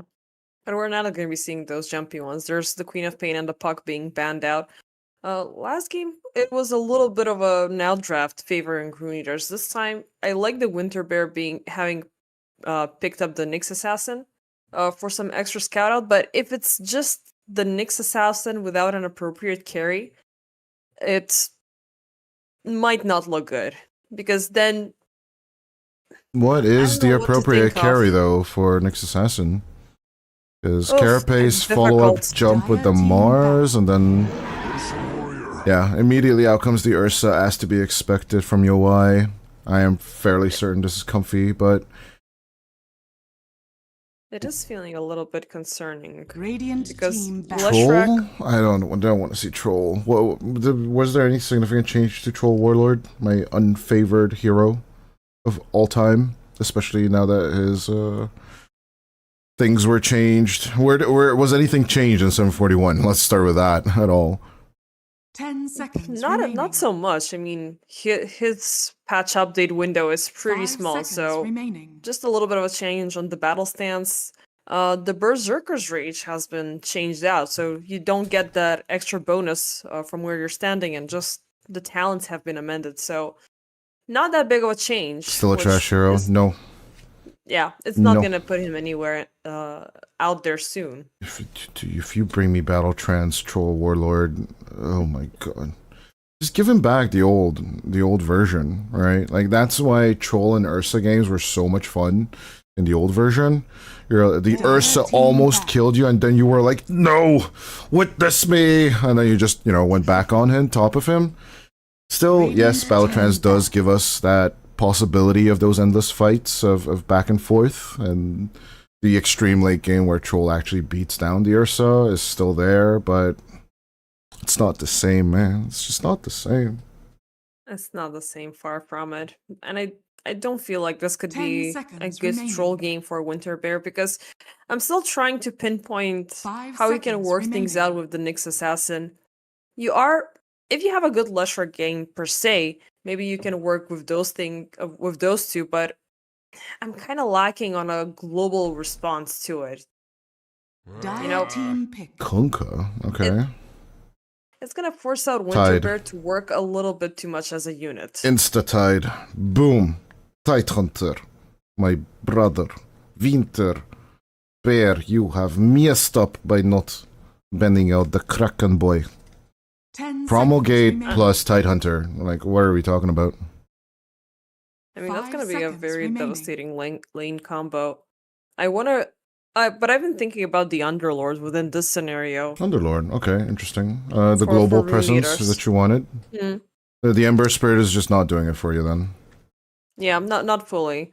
I do like the fact that you can line up things nicely with the Disruptor, the Disruption from the Shadow Demon, and then work your way up towards the kill. You just need something a little bit extra, because closing in the gap to the Phoenix and the Lesh is the one thing that is gonna grow concerning for Winter Bear. Yeah, I'm let's trying see. to think this through. Rune Eaters, Lord. they do need... It's just Tide. Kidaro's just sitting on it. He's waiting, making us wait for it. But I do like your Underlord approach, especially against the Leshrac, right? All the damage done by the Pit of Malice and the Firestorm, it's hard to mitigate. Going for Nihilism is out of the question as well.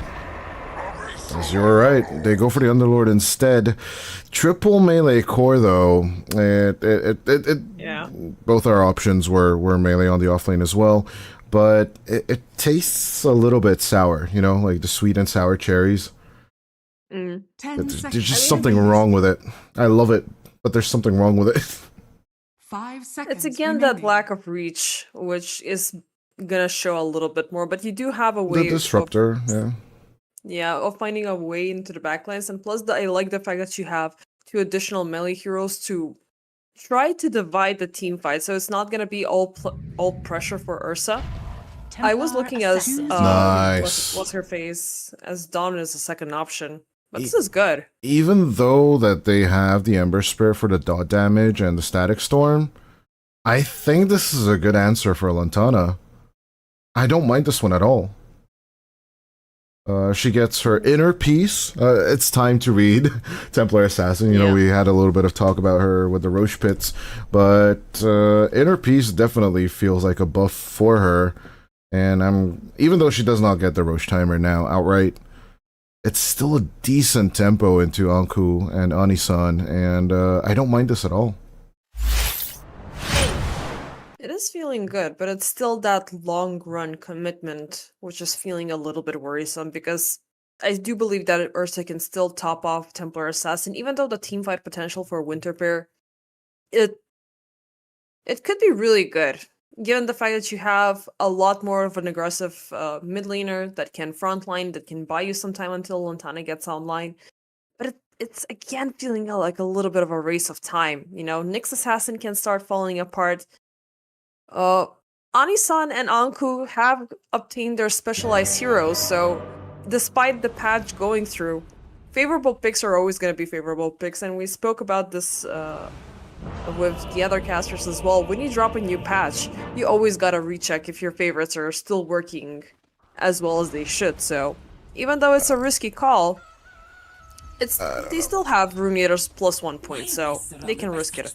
I'm an old soul. I go by order. I don't want to lose my alphabet order, so I don't know how my boys, my Underlord, my Venge, my other guys are doing right now. I haven't really checked. I did cast a few Venges and in-houses last night, but if you do want to check that out, hashtag go to Lyrical Dota on Twitch.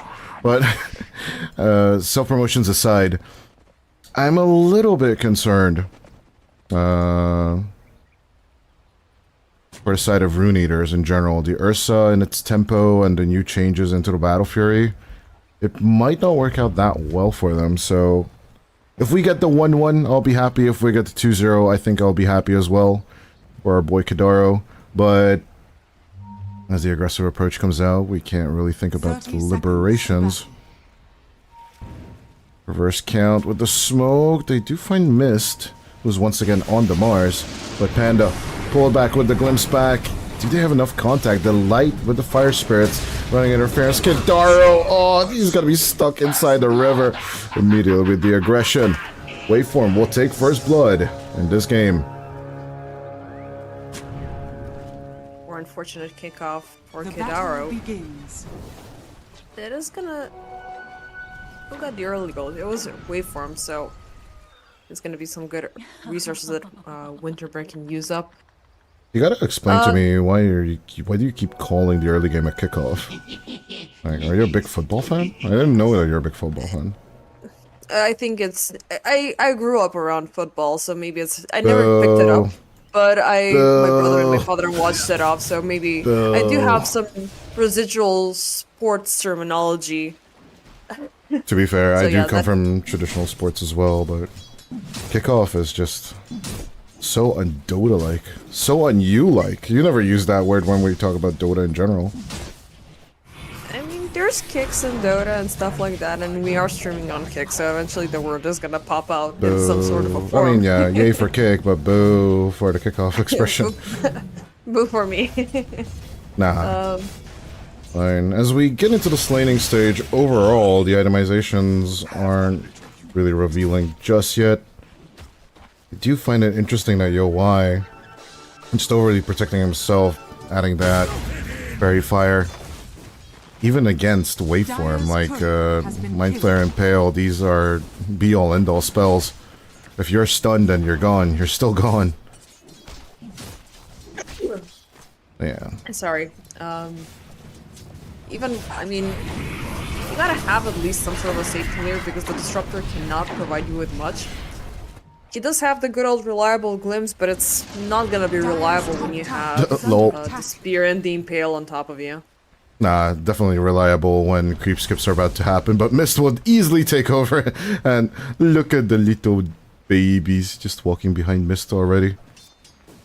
Getting that perfect position as you want on your offlane. First 2 minutes, pretty uneventful after that first blood. Compared to the previous game, it's all quiet on the Western Front for sure. Yep, it definitely looks like a bloodshed compared to this one, but it's the lack of... Oh. A little bit of a kill onto the mid lane, Panda. I guess the good old reliable glimpse back will work out this time. But the Water Rune will still be taken. Yeah, it's gonna go to Waveform. The second you say that there's, you know, lack of action, you're about to get some, so... But I don't think that there's much across these lanes that can deliver certain kills. Maybe bottom lane has a little bit of an extra chance. I'm looking at Lantana and Delight just because of the dual range and very high damage output that they can deliver. Top side, not as much. It's gonna take a while for Ursa to get online. Definitely looking at that Battle Fury timer. But if you can snatch away a kill or two... Oh, he just lets the neutrals die. He'd rather like the extra timer. Okay. It's an interesting thought. You'd rather let the enemy suicide so that they're dead for longer? Or do you take the kill for the gold and the resources for you and the XP? Either or. Yeah, if it were like a 10-minute later, Nixit would have made a bigger difference just because he would have been downright more annoying. But I Yeah. guess you just don't want to overstep away from your carry at this point. Kidara made his choice, and let's see if it'll work out for him. So far, so good. They did already get the counter kill onto the mid laner, so they'll be happy either way, as Anku and Anisan are fighting for their lives on the bot lane. The light looking to burn down, but only 2 charges is 1 charge actually of that shadow poison is more than likely not going to be enough. He is skipping Disseminate, absolutely, even though Lantana continues the aggression. More than likely, he is looking to stack up with the shadow poisons, going back to classic Shadow Demon. Yeah, and also you have a waveform TA on the other side, so... Wave 4. Eventually, good with the contact of Ethereal. It isn't his nature to burn. And a bit countered by the Nyx Assassin hurts, but at least they do get to make a good survival play on Ethereal. Even with that deep of a dive. Anku, speaking of the dive, the light will be making the contact. As the Underlord dies, so will the Phoenix. But that's little reason for joy.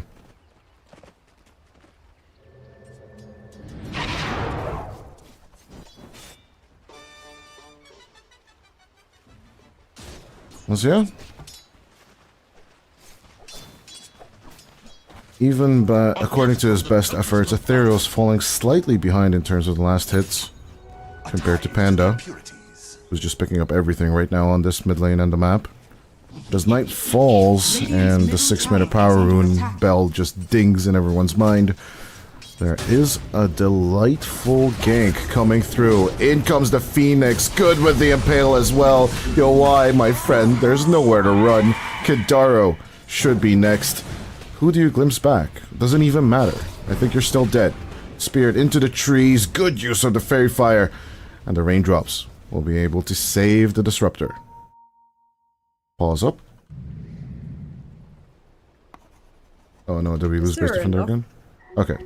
Yeah, it's fine, it's fine. I had a little bit of a Discord delay because it seems like the technicals are building up all day.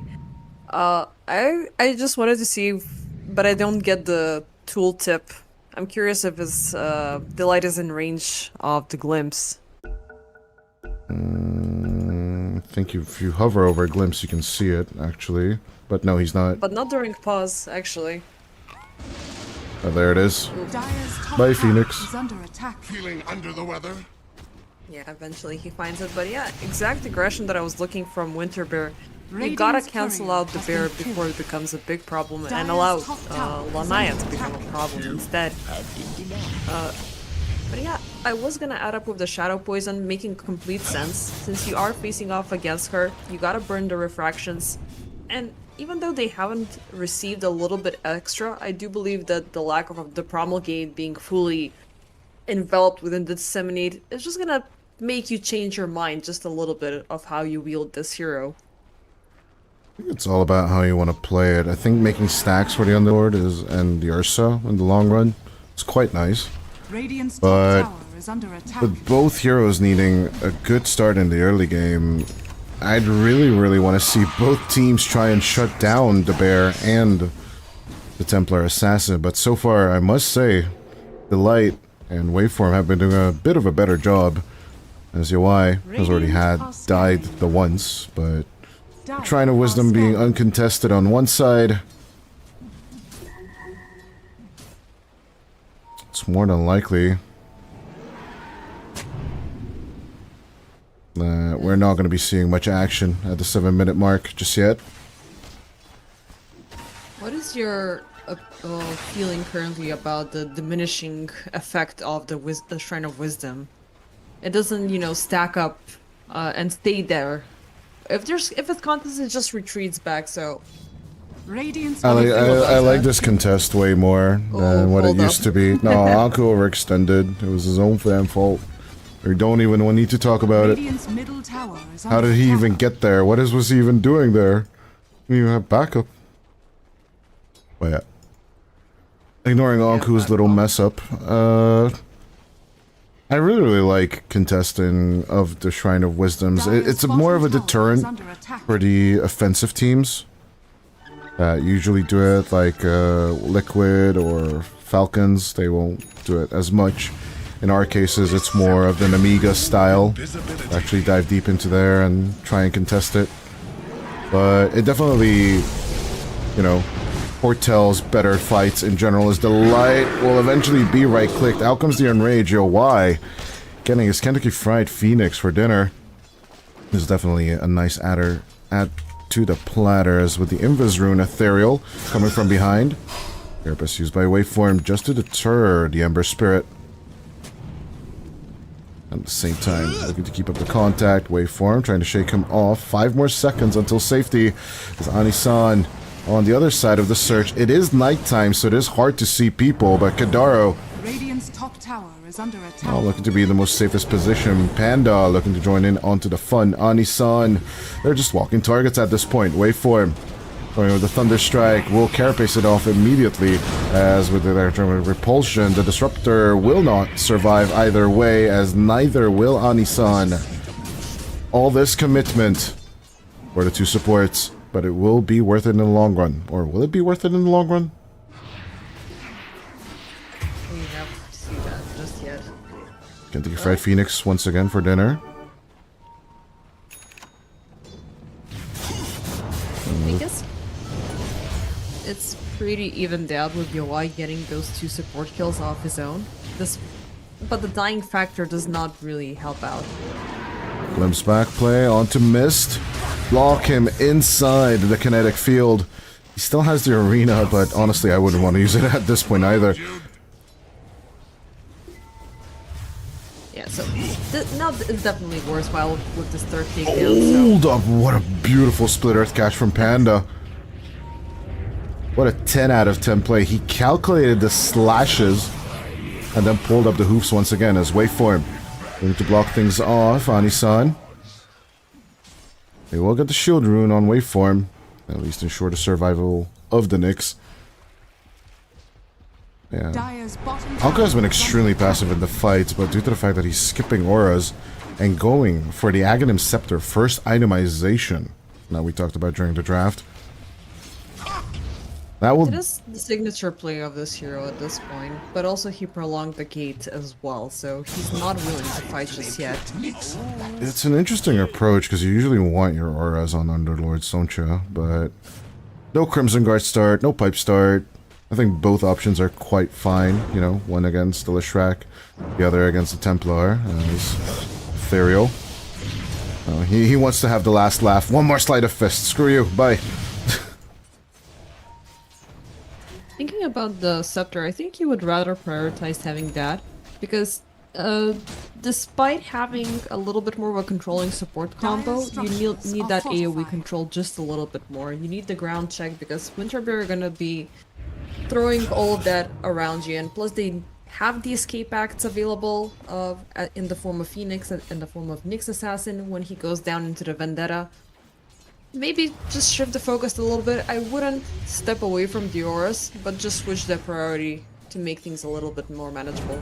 And speaking of auras, Panda, about to finish the GG boots, about to finish the tier 1 tower mid. The pressure is on, and I don't know what Rune Eaters can do. They can glimpse back the Kentucky Fried Phoenix. Can he get it? No! Yoai does not get his chicken, but Kidaro will take it with the Static Storm. Dire's bottom tower is under attack. You know why Phoenix is a chicken? Why? Even in the taunt, it lays eggs. Not even a question. Panda, at the very same time, throwing it out there. Anku coming in with a Pit of Malice from the other side. Whoop-de-doo there. The Fiend's Gate finally enabling 2 kills and a return of pressure into the mid lane tier 1 tower. I gave you the benefit of the doubt about the chicken and the egg question. He even has a rooster skin. Do you know the most awkward way of using the taunt is when you have the rooster skin on the Phoenix and then you're just laying eggs? Like, how awkward is that? Anti-natural. It's Kentucky Fried Phoenix anti-natural. Oh boy. You're having fun with this one, aren't you? It's just the usual joke. I'm still from Suns fan. Or I don't even know if we came up with it together. It's kind of a blur. As Ethereal dies on the mid lane, I'm way more interested in these escapades of the Ursa, who will be finishing off the Battle Fury 13 minutes in. Historically, about a minute behind the average we usually saw from Ursa's. But yeah, Mist has significantly survived a bit more than I expected. As I would expect Mars to have died at least 3 times, sub-minute 10 against an Ursa lane, but Waveform has been doing a wonderful job sabotaging all of your wise efforts as Ethereal. Running back and forth with the Remnants, Waveform will try and delay things with the Carapaces. Out comes the Static Storm, but without a kinetic field, it's a little bit of an awkward approach. But Mist cannot drop the arena in a perfect position, and we'll be backing off with the Mars. As Waveform falls down, the Light will get caught. Out comes the Supernova, but Yo Y just goes mad at the egg, and will rip it apart. Pit of Malice joining, coming out from Alku, as it's going to be a double kill for the Ursa, but make it a triple, maybe, as Mist tries to run away, but with the disruption, they will stop the God of War, and as Mist spears off an illusion of himself, he will go down, and oh baby, Yo Y get it a triple. This is gonna pretty much half the time he requires to complete the Blink Dagger, so... Battle Fury, great timing. Blink Dagger, pretty much fast-paced after these swift takedowns. I mean, they took down 4 of them. Only, yeah, the TA was missing from this entire equation, which maybe Winterbear were considering that they could have, you know, covered up all the aspects of the lacking damage with Panda God, but for UI in this shape and form, we saw it with the Enrage just jumping in. He didn't give a flying F. No, Supernova, it doesn't matter. Ethereal doesn't matter. I mean, Panda God doesn't matter. He's about to get 10 times worse. So, Winterbear, even though they didn't have the Mars dying, at the same time, they didn't have a good chance of punishing UI even more so. So from this point, unless they find a way to double down on the presence of the Templar Assassin, give her a little bit of a slice of the action, and punish Ursa at the same time, this can go haywire very fast. What did I say? 13-minute Battle Fury? 15-minute Blink. 2,000 gold in 2 minutes? Sounds good? Yes? Easy. That is just brutal. Yeah. He did walk away with 3 out of the 4 kills that happened just earlier. And he got the assist gold from that 4th one as well. You can be sure of that due to Battle Fury. As, yeah. BKB in the future of the bear, as to be expected. But Lantana, Lanaya... It's still looking okay for Lantana, let's just be honest here. Like, or of course, due to 4 kills happening on the top side of the map, we are immediately favoring Rune Eaters. OMG, they're doing so well. But I mean, if Phoenix dies again like this, yeah, okay, yeah, we are more than right to favor Rune Eaters. They have twice as many kills already on the board. Yeah, and it's a good shutdown and a good scepter reveal that they, you know, brought in here. That's gonna make things a lot easier to have an overall control over the Phoenix. So even though we're talking about a support, he's not going to be as prevalent, not as effective. The Supernova is going to set a little bit of a reset in upcoming scenarios, but I think the active pushing power that Rune Eaters have to deliver is just... Sorry, no, Delight just gave up the Forager's kit. And how dare you? Best neutral item in the game, and you just give it up like that for a medallion of courage. Who do you think you are? This one, Ethereal, takes all them smokes, gets the sleight of fist, and even escapes the carapace. Oh, cocky, extremely cocky Ember Spirit gameplay from Ethereal. He's still there though. He still doesn't care. Eventually he will be stunned up, but out comes the Static Storm, which does a big fat whoop of nothing so far, but Anku joining in with the Pit of Malice. They do get a disruption, but it will reveal Delight. Out comes the Supernova. The rest of the team can't really hit the egg, but they will still manage to pop it. At great expense as well, as Yowai running out of the enrage. Lantana lets loose 2 right clicks and the bear is gone. Anku should just be next as Lantana is cooking. The Templar Assassin has been protected for so long. A glimpse back onto Mist. They might say goodbye to number 4 as well. But as Mist survives this, Ani-san walks away. It will be a 4-for-3 exchange favoring Winter Bear for the first time. They win a team fight. A lot of back and forth during the previous one, which does prove to show that the BKB is much needed. I was feeling a little bit off-put by the Blink Dagger being present from the Templar, but it did prove to show that if you find the right angle with it in a Templar Assassin during such a team fight, it's gonna give you a good chance. Arenas was a little bit awkwardly used up, but they still had a very good lockdown onto what Rune Eaters were cooking. Still, you cannot negate the might and power of what you can do with the long-range Pit of Malice and Glimpse combo. Yeah, I think Ethereal's death is just worth it, but what is Wayforden's death worth so far? Lantana and Panagod are kept away. They'll take out the Nyx Assassin, the easy position 4 kill. They do need to start setting up on the bottom side of this map, taking this tier 1 tower and holding on to the territory is what it's all about. Yowai can definitely kill Roshan sub 20 minutes in if they put their mind to it. Of course, Tormentor is still up for grabs. Radiant's bottom tower has fallen. They really need an extra setup if they want to go for it, because there's still that very big risk of the Mars Arena jumping in with the Supernova on the sidelines that nobody's gonna be able to reach. They did try. Out comes the Arena this time around. Delight trying to bomb from the top side of the map. There is an egg to combine with this, but Delight does not have Icarus Dive anymore. The approach is awkward. The vision will be cancelled. But as Yowai is sitting in the pit, Anku, Ethereal, and Ani-san are covering. Hidaro, I don't think you want to buy back here with a 60-minute cooldown on your death.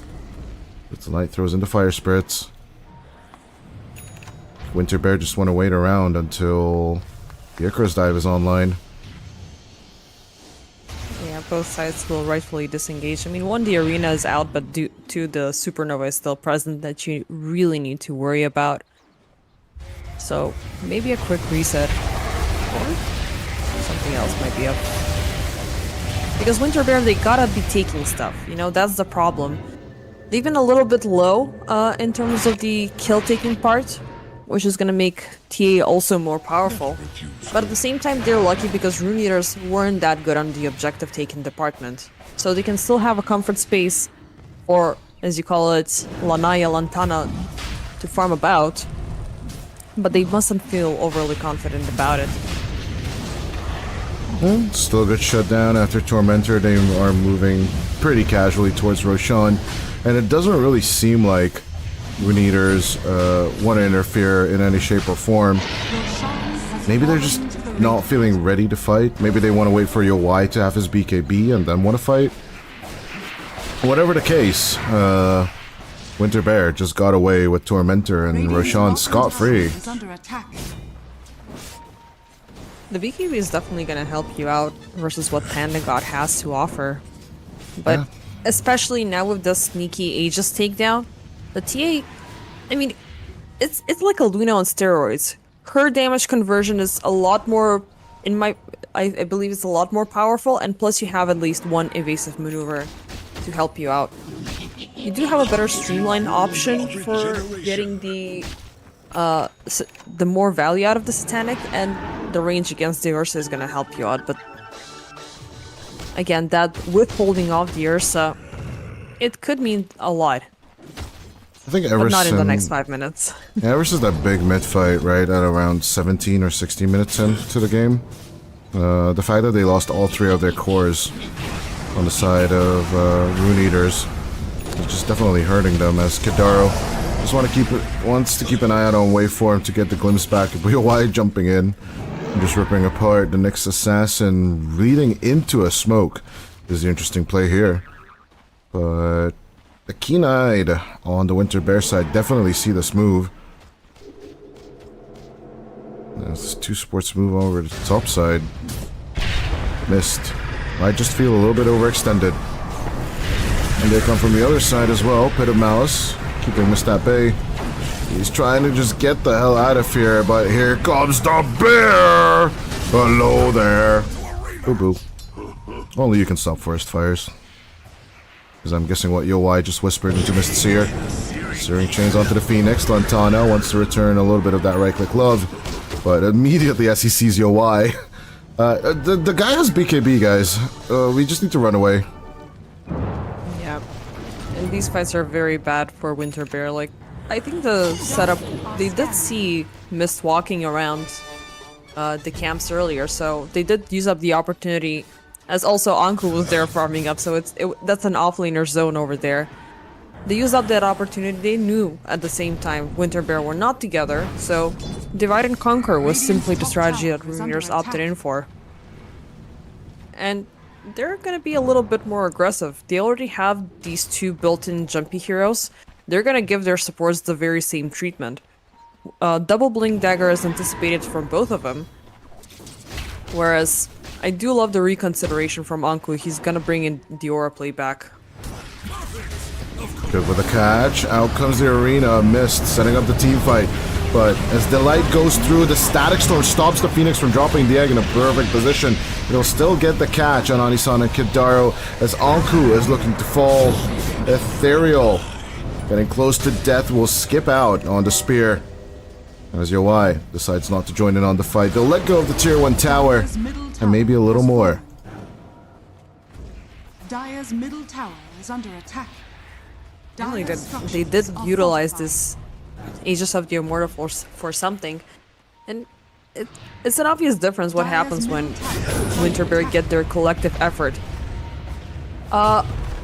Wait for him. Let's see though. Over the Yule's Rays, in with the Sun Ray, and they are just gonna blow up the Ember Spirit.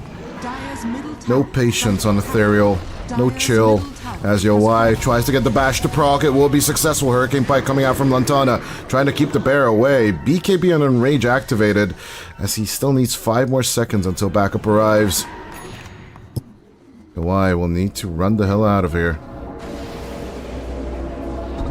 That was a very risky move. At the same time, expanding the 9-second BKB just like that. No counter reaction from the other side. Again, this was a very good surprise for Winter Bear. And they were able to additionally push in this mid lane just a little bit more. Oh, delight. There's just no escape. Icarus dive pulled back with the Glimpse Dagger immediately. They want their chicken. They just want their chicken. Anku. He wants his right click. He cannot reach. Oh, he let go of the Phoenix. At the same time, Yo-Y getting controlled on the bottom lane as Mist throughout the arena. Perfectly timed. Ethereal does manage to burst down the Templar Assassin as the Aegis expired. Out comes the play from Anku. But this Pit of Malice ain't maleficent enough. Yule Scepter puts the Underlord into the air as Winter Wyvern Bear will be taking the team wipe against Runeaters. Cannibalize them due to the fact that they want the chicken. Let them have the chicken. Plenty of mistakes from Runeaters during that one. Not sure why Yo-Y was going in for such a deep dive. Not one, but on 2 occasions. Give away Lantana 4 free kills, and it just adds up to 26 Desolator stacks. I mean, this Deso did pop up earlier. We didn't speak much about it, but the fact that this Templar is just kicking your butt with a fully complete Hurricane Pike only. Yeah, the Chrysalis is present, but it's a very, very big advantage that you've thrown down the gutter with a bunch of mistakes. Even though the extension, it did deliver a very pleasant to see setup with the Static Storm that did take away Aegis Life #1. Currently, there's so many vulnerabilities that Winter Bear are exposing on Runeater. So, if they keep up with the pace, it's a pretty good game 3 that we're gonna be looking at. And meanwhile, that poor old Chrysalis turned into a Daedalus, so at this point, the damage department is fully functional. It is, completely present. I'm just I do appreciate... Sorry. I'm just truly wondering, who else initiates beyond Yo-Y? Like, in the whole run into the fights, you are questioning why Yo-Y is joining into the play, but... See, Kidaro tries to join in, but immediately they just walk away from the dude. As Waveform running interference, he will be raised into the air. They might get a little carapace, but missed immediately with the counterplay into the arena. BKB activated, nailing 2 people to the wall. Lantana is just picking up the pieces. They might say goodbye to the Mars, but can they get a little more? Kidaro, Anisan gone. Backlines are getting ripped apart as Ethereal will be targeted immediately by Delight and Panda. As soon as the Ember falls, he will be split. And with the runaway play, Ethereal trying to survive, searing chains onto the Templar. A sliver of HP is all he has, as Anku will do his best from a distance. That was way too close for comfort. That was absolutely insane. But still, don't forget, Ember Spirit is an insanely evasive hero, but not sure how that last projectile missed out, even though he had the advantage coming in from the high ground. He did Even a more so, sleight of fist for the cutoff for the first one. The second one, I'm wondering myself. But he doesn't have a bubble. He doesn't have a mitigation. Yeah. Not sure, there was a little bit of a bubble coming out. Or unless you're gaining something currently from the Flame Guard. Yeah, he does get a shield. It was from the Flame Guard. But it's a magic barrier. Plus he got the pipe as well, I believe. But it's still magic barriers and the attacks are physical. Radiant are scanning. I find it strange. No, I might need to look it back. Maybe the projectile was caught up in the sleight of fist as well, and we just didn't get it due to the packet loss. That is possible. But as Kidaro dies on the top lane, out comes another arena. Again, the backline is just getting executed here as Anku tries to do the same to the enemy, but it's just not working out to be. Missed as he just walks back. Yo, you guys need some help. Waveform will execute Anku. And Winter Bear, they're just finding perfect ankles for Lantana to just keep right-clicking people. You did pose the question earlier of who's your initiator on the end of the meters aside from your Y. The answer is Anku, but at the same time, when you pop the gate, when you pop the presence of it, it already alerts. It sends in too many alerts for Winter Bear that it's very easy for them to respond. They're just gonna walk away with the Nyx Assassin, Icarus dive away, and then just reset the position. And even though they're not landing in the best arenas, the fact that they're getting kills in them actively is what counts in the end. And you're getting a lock onto your Y every single time. At the same time, Ethereal is not looking that good, even though he's packing in a lot of damage himself, and he's going in a little bit more down that department. He just finished the Aghanim Scepter, to be fair, so maybe in terms of activity, he might just become online. At the very same time, what other damage items would you be looking at when it comes to Ethereal? I wouldn't be looking at damage items. I would be looking at... I don't know if the BKB could be viable here or something of that sort. So you need to protect yourself. He is gonna go for the Shiva's Guard, so at least there's some armor being granted there. As your Y? They're gonna try and make the jump, but Waveform immediately just disengages. And at the same time, Yoi has just finished the Nullifier. Will that be able to help? As the DD Rune, Ethereal tries to run away. The Static Storm will be dropped on top of the Phoenix, but the egg is already popped.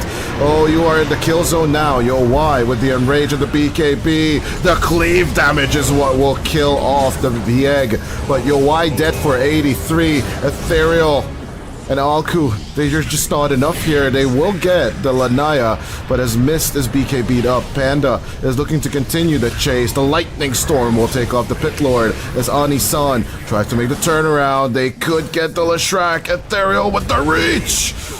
The Aghanim Scepter immediately paying off itself as Mist is the last surviving member of Winter Bear. Can you get the team wipe? As Rune Eaters, I guess the answer is a no, but... these fights, they're just absolutely to the death. Clashes of Titans.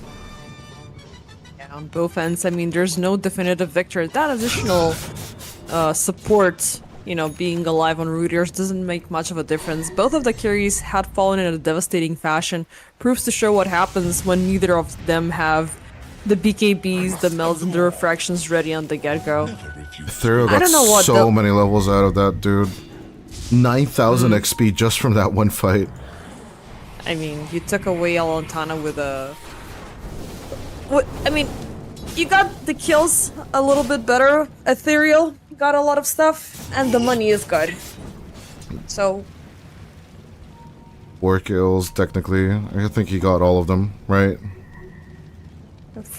I mean, they got 4, he got all 4 of them, so... Sad he doesn't get the rampage, though. Oh. Yeah, they were a little bit spread out, to be fair. As a Pit of Malice coming through. Delight. As soon as he lands, he's stuck again. In come the cores. They won their plays. Once again, it's just an easy catch. They on Discord only helps so much as Mist will cancel the TP. In the mid lane goes Rune Eaters. They are done with your tier 2 protections. Where are they? Moving back into the Roche pit. Yeah, they're still missing their supports. We're 30. So this should be a clean one. Radiant's middle tower is under attack. But... it's a bad positioning on Winterberg currently. Missed. Goes in the spear. Knows it's there, but the blink doesn't come out on time. Ethereal. Looking for the join in. Moves back onto Mist. The BKB will be activated to cancel it. Radiant's bottom Feels like a tower very is under desperate attack. measure of what Winterbear were doing here. Even without the support, the jump in, like, they could have losing 1 core in the upcoming team fight is gonna set things off to a very bad course, even though... Ooh. Earthshock sidestep away from the spear. Will survive despite the Hex. The arena will be thrown down onto Anisan. He tries to save himself with the disruption, but it is all in vain. As the Shadow Demon dies, I don't think engagement is possible anymore. As Yowai limps back play from Kadaro will be successful this time, but Aegis is looking weaker and weaker. With the Enrage turnaround coming in, Yowai will go with the Nullifier and the BKB. Surviving the Carapace, Ethereal and Alku are causing enough chaos so that Yowai might just be able to reset. Panda killing off the bear at the same time. But as the backline dies, Panda will look to disengage. As with the stun there, they will catch the Disco Goat. Even with the split, it's just not enough to shake them off. And they will get 3 for the price of a Shadow Demon. I mean, it was in very good graces how they walked into that team fight. Anisan, they thought they could have gotten him in a package deal alongside with Yowai, hence throwing in the arena and the Supernova, but they completely, you know, discontinued the fact that they need those abilities for the remainder of Rune Eaters, and even at the cost of the Aegis, not that too shabby, they managed to punish the entirety of Winterburst, so it's still even more so with every single team fight being more I forgot the word, goddammit. All the Winter Bear work that has been done over the past 10 minutes is just going to fall into a pile of rubble in just a matter of 5 minutes themselves, right? For minute 25, they rose above, and then 5 minutes after, they just fall into pieces as Alku trying, not actually joining in into this fight. Anisan will be the first one to fall. We were calling for Alku. He'll finally heed the call. Splits out the second pit. Waveform with a beautiful impale onto 2. Ethereal. Riding it deep. Carapace, send him back. Pull him back into the play. They'll take out another support as Mist with the spear back onto the Ember. Will try and do some work. But Anku running out of pits to Malice with as the Supernova is dropped. Anku tries to solo onto the egg. In comes Yowai, the Priel egg popper, and he will take it out. The same time Mist once again looking for the control. These all-flaters are just on fire as Ethereal will die. Lantana needs a little more reach, needs a little more help. Mist needs 4 more seconds on the other hand for the blink. Can he find the angle with the spear? He'll try. In with the nullified. Mars goes and he will secure the Ursa kill. Winter Bear. They don't care for your bear. This is exactly what I was gonna point out to, because even with every single time a team fight being stronger than the other one, the punishing power of the additional one is just horrendous. Rune Eaters won the previous one, now Winter Bear got the better out of it and they're able to push it onto high ground. So there's these awkward overextensions on both sides after just a singular advantage obtained, which is gonna hurt them even more so. Winter Bear, they're gonna get this good graces, like what happened with Anisan earlier, and you know, the baiting of the big ultimates. Now it's just turning into Winterberg getting into the high ground, but if Tier they overstay... 3 gone in a matter of seconds. Arena to ensure Tier 3 number 2. And with 43 seconds without the bear, the Winter Bear is just gonna keep coming at you. Fortification expelled for this, along with the Static Storm. As Anisan and Kidaro are staring down the barrel of just losing a second set of racks if they don't delay this long enough. They respect Alku enough to run away, but even with the pit, BKB'd out of there, the Templar is running and will make it back home safely. Dire are scanning.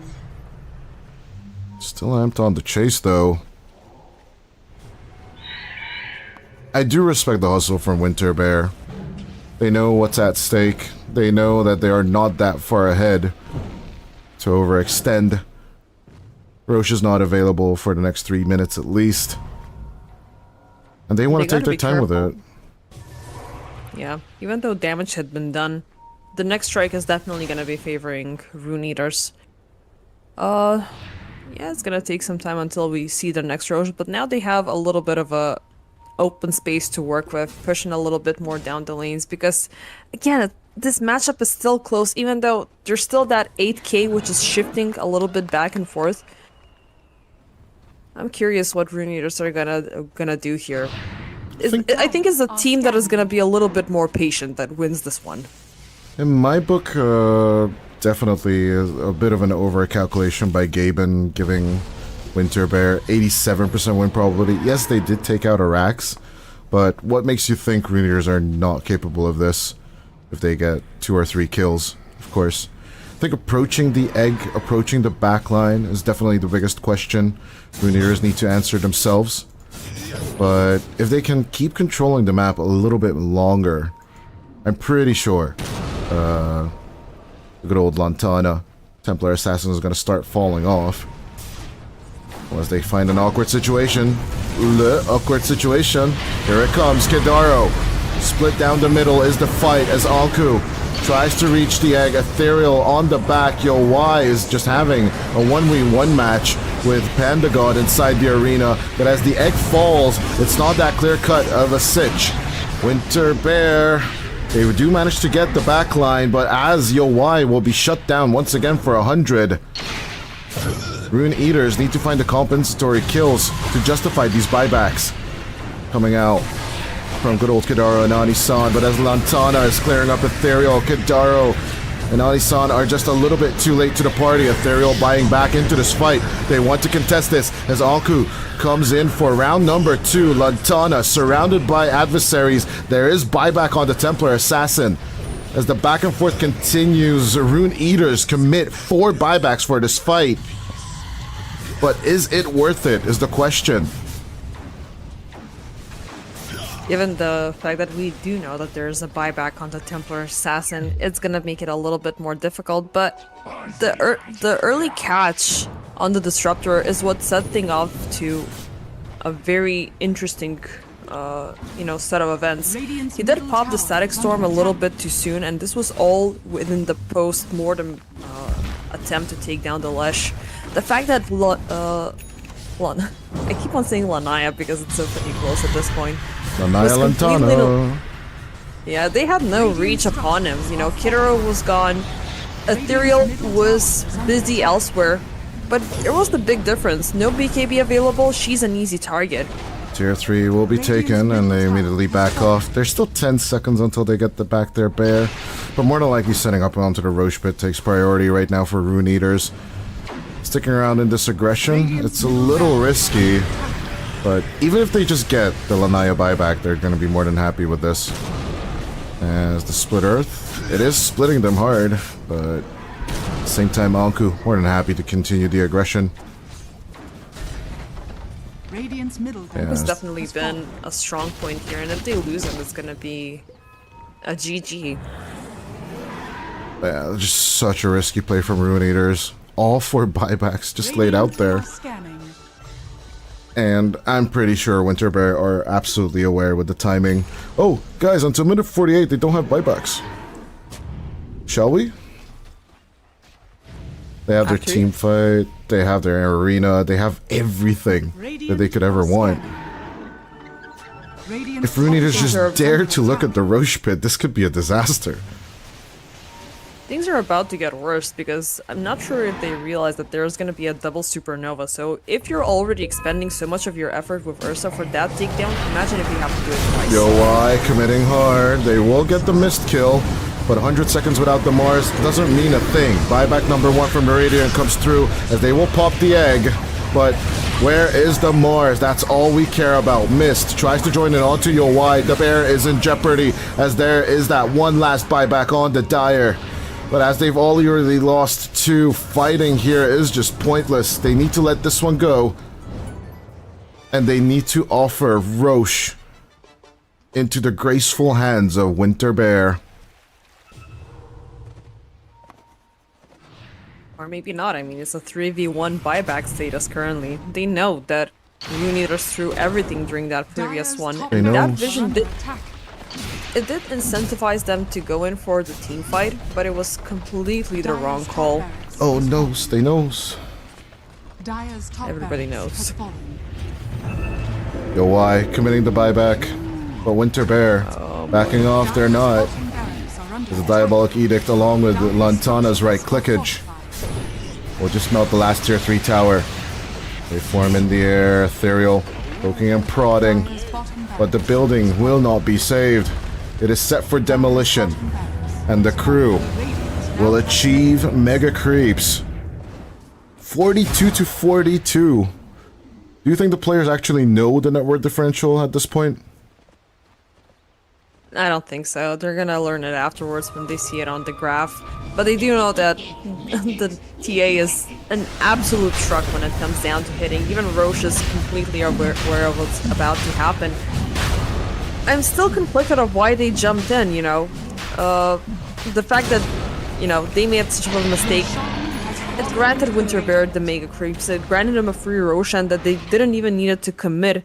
In that short, you know, window, a lot of things did happen, and they got the Yowai buyback out of this, so even if he miraculously obtains the refresher,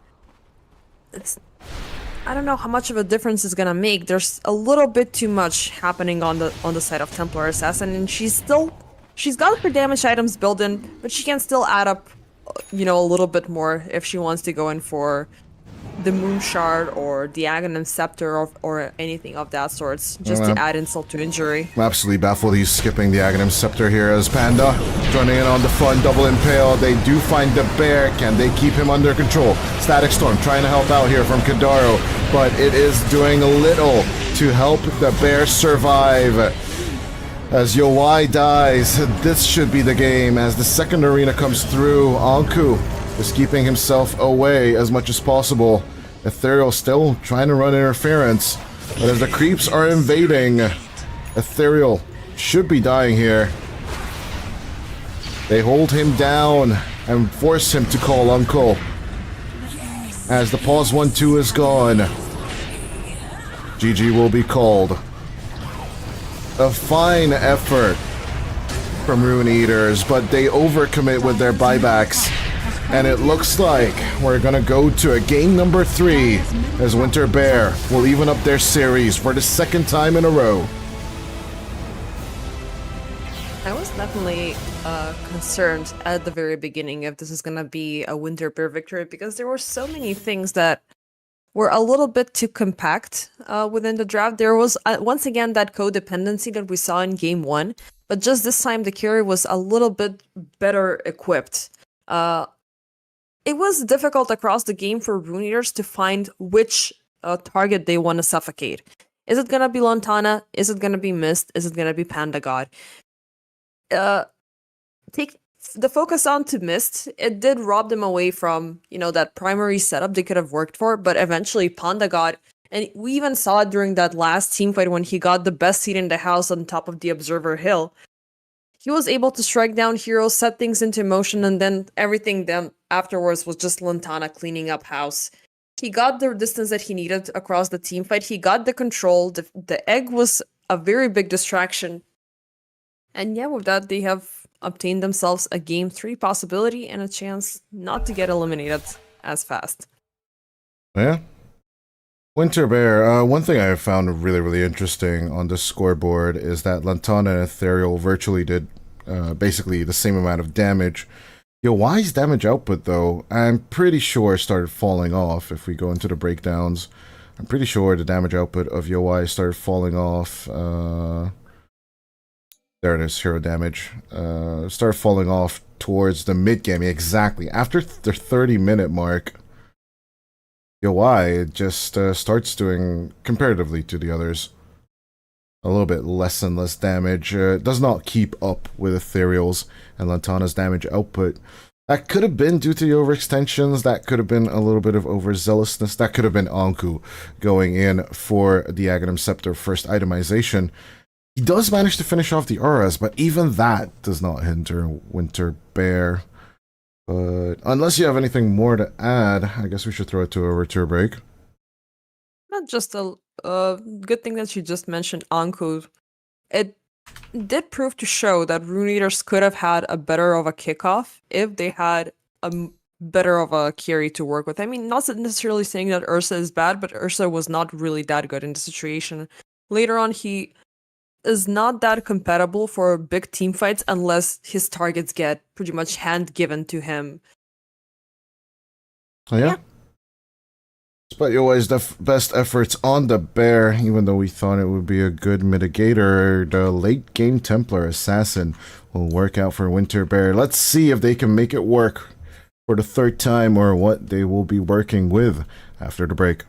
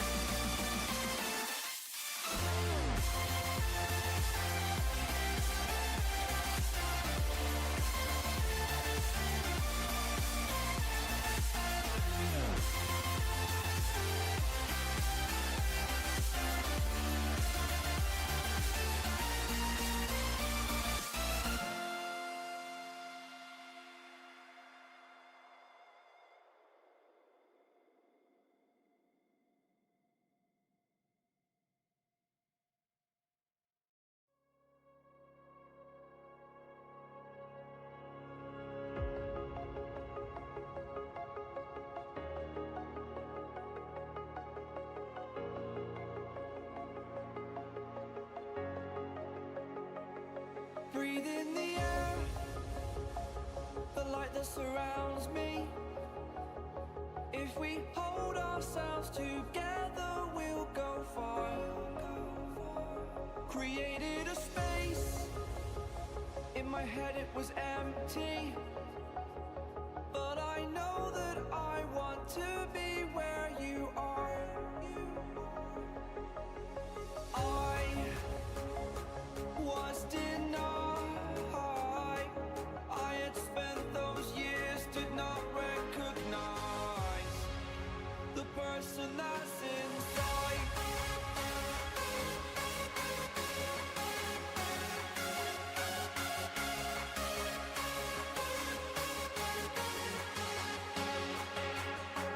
We have a purpose, but to take that leap, you must recognize the person that's inside.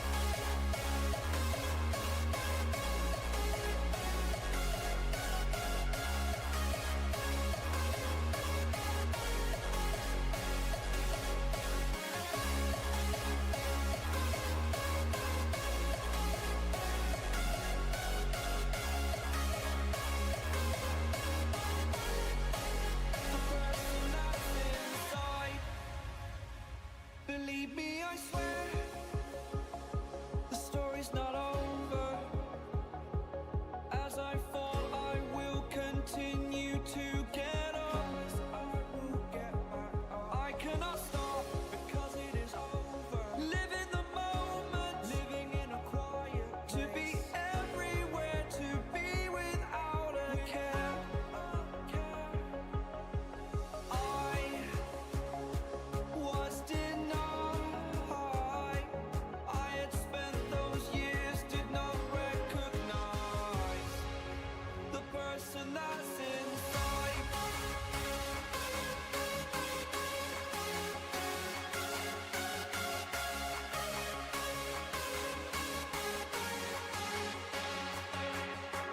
We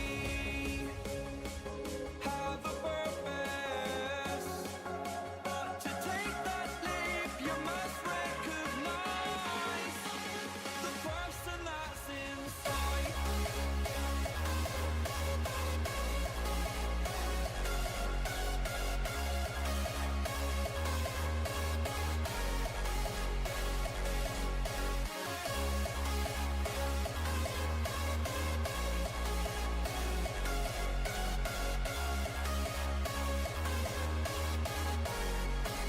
The person that's inside.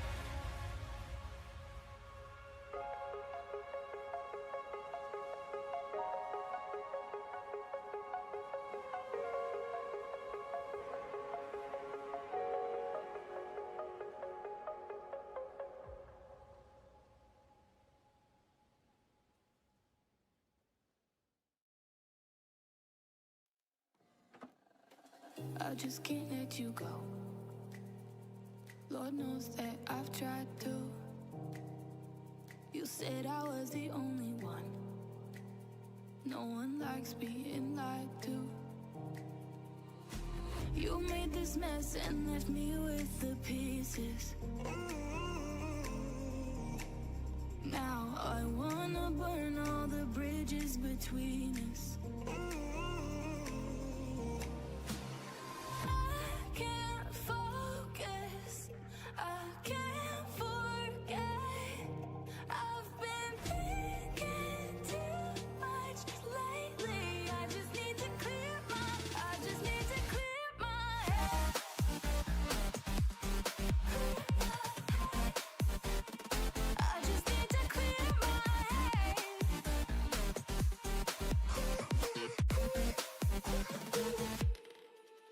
I've been stuck on your memory, but it's not like I need it. And you may have some history, but we don't have to repeat it. You made this mess and left me with the pieces. Now I'm gonna burn all the bridges between us.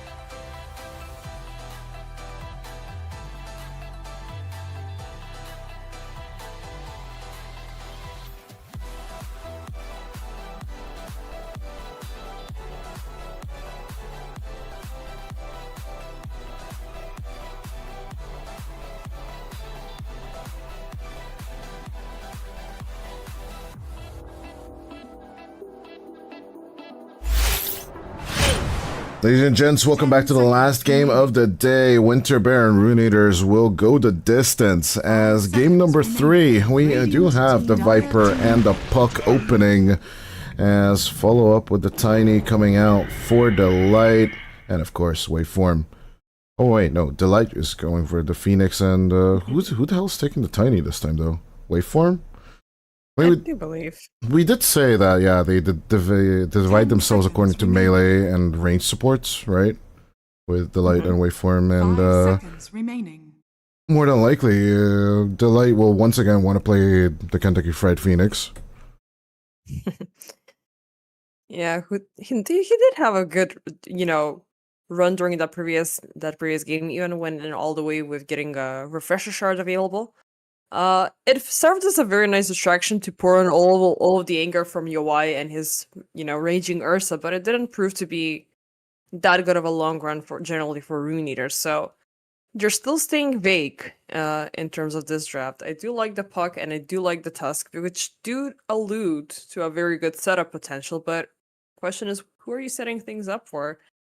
Even though I am kind of scared, even with the changes being brought in for Tiny and for Phoenix and stuff like that, I do believe Tiny is still one of your go-to reliable supports that you can always trust. Tiny is still pretty much solid position 4. I don't know why we keep renaming the Craggy Exterior, Craggy Cloak, Craggy whatever the hell. Now it's called Insurmountable, basically, but one thing that is really good is that the Craggy Exterior damage mitigation is now swapped to slow resistance with the Insurmountable, so he is not that much of the damage tank that he used to be.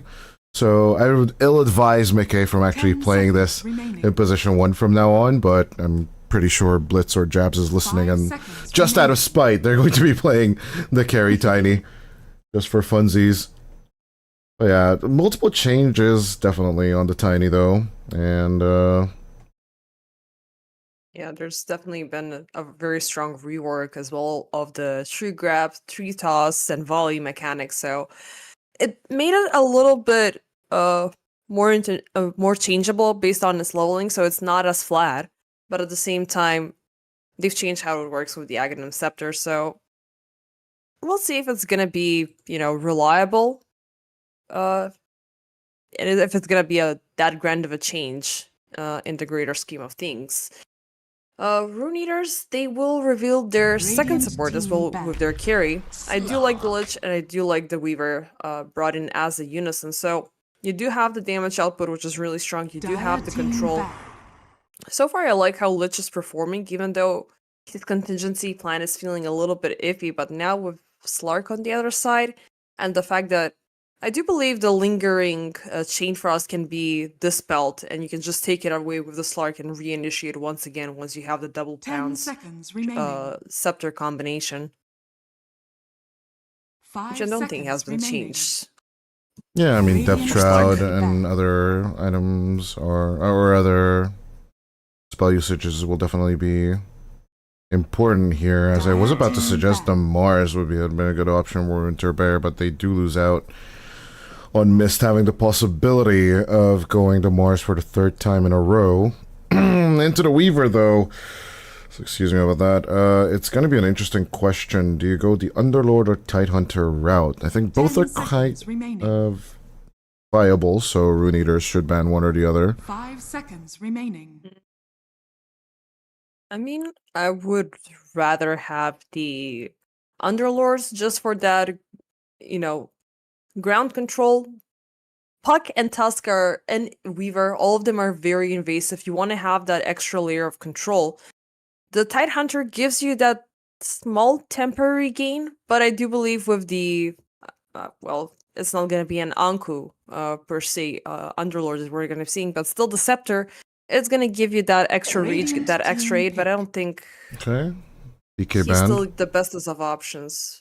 I was going to say a Bat Rider offlane, but Rune Eaters banned it out themselves. Option to go Void Spirit here for Winter Bear, just to counter out the Puck, and then you can just go Viper offlane against the Weaver. It's still a viable option. But Rune Eaters, I need a little bit more focus on that negative armor, so I'd be really interested to see what they want to pick up here on their side, as Winter Bear also running now on their reserve time. Only 20 seconds left. They go Leshrac mid instead for the puck, which is considered to be one of the classic counters before the Void Spirit stepped into the battlefield. Back from the old days, that is. But yeah, Rune Eaters with only 10 seconds left. This is a tight draft right now for Kadaro. Decisions, decisions, decisions. Remaining. Both ends have been,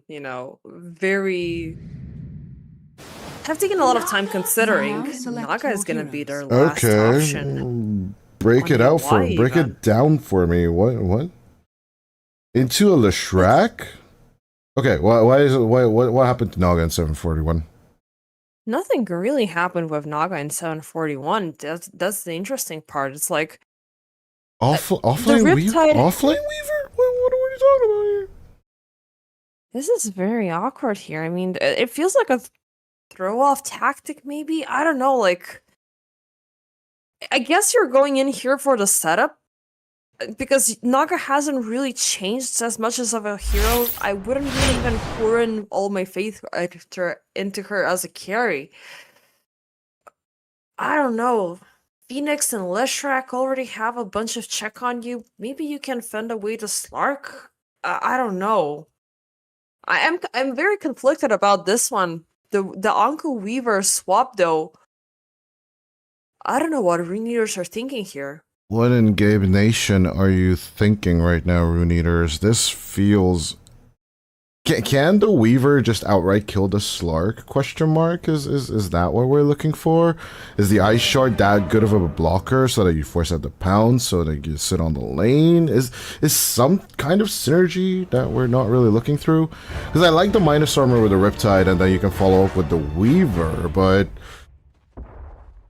Naga Siren carry? That's not been a thing since like a year and a half at least. I do remember when the Deluge Riptide change came in, and then suddenly Riptide was as good that everyone was just starting to pick it. The Toro, my old friend Low Skill, who was an EPL 2-time champion as well. And people were just playing Naga here, Naga there, Naga everywhere, and then suddenly, people realize there's this Leshrac hero that basically just burns through all your mirror images. And then you were just worth nada. Again, I'm still trying to find a good reasoning, same as you for the Naga. I mean, the only thing that has been, changed is the way Riptide functions.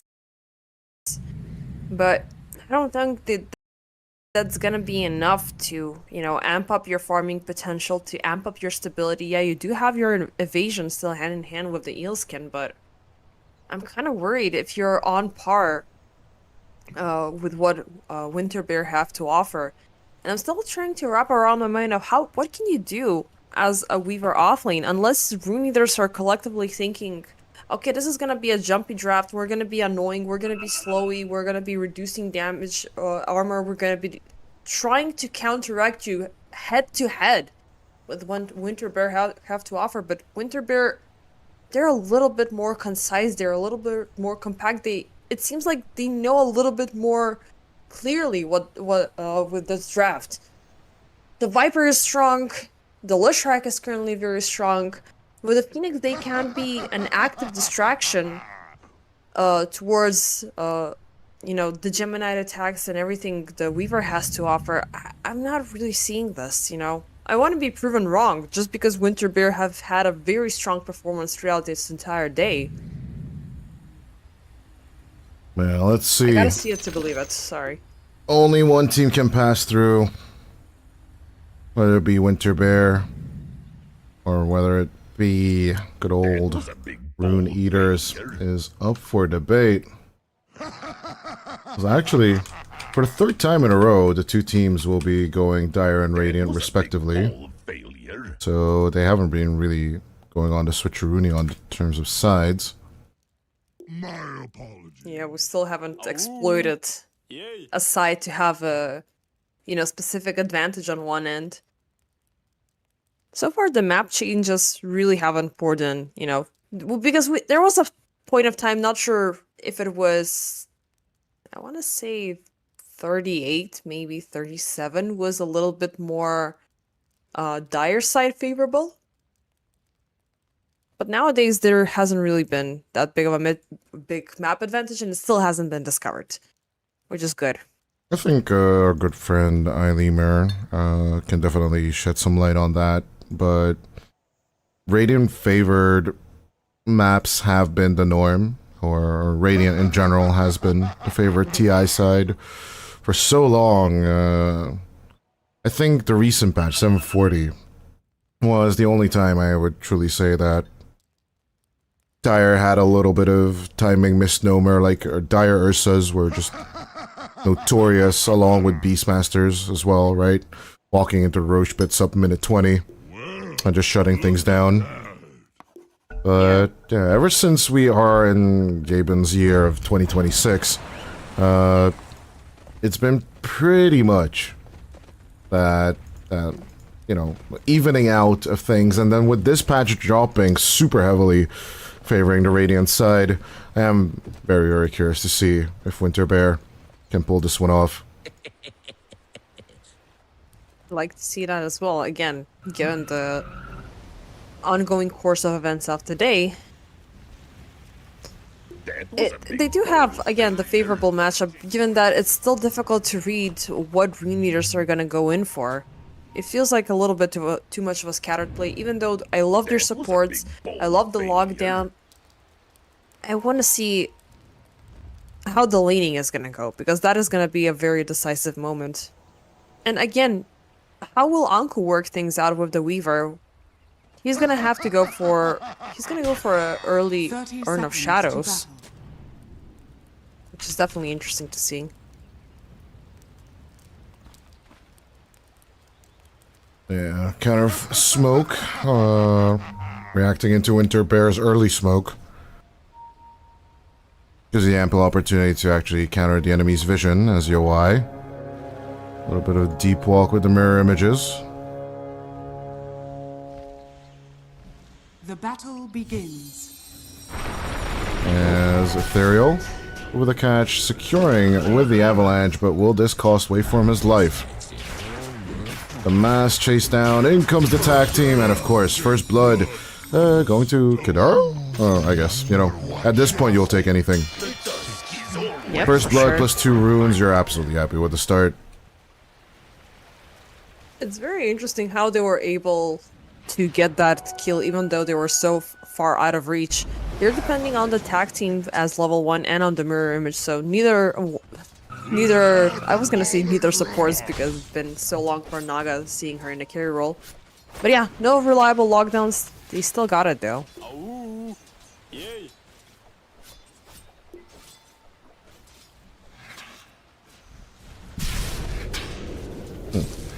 Interestingly enough. Yeah, It looks like there was the gonna be Tusk. something else. Yeah, the Tusk will with them. just disengage immediately. But still, the questionable offlane Nice try. is what we were thinking about. Anku and Anisan with the Weaver Tusk. Definitely a hero that will keep distance away from the Slark. But what is Anku's build in general? Is the question I'm looking at. He is looking for the answer with the double Wraith Band and a possibility of an urn into a PT and a magic wand is what I'm seeing so far. Dire's courier has been killed.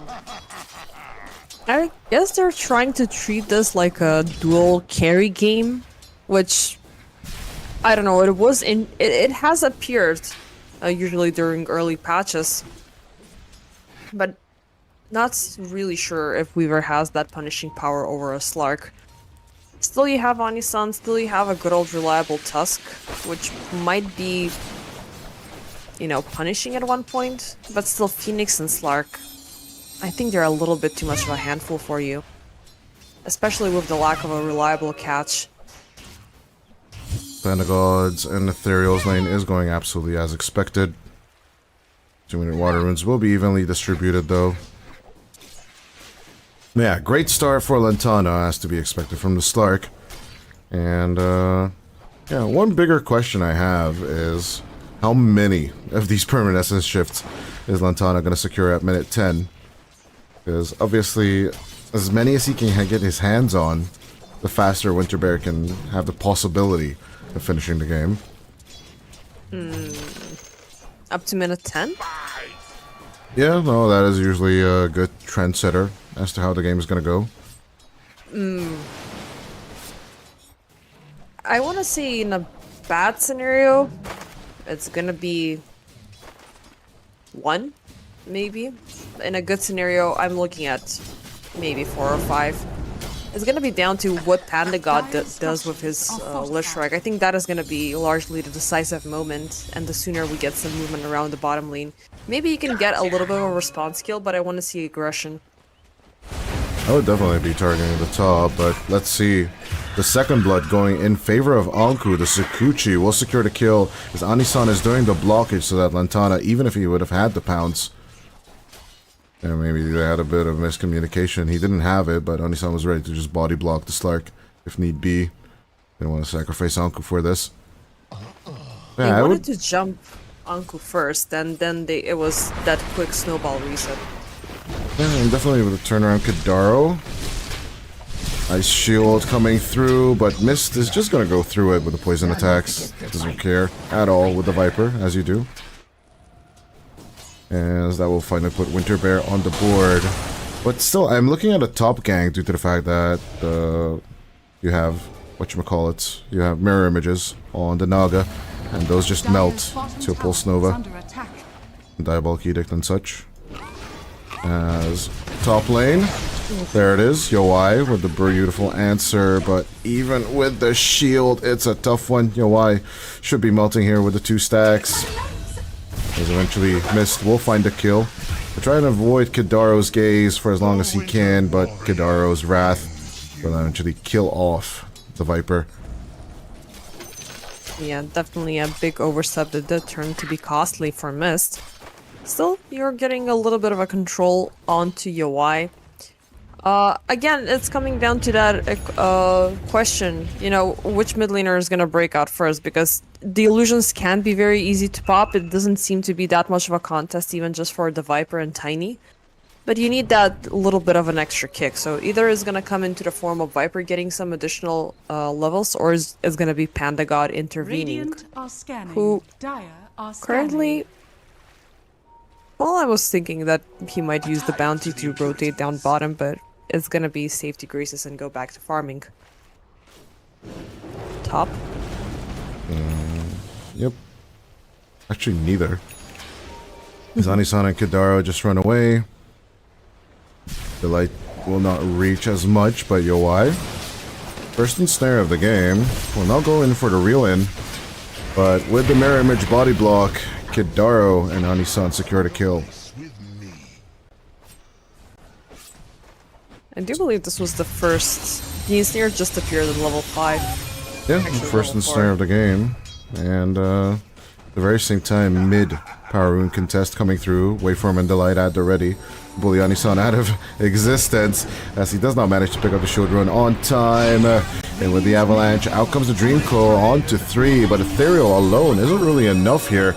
Curveball coming through with the illusory orb, but no matter how good you are with vectors and curves and whatever's, Ethereal isn't really finding the catch. Panda looking to chase down.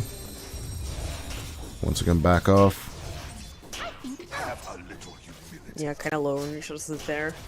And the fact that both of them lose out on the Power Rune is kind of sad. But definitely Waveform happy to survive the onslaught. Yeah, for sure you don't want to be the sacrificial lamb. Because the one thing that we've noticed as an ongoing problem, like in this entire series, whichever side gets the Lishrak gets the better output. Has the Shrek won both games so far?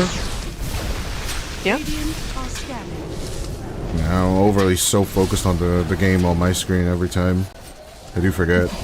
Like, my short-term memory is just not there for it. There's your why.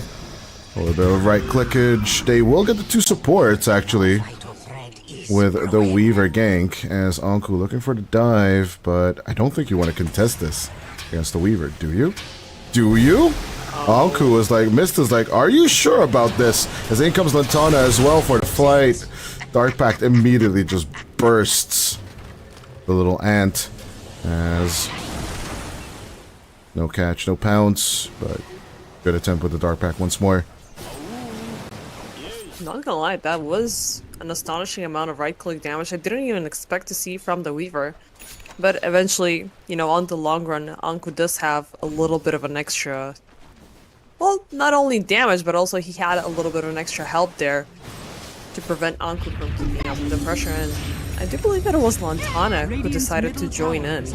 Yes, I think him getting his first permanent Essence shift is already a little too late, but as the second power rune will be an amplified damage and Panda will pick it up. Ethereal's and Kidaro's little gankage over here might be a little bit bananas. The amplified damage used. Panda, team, they will not arrive in time as out comes the Chain Frost as well on Mist. Kidaro will be looking to survive this. Yeah, gets away by 48 HP. That Chain Frost was pretty lucky enough because it was enough to slow down Mist, but ever more so, the loss of Panda got there. It's not ultimately gonna start to spiral out of control and make this hero, you know, completely neglected in the upcoming time, but it's definitely gonna hinder things down and maybe give some sort of a space for Ethereal to do something more. And we did see the first Ethereal Dream Coil usage, which gave the kill, but soon enough you're gonna know that you're gonna have to avoid that. Pretty sure it was the second, but it doesn't really matter which one. Why is what matters, as he's giving away mirror images for free. That's not what it should work as. Oh no. Is it me or is it you? Anna? Ooh. Oh, What? I lost connection. I'm disconnected. Oh no. Dota? Yeah. Oh boy. Well, Give us the this is radio. gonna be a... Okay, I'm back. This is gonna be consolation that, you know, it was nobody else. Oh, no one died? Thank God. Nobody died, nobody DC'd. Thank the game Gaben. kept rolling in the background. Thank Gaben. Yeah, it's fine. Gaben is true. Gaben knows. Gaben is real. What? Yeah. Invisibility. Let's see how this shakes off, but then I do have an interesting question. Is Chain Frost coming through? Dark packed it immediately. Lantana shakes off the ultimate of Kidaro easily as Anku and Ani-san just cannot set up anymore. Out comes the Dream Coil. Can they catch Lantana? This elusive Slark is just so annoying, but they will at least take the supports in exchange for one. Anku still on the chase, will spot out the Slark, but he's already at effectively full HP. There's no point in continuing the chase. What was my interesting question? Now I forget immediately. Dire's middle tower is under attack. A lot of things happening. Dire's structures are fortified. Still, yet another effort for Rune Eaters to take down Lantana. Even though the Slark is a little bit poor in terms of permanent agility, he's still alive and well. And he's gonna go in... And I like this Orchid being picked up.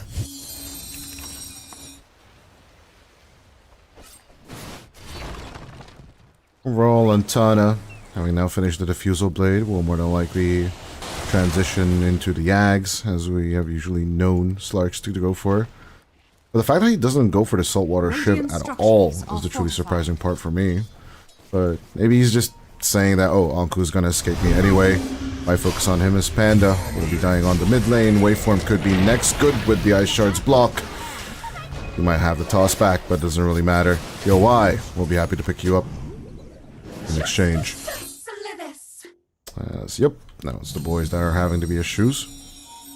Yeah, it's gotta be somebody.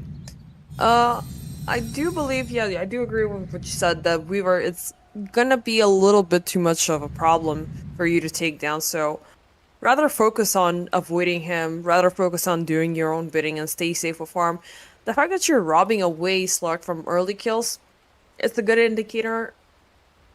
But the question remains if they're gonna keep it up. And surprisingly, so far, Rune Eaters, they're keeping up the advantage. They're keeping this heavy lockdown draft, you know, on the get-go. And I am surprised that UI is delivering 2-1-5. He might be giving away the illusions for a little bit of farm, but he's gonna get a little bit more out of him. And 2 scales on Riptide, more illusions coming in and into play. You're gonna be dealing, you know, bonus damage. You're gonna have armor reduction piling up. So now the question is how Winter Bear, either they're gonna go head to head with this one, or they're gonna have to find a way to counteract it. And in terms of their draft, they're extremely aggressive, so whatever they do, they shouldn't be withholding from it.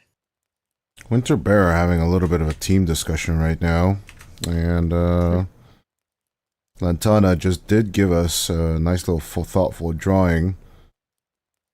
Mid lane draw in and then pushing into the off lane. They might want to keep bottom control due to the fact that the next 10 minutes.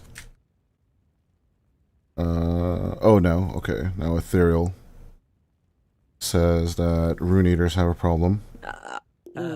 You read Cyrillic, what is that Anisan just said? Do you want me to tell you? Yeah. It's what I think it is. What is it? It's a toilet problem. Pee-pee. Pee-pee. The pee-pee problem. That's what I assume it was, because, you know, I don't know. Tends to be a little bit universal. I don't really read Cyrillic, so I don't know. All I know about peepees is that you don't put peepees into black holes. But so in South America, that tends to happen a bit too much, honestly. Those were at least 3 references in one. I mean, I tried to nomenclature him into being called Pai Pai, but people just said no. And then I said, sure. You guys will pick enigmas into the my poor dude. Obviously, we're gonna make the reference and the joke. But yeah, I still stand by it. I was the first one to make it. Fair point. We did have the good one ready called out, so I guess we can just jump back in. And still, you know, watching surprised as Rune Eaters are making things happen with this draft. Ethereal. Delight with the easy catch with the Supernova. Obviously, we'll take the kill. And can he grab Kadaro as well? The spirits burn! Yep. Yeah, ice just tends to melt, guys. So, it's a little bit of physics right there. As up top, we do have a chase onto the Viper. The Avatos combo not going through. Anisan. Easy join onto Mist and grabbing the kill. Waveform's best efforts at saving the Viper will now go through. But aggression and counter-aggression. And speaking of aggression, Lantana coming through with the play as a good grab onto Anku. Sukuchiing out of there. He will manage to confuse the Slark. He's very, very, very slimy, but Kadaro. And they join onto Lantana. Can you even kill the Slark with these 2 heroes? We'll certainly try. Shadow Dance coming through as Kadaro, you know, with the Frost Shield is looking extremely vulnerable. Purging off these beetles is not as easy as one might would think, but Lantana still under vision. In with the join-in, the threat is helping as Anisan. They will secure Lantana, but for the price of 2. As at the same time on the other side of the fight, Yowai is looking extremely low, will die down to Mist, and the team wipe will go to Winter Bear. It was an all-across-the-map teamfight that happened there. Even though the main focus of the action was Yowai, well, not Yowai, my bad. It was Lantana, or it was, well, Lantana trying to chase out targets and not dying into the progress, but they did force out Ethereal in the backlines to go in for the Dream Coil. He was trying to catch the light along with Yowai, which ended up being successful, but you completely neglected there's still the Viper in play, who's still strong, who's still melting him down, and at the same time he's gonna roll back to an also familiar strategy of going in for the Scepter Rush, so nose diving in. Yeah, Rune Eaters just wanted this, and they were the ones that wanted to go aggro on Lantana, and at the same time they just left Yowai a bit too open for the taken. But yeah, still Yowai keeping up massively with the farm compared to the Slark. I will say this, 700 gold ahead of a Slark at 14 minutes. Pretty impressive on the current Naga Siren. As, still having the Riptide maxed out will definitely help with that armor reduction, combined with the Swarm, is what I definitely want to see here. Yep, it's indeed gonna happen. Manta is there as well to make, you know, some more awful plays. I like the fact that both of the carries in this scenario, like, I did see the Orchid being queued up for Lantana. There's an Orchid queued up for Yawai as well, so even though, you know, they don't usually go in for these items, there's a little bit too much, well, too strong of spellcasters on each end. You do have to cancel out. Radiant's top tower is under attack. Well, the Weaver, the Puck, you're gonna need to cancel out on the other end the Phoenix, the Leshrac, the Viper as well. And you don't have that amount of control built in by default. Casual kill on Delight. Ain't much ado about nothing. As who are our two Orchid builders? I did see Yowai's, but I didn't hear the other one. It is on Lantana. Yeah, it's Lantana. Looking to continue the play. Yes, he already has the Oblivion Staff. And technically, he is looking to be pretty close onto the finish as well. Recipe finished as well, and... oh no. Mids, hold up. Going in with the play, they do manage to reach up Panda God with Onisan and Aku. But does that open up the jungle as they'd hope? Waveform? Not truly blocked off by that ice shards, but Chainfrost does not help out. Delight and Luton looking for the cutoff. Supernova is more than available if needed, but it isn't. As, yeah, we are 6 minutes in and we only have... Is it 8 or is it 4? Okay, he technically has 8, so now he has 2 sets of them, right? He's got 4 permanent agility so far. But he's Temporary stealing 8. 24. Yeah, he's stealing 24. But why is there no timer on the temporary ones? That's what I'm saying. There should be. That's what I'm saying. Yep, now it's dropping down. Okay, thank God. I was scared for a second. Maybe it's a visual bug on our end, the spectators. It could be because, you know, like each stack has its own timer, so until it diminishes, True, maybe true. it could be a visual bug. It's fine. You just hover over the description, and pretty much, you know, some things are still consistent from patch to patch. Is it not separated? Thank God it's not separated. There are game modes where it's absolutely separated, and that just adds confusion to the confusion. Oh yeah. If Dota was not already a conflicted game of a lot of words and a lot of text and, you know, sometimes vague descriptions go a long way. Why not try arcade games with Dota 2, Montana? Dancing around in the river as Panda looking to join in. Out comes the Dream Call from Ethereal from the other side. They will execute the Disco Pony, but as the Supernova falls down, Ethereal's in trouble. Song of the Siren. They try to turn out on top of the egg, but as the egg falls, the song continues, and they are scrambling on the Rune Eater's side. The Chainfrost only catching the Phoenix, as with the Viper Strike, they will find the real Yowai. Down falls the Naga, as it's only Anku that survives on the Rune Eater's team. They don't even get the Phoenix at the end of the day. Oh no, Lantana. Not like this! Team wipe to our Winter Bear at 90 minutes into play. It was a very good drop that they had there with the song to try to reset the effects of the Supernova. Did they know? They didn't address Delight for a long enough of a time, so he was about to explode. The damage was gonna go through. But how can you mitigate the outcoming output?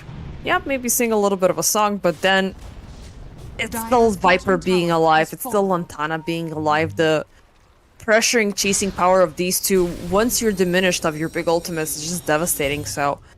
Now the question rolls for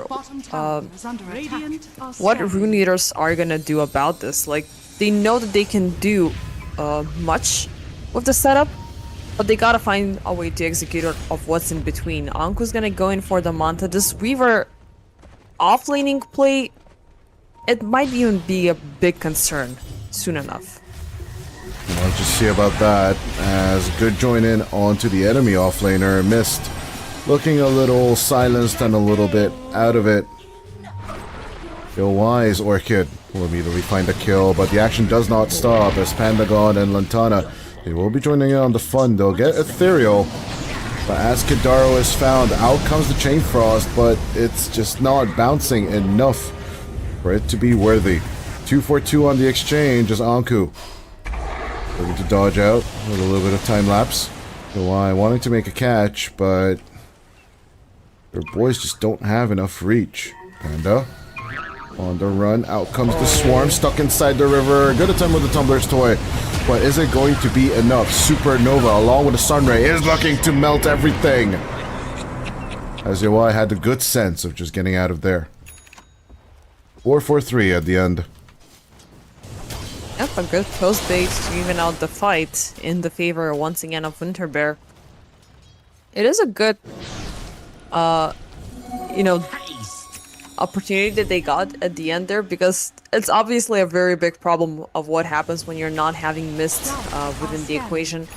At the end there, they could have closed it in with the Song of the Siren, but I don't think it would have been that good of an well, it would have led to an overkill, and you always want to withhold the Song of the Siren if things go bad. And once again, we're talking about a carry Naga here.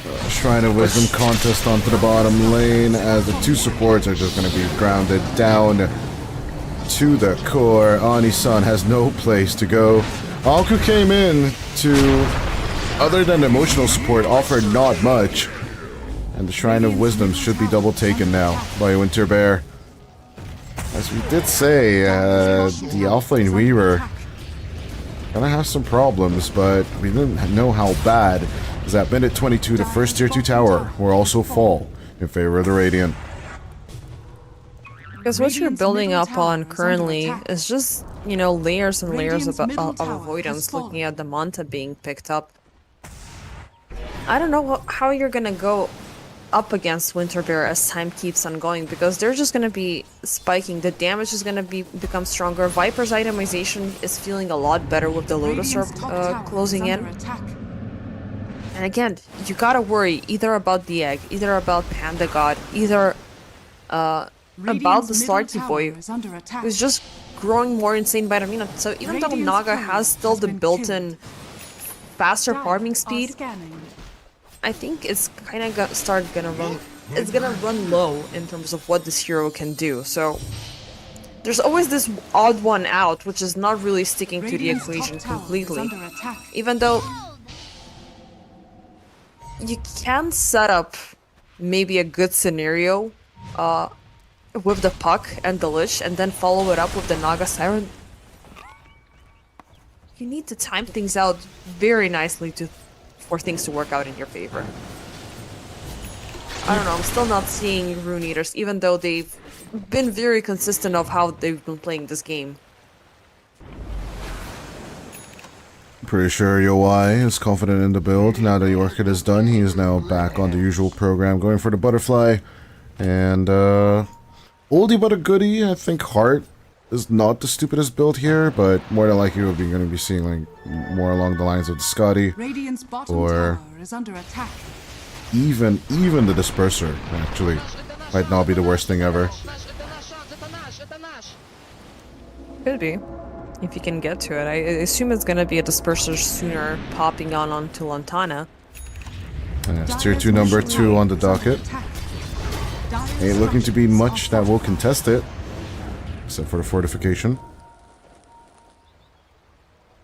For just a little bit, Rune Eaters are not willing to commit into a team fight versus Winterbear. Not right now. Unless your name is Mist, as he will be bursting down your Y as much as he can. So the Lotus Orb will be clearing off some of the Riptide, but it's being reapplied to him again and again and again. Even nosedives the mirror images just to get them. That's how mad he's at it. Why not? He knows what he can do. Dire are scanning. Still, this Naga Yowai is gonna go in for the Heart of Tarask play here.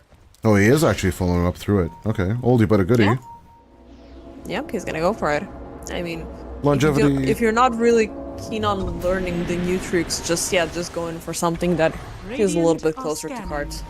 It definitely feels good to have the extra longevity on the illusions, but as Kadaro gets caught and Ani-san joins in on the fun, they will manage to pop down the tiny. In comes a supernova into the middle of the fight. They will pop the egg, but Lantana is already causing pain. With the two supports down and the backline in jeopardy, Anku will need to pull through a little more, but he doesn't have enough in the tank with the Weaver to help out here. They're leaving out Yo-Wai to dry in every fight, is what we've been saying. And even though they get Lantana, they need just that little bit of oomph. If the Naga survives these fights, then definitely I still see that Rune Eaters have a little bit of a chance. I wouldn't count them out just yet. And neither does Gaben, in terms of the graph.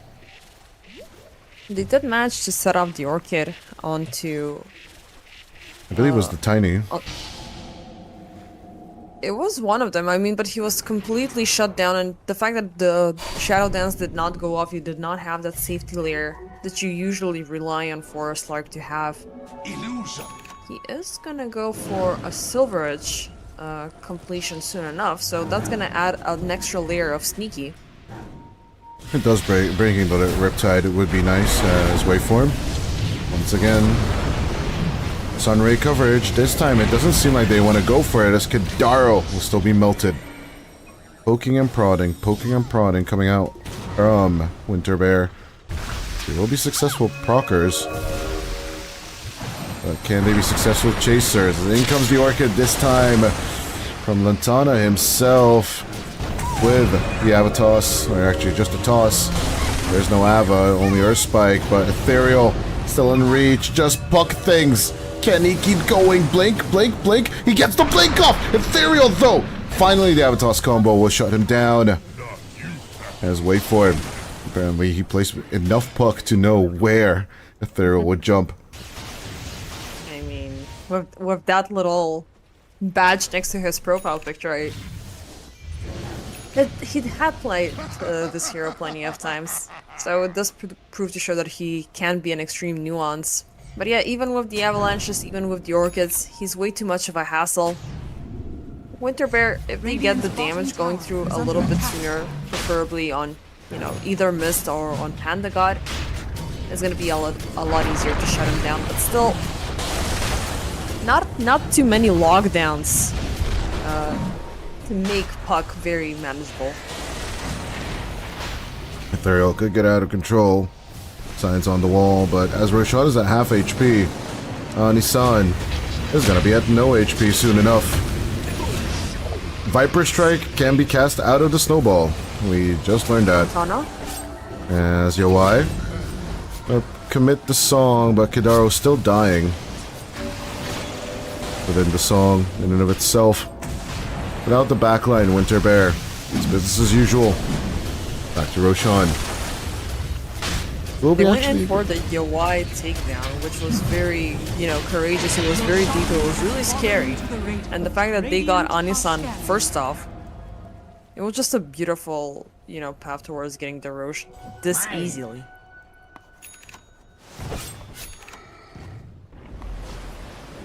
Dire's courier has been killed.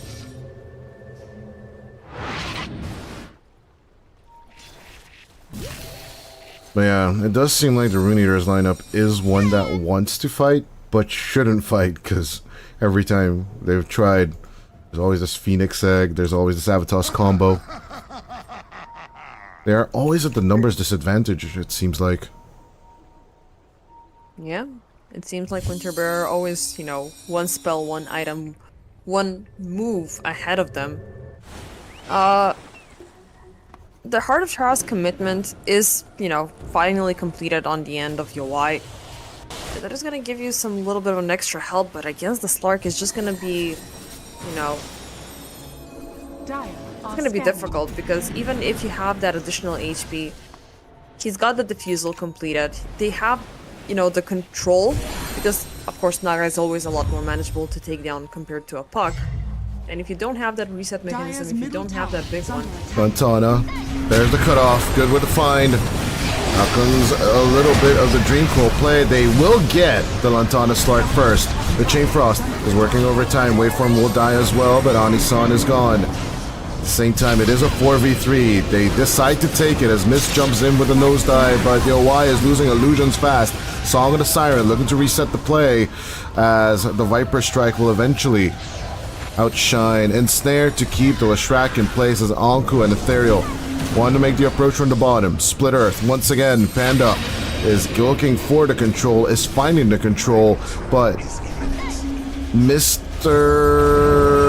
Y, it is time to return into the play as the Aegis is burnt down on the Leshrac, but Kidaro will eat it all as Mist is looking to fight back. He will take out Anku as well, despite the beetles. Y is on the chase, he's in the water, and mermaids are good with water, or Nagas in this case. And Snare, not gonna look for the Manta. He does have to play as Anisan and Ethereal look to play it, roll together, stay together, and they'll kill together.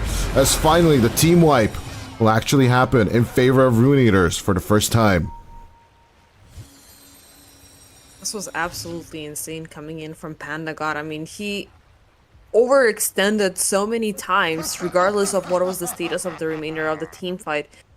The one thing that is concerning right now is that Panda God is playing your carry, while Lantana is not. So Lantana gets shut down every single time. There's no additional leverage. It is commendable that they're able to keep up a 4v5 contest that long, but of course it's also the Aegis that came into play. I don't know. Winter Bear, they are feeling either way very tired right now, or they're feeling a little bit too adventurous for their liking, because these are mistakes that they've been, you know, throwing themselves into. The Aegis claim was good, even though I would have given it to Lantana rather than giving it to Panda God. Even though Panda God's got your damage, but you want to give something a little bit extra to Lantana, especially since he's been so much on the suffering edge. His disperser will be complete, but that's no game changer item. Not just yet. Some extra help. Tormentor number 2 is up for grabs. Rune Eaters will be taking it with ease. It does go to Kidaro. Which one is that? Ice Spire, nice. Just a nice little addition. Yeah, and as you called it out earlier, the Chain Frost was indeed working overtime. With the Ice Spire enabled, it can help out with, you know, a single hero takedown a lot easier. And 32 minutes into this game, I find the lack of BKBs very interesting on both ends. I'm pretty confident it's not that great of a BKB game. There's Walrus Punch on one side, Supernova on the other. Don't even get me started about Viper Strike. So it's more about dispels and running away and re-engagement, so I'm more lacking Lincoln Spheres actually this game, I'm not gonna lie. Or maybe both teams just ignore it in general due to the fact that overall BKB has been nerfed in the past. As Mist gets caught first, it looks like they'll join up onto Waveform, but is this an overextension? The Slark and the Leshrac could be joining in soon. Rune Eaters, just like the Hun invasion, will join up inside the tier 3 tower. The Song of the Siren helping overtime. Y will TP away in front of their faces. The pounds! Lantana was so close to the reach, but he does not get it. As he'll look for the hanging heroes, he'll go for anything that he can find. Takes out Kidaro in anger, and will try and chase down the Weaver if he can. At first it didn't look like an overstep from Rune Eaters, but now it's proving to be a stuff, potentially.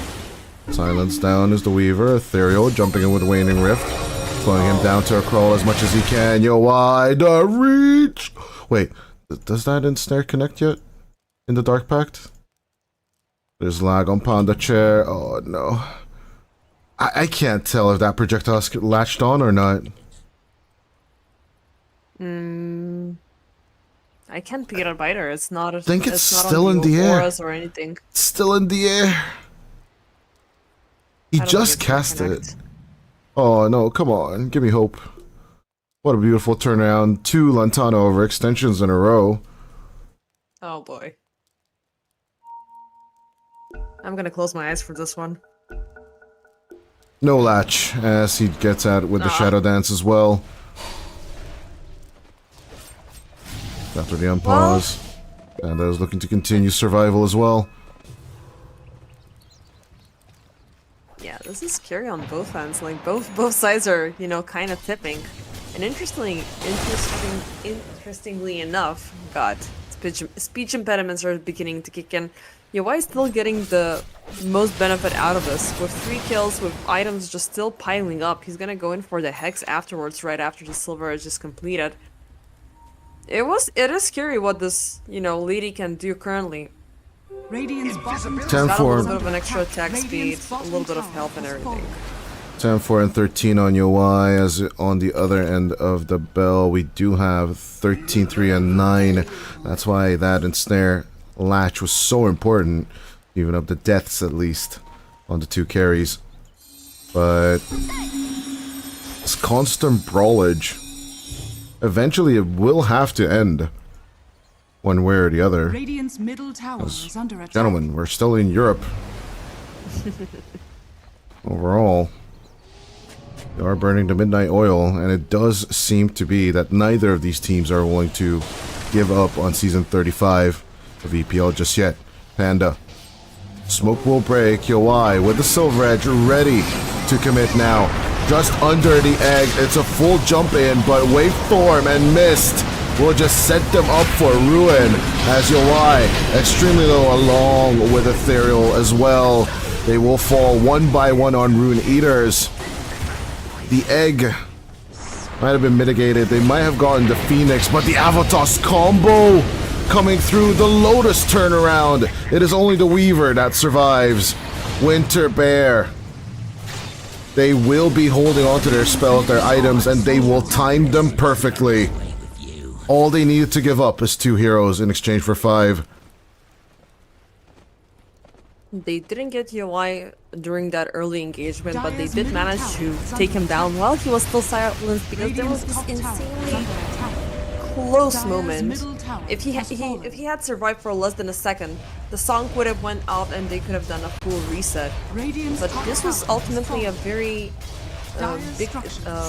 Well, it was not necessarily a misplay from Rune Eaters, but Winter Bear were able to divert their big ultimates away from themselves and put them into an awkward position, set things up with waveform, with the Avalas, Tosh's combos, and then the Supernova Radiant's on top. top tower is under attack.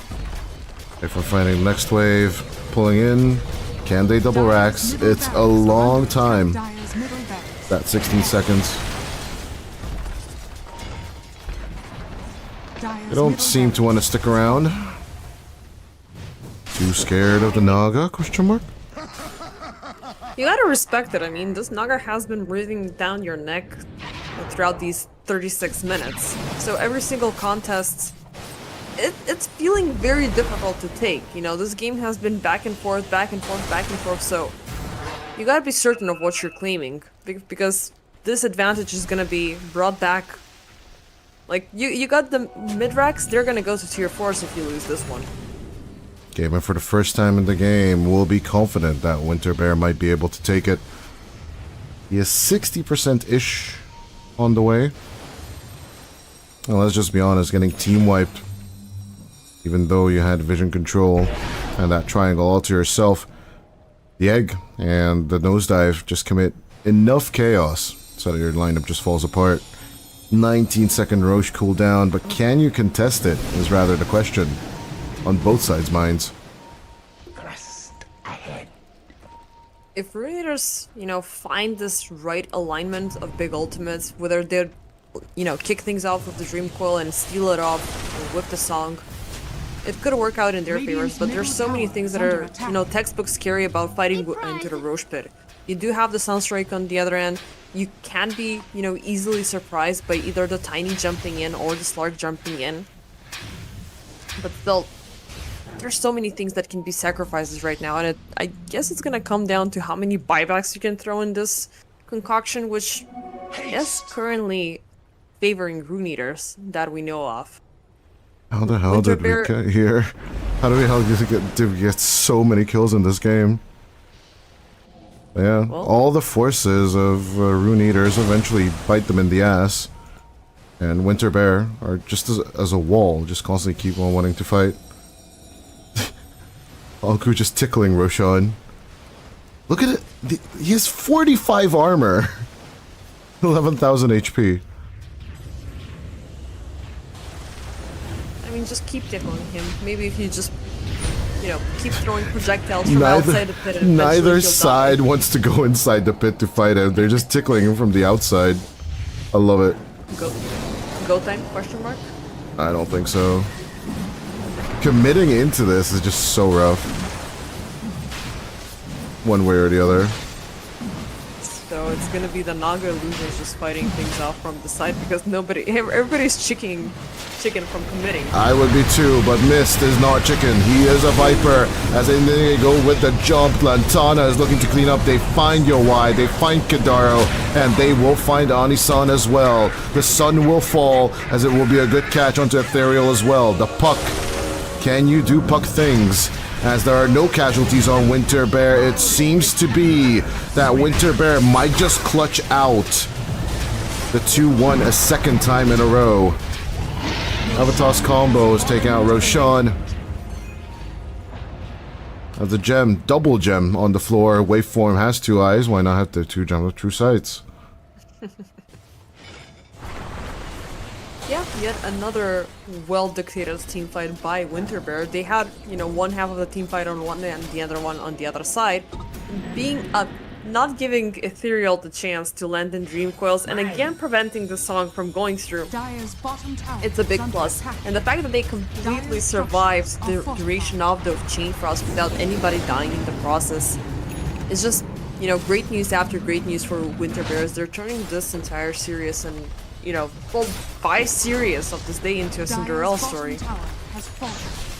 Well, they've been around this point before.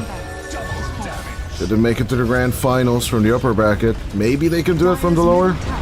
Or was it from the upper bracket? I don't even remember any anymore at this point. As the Dream Coil comes through, Ethereal.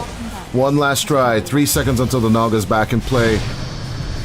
But the Aghanim's, the Aegis up Slark is just going to disengage easily. Lantana. A lot of things, but they kept missing. See the vision. Anku going to time-lapse and try and run away. Ethereal in a little bit of a pickle, but will melt down. 2 minutes without the puck in play.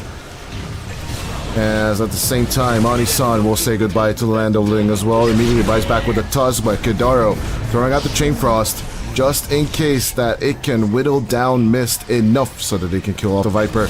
Lantana, same time finding Anku. As the mere distraction is just not going to be enough. That a Viper will fall, but will look to return immediately. Yowai against the world, as Anisan will fall from his side. GG will play this cold, as after one more team wipe, Rune Eaters say goodbye to European Pro League Season 35. Radiant victory. This was quite the performance, quite the perseverance from Winter Bear. Not only that they got the 2 series in check, they got away with it up to a game 3 and with a reverse sweep. So again, if you're Winter Bear, you just sacrifice your first series and your first game and you end up winning it the entire series.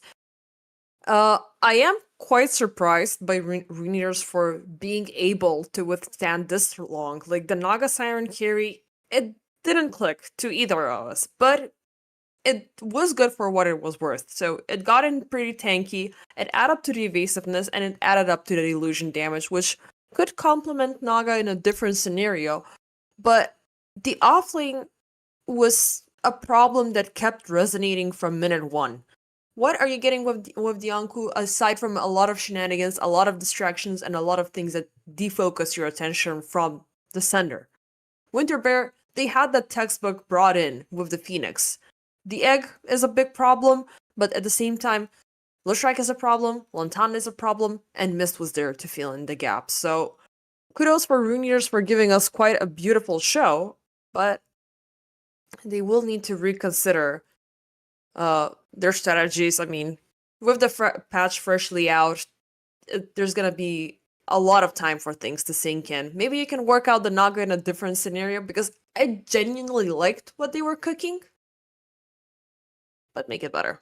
Yeah. On the other hand, Weaver offlane, what can you do? On the other hand, picking Naga Siren into Viper and Leshrac just doesn't seem like a bright idea in my book, that is. But yeah, EOY did do a wonderful job in farming up the map, and he still finishes off as top net worth at the end of the game, so we can't fault him for much. But honestly, with no aura carrier mitigating all the damage coming out from Winter Bear, just looking at the amount of damage done by the enemy on Winter Bear, it's insane how many times this egg has popped. And yeah, I'm really, really happy for Winter Bear as an organization in general, and I cannot wait to see who will be facing them off in tomorrow's matches. That is, as in opening up the European Pro League playoffs list. Their enemy is either going to be VP Prodigy or Namiga Gaming, as of course tomorrow we will also have 3 series for your viewing pleasure. Sir Tenacity versus Team Lynx, VP Prodigy versus Namiga Gaming, and I might actually just give you the order yet. Yeah, the admin's already typing it. Oh yeah. But yeah, overall, I just really feel sad that Runeators actually lost this one, because there's a little bit of innovation, a little bit of creativity coming through here.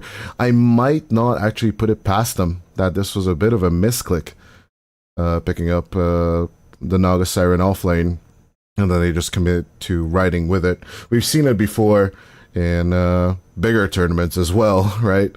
The infamous Gyro mispick coming out from Alliance in TI9.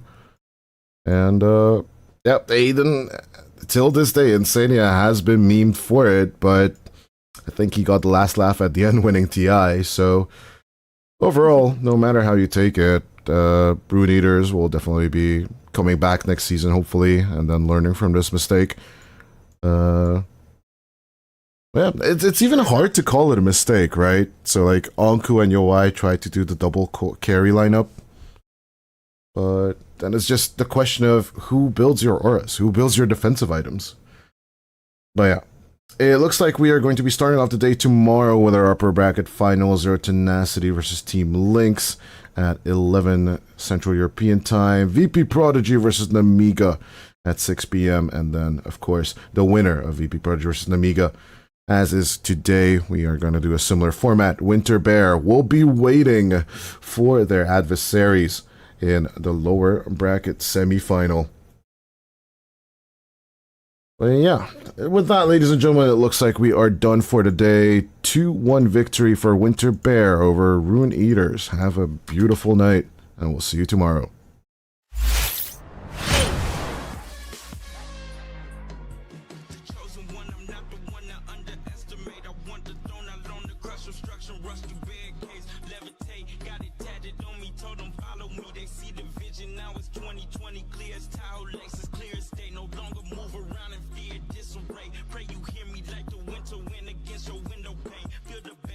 Soak it in and let it marinate. It's time to hustle, gotta muscle up and run through barricades.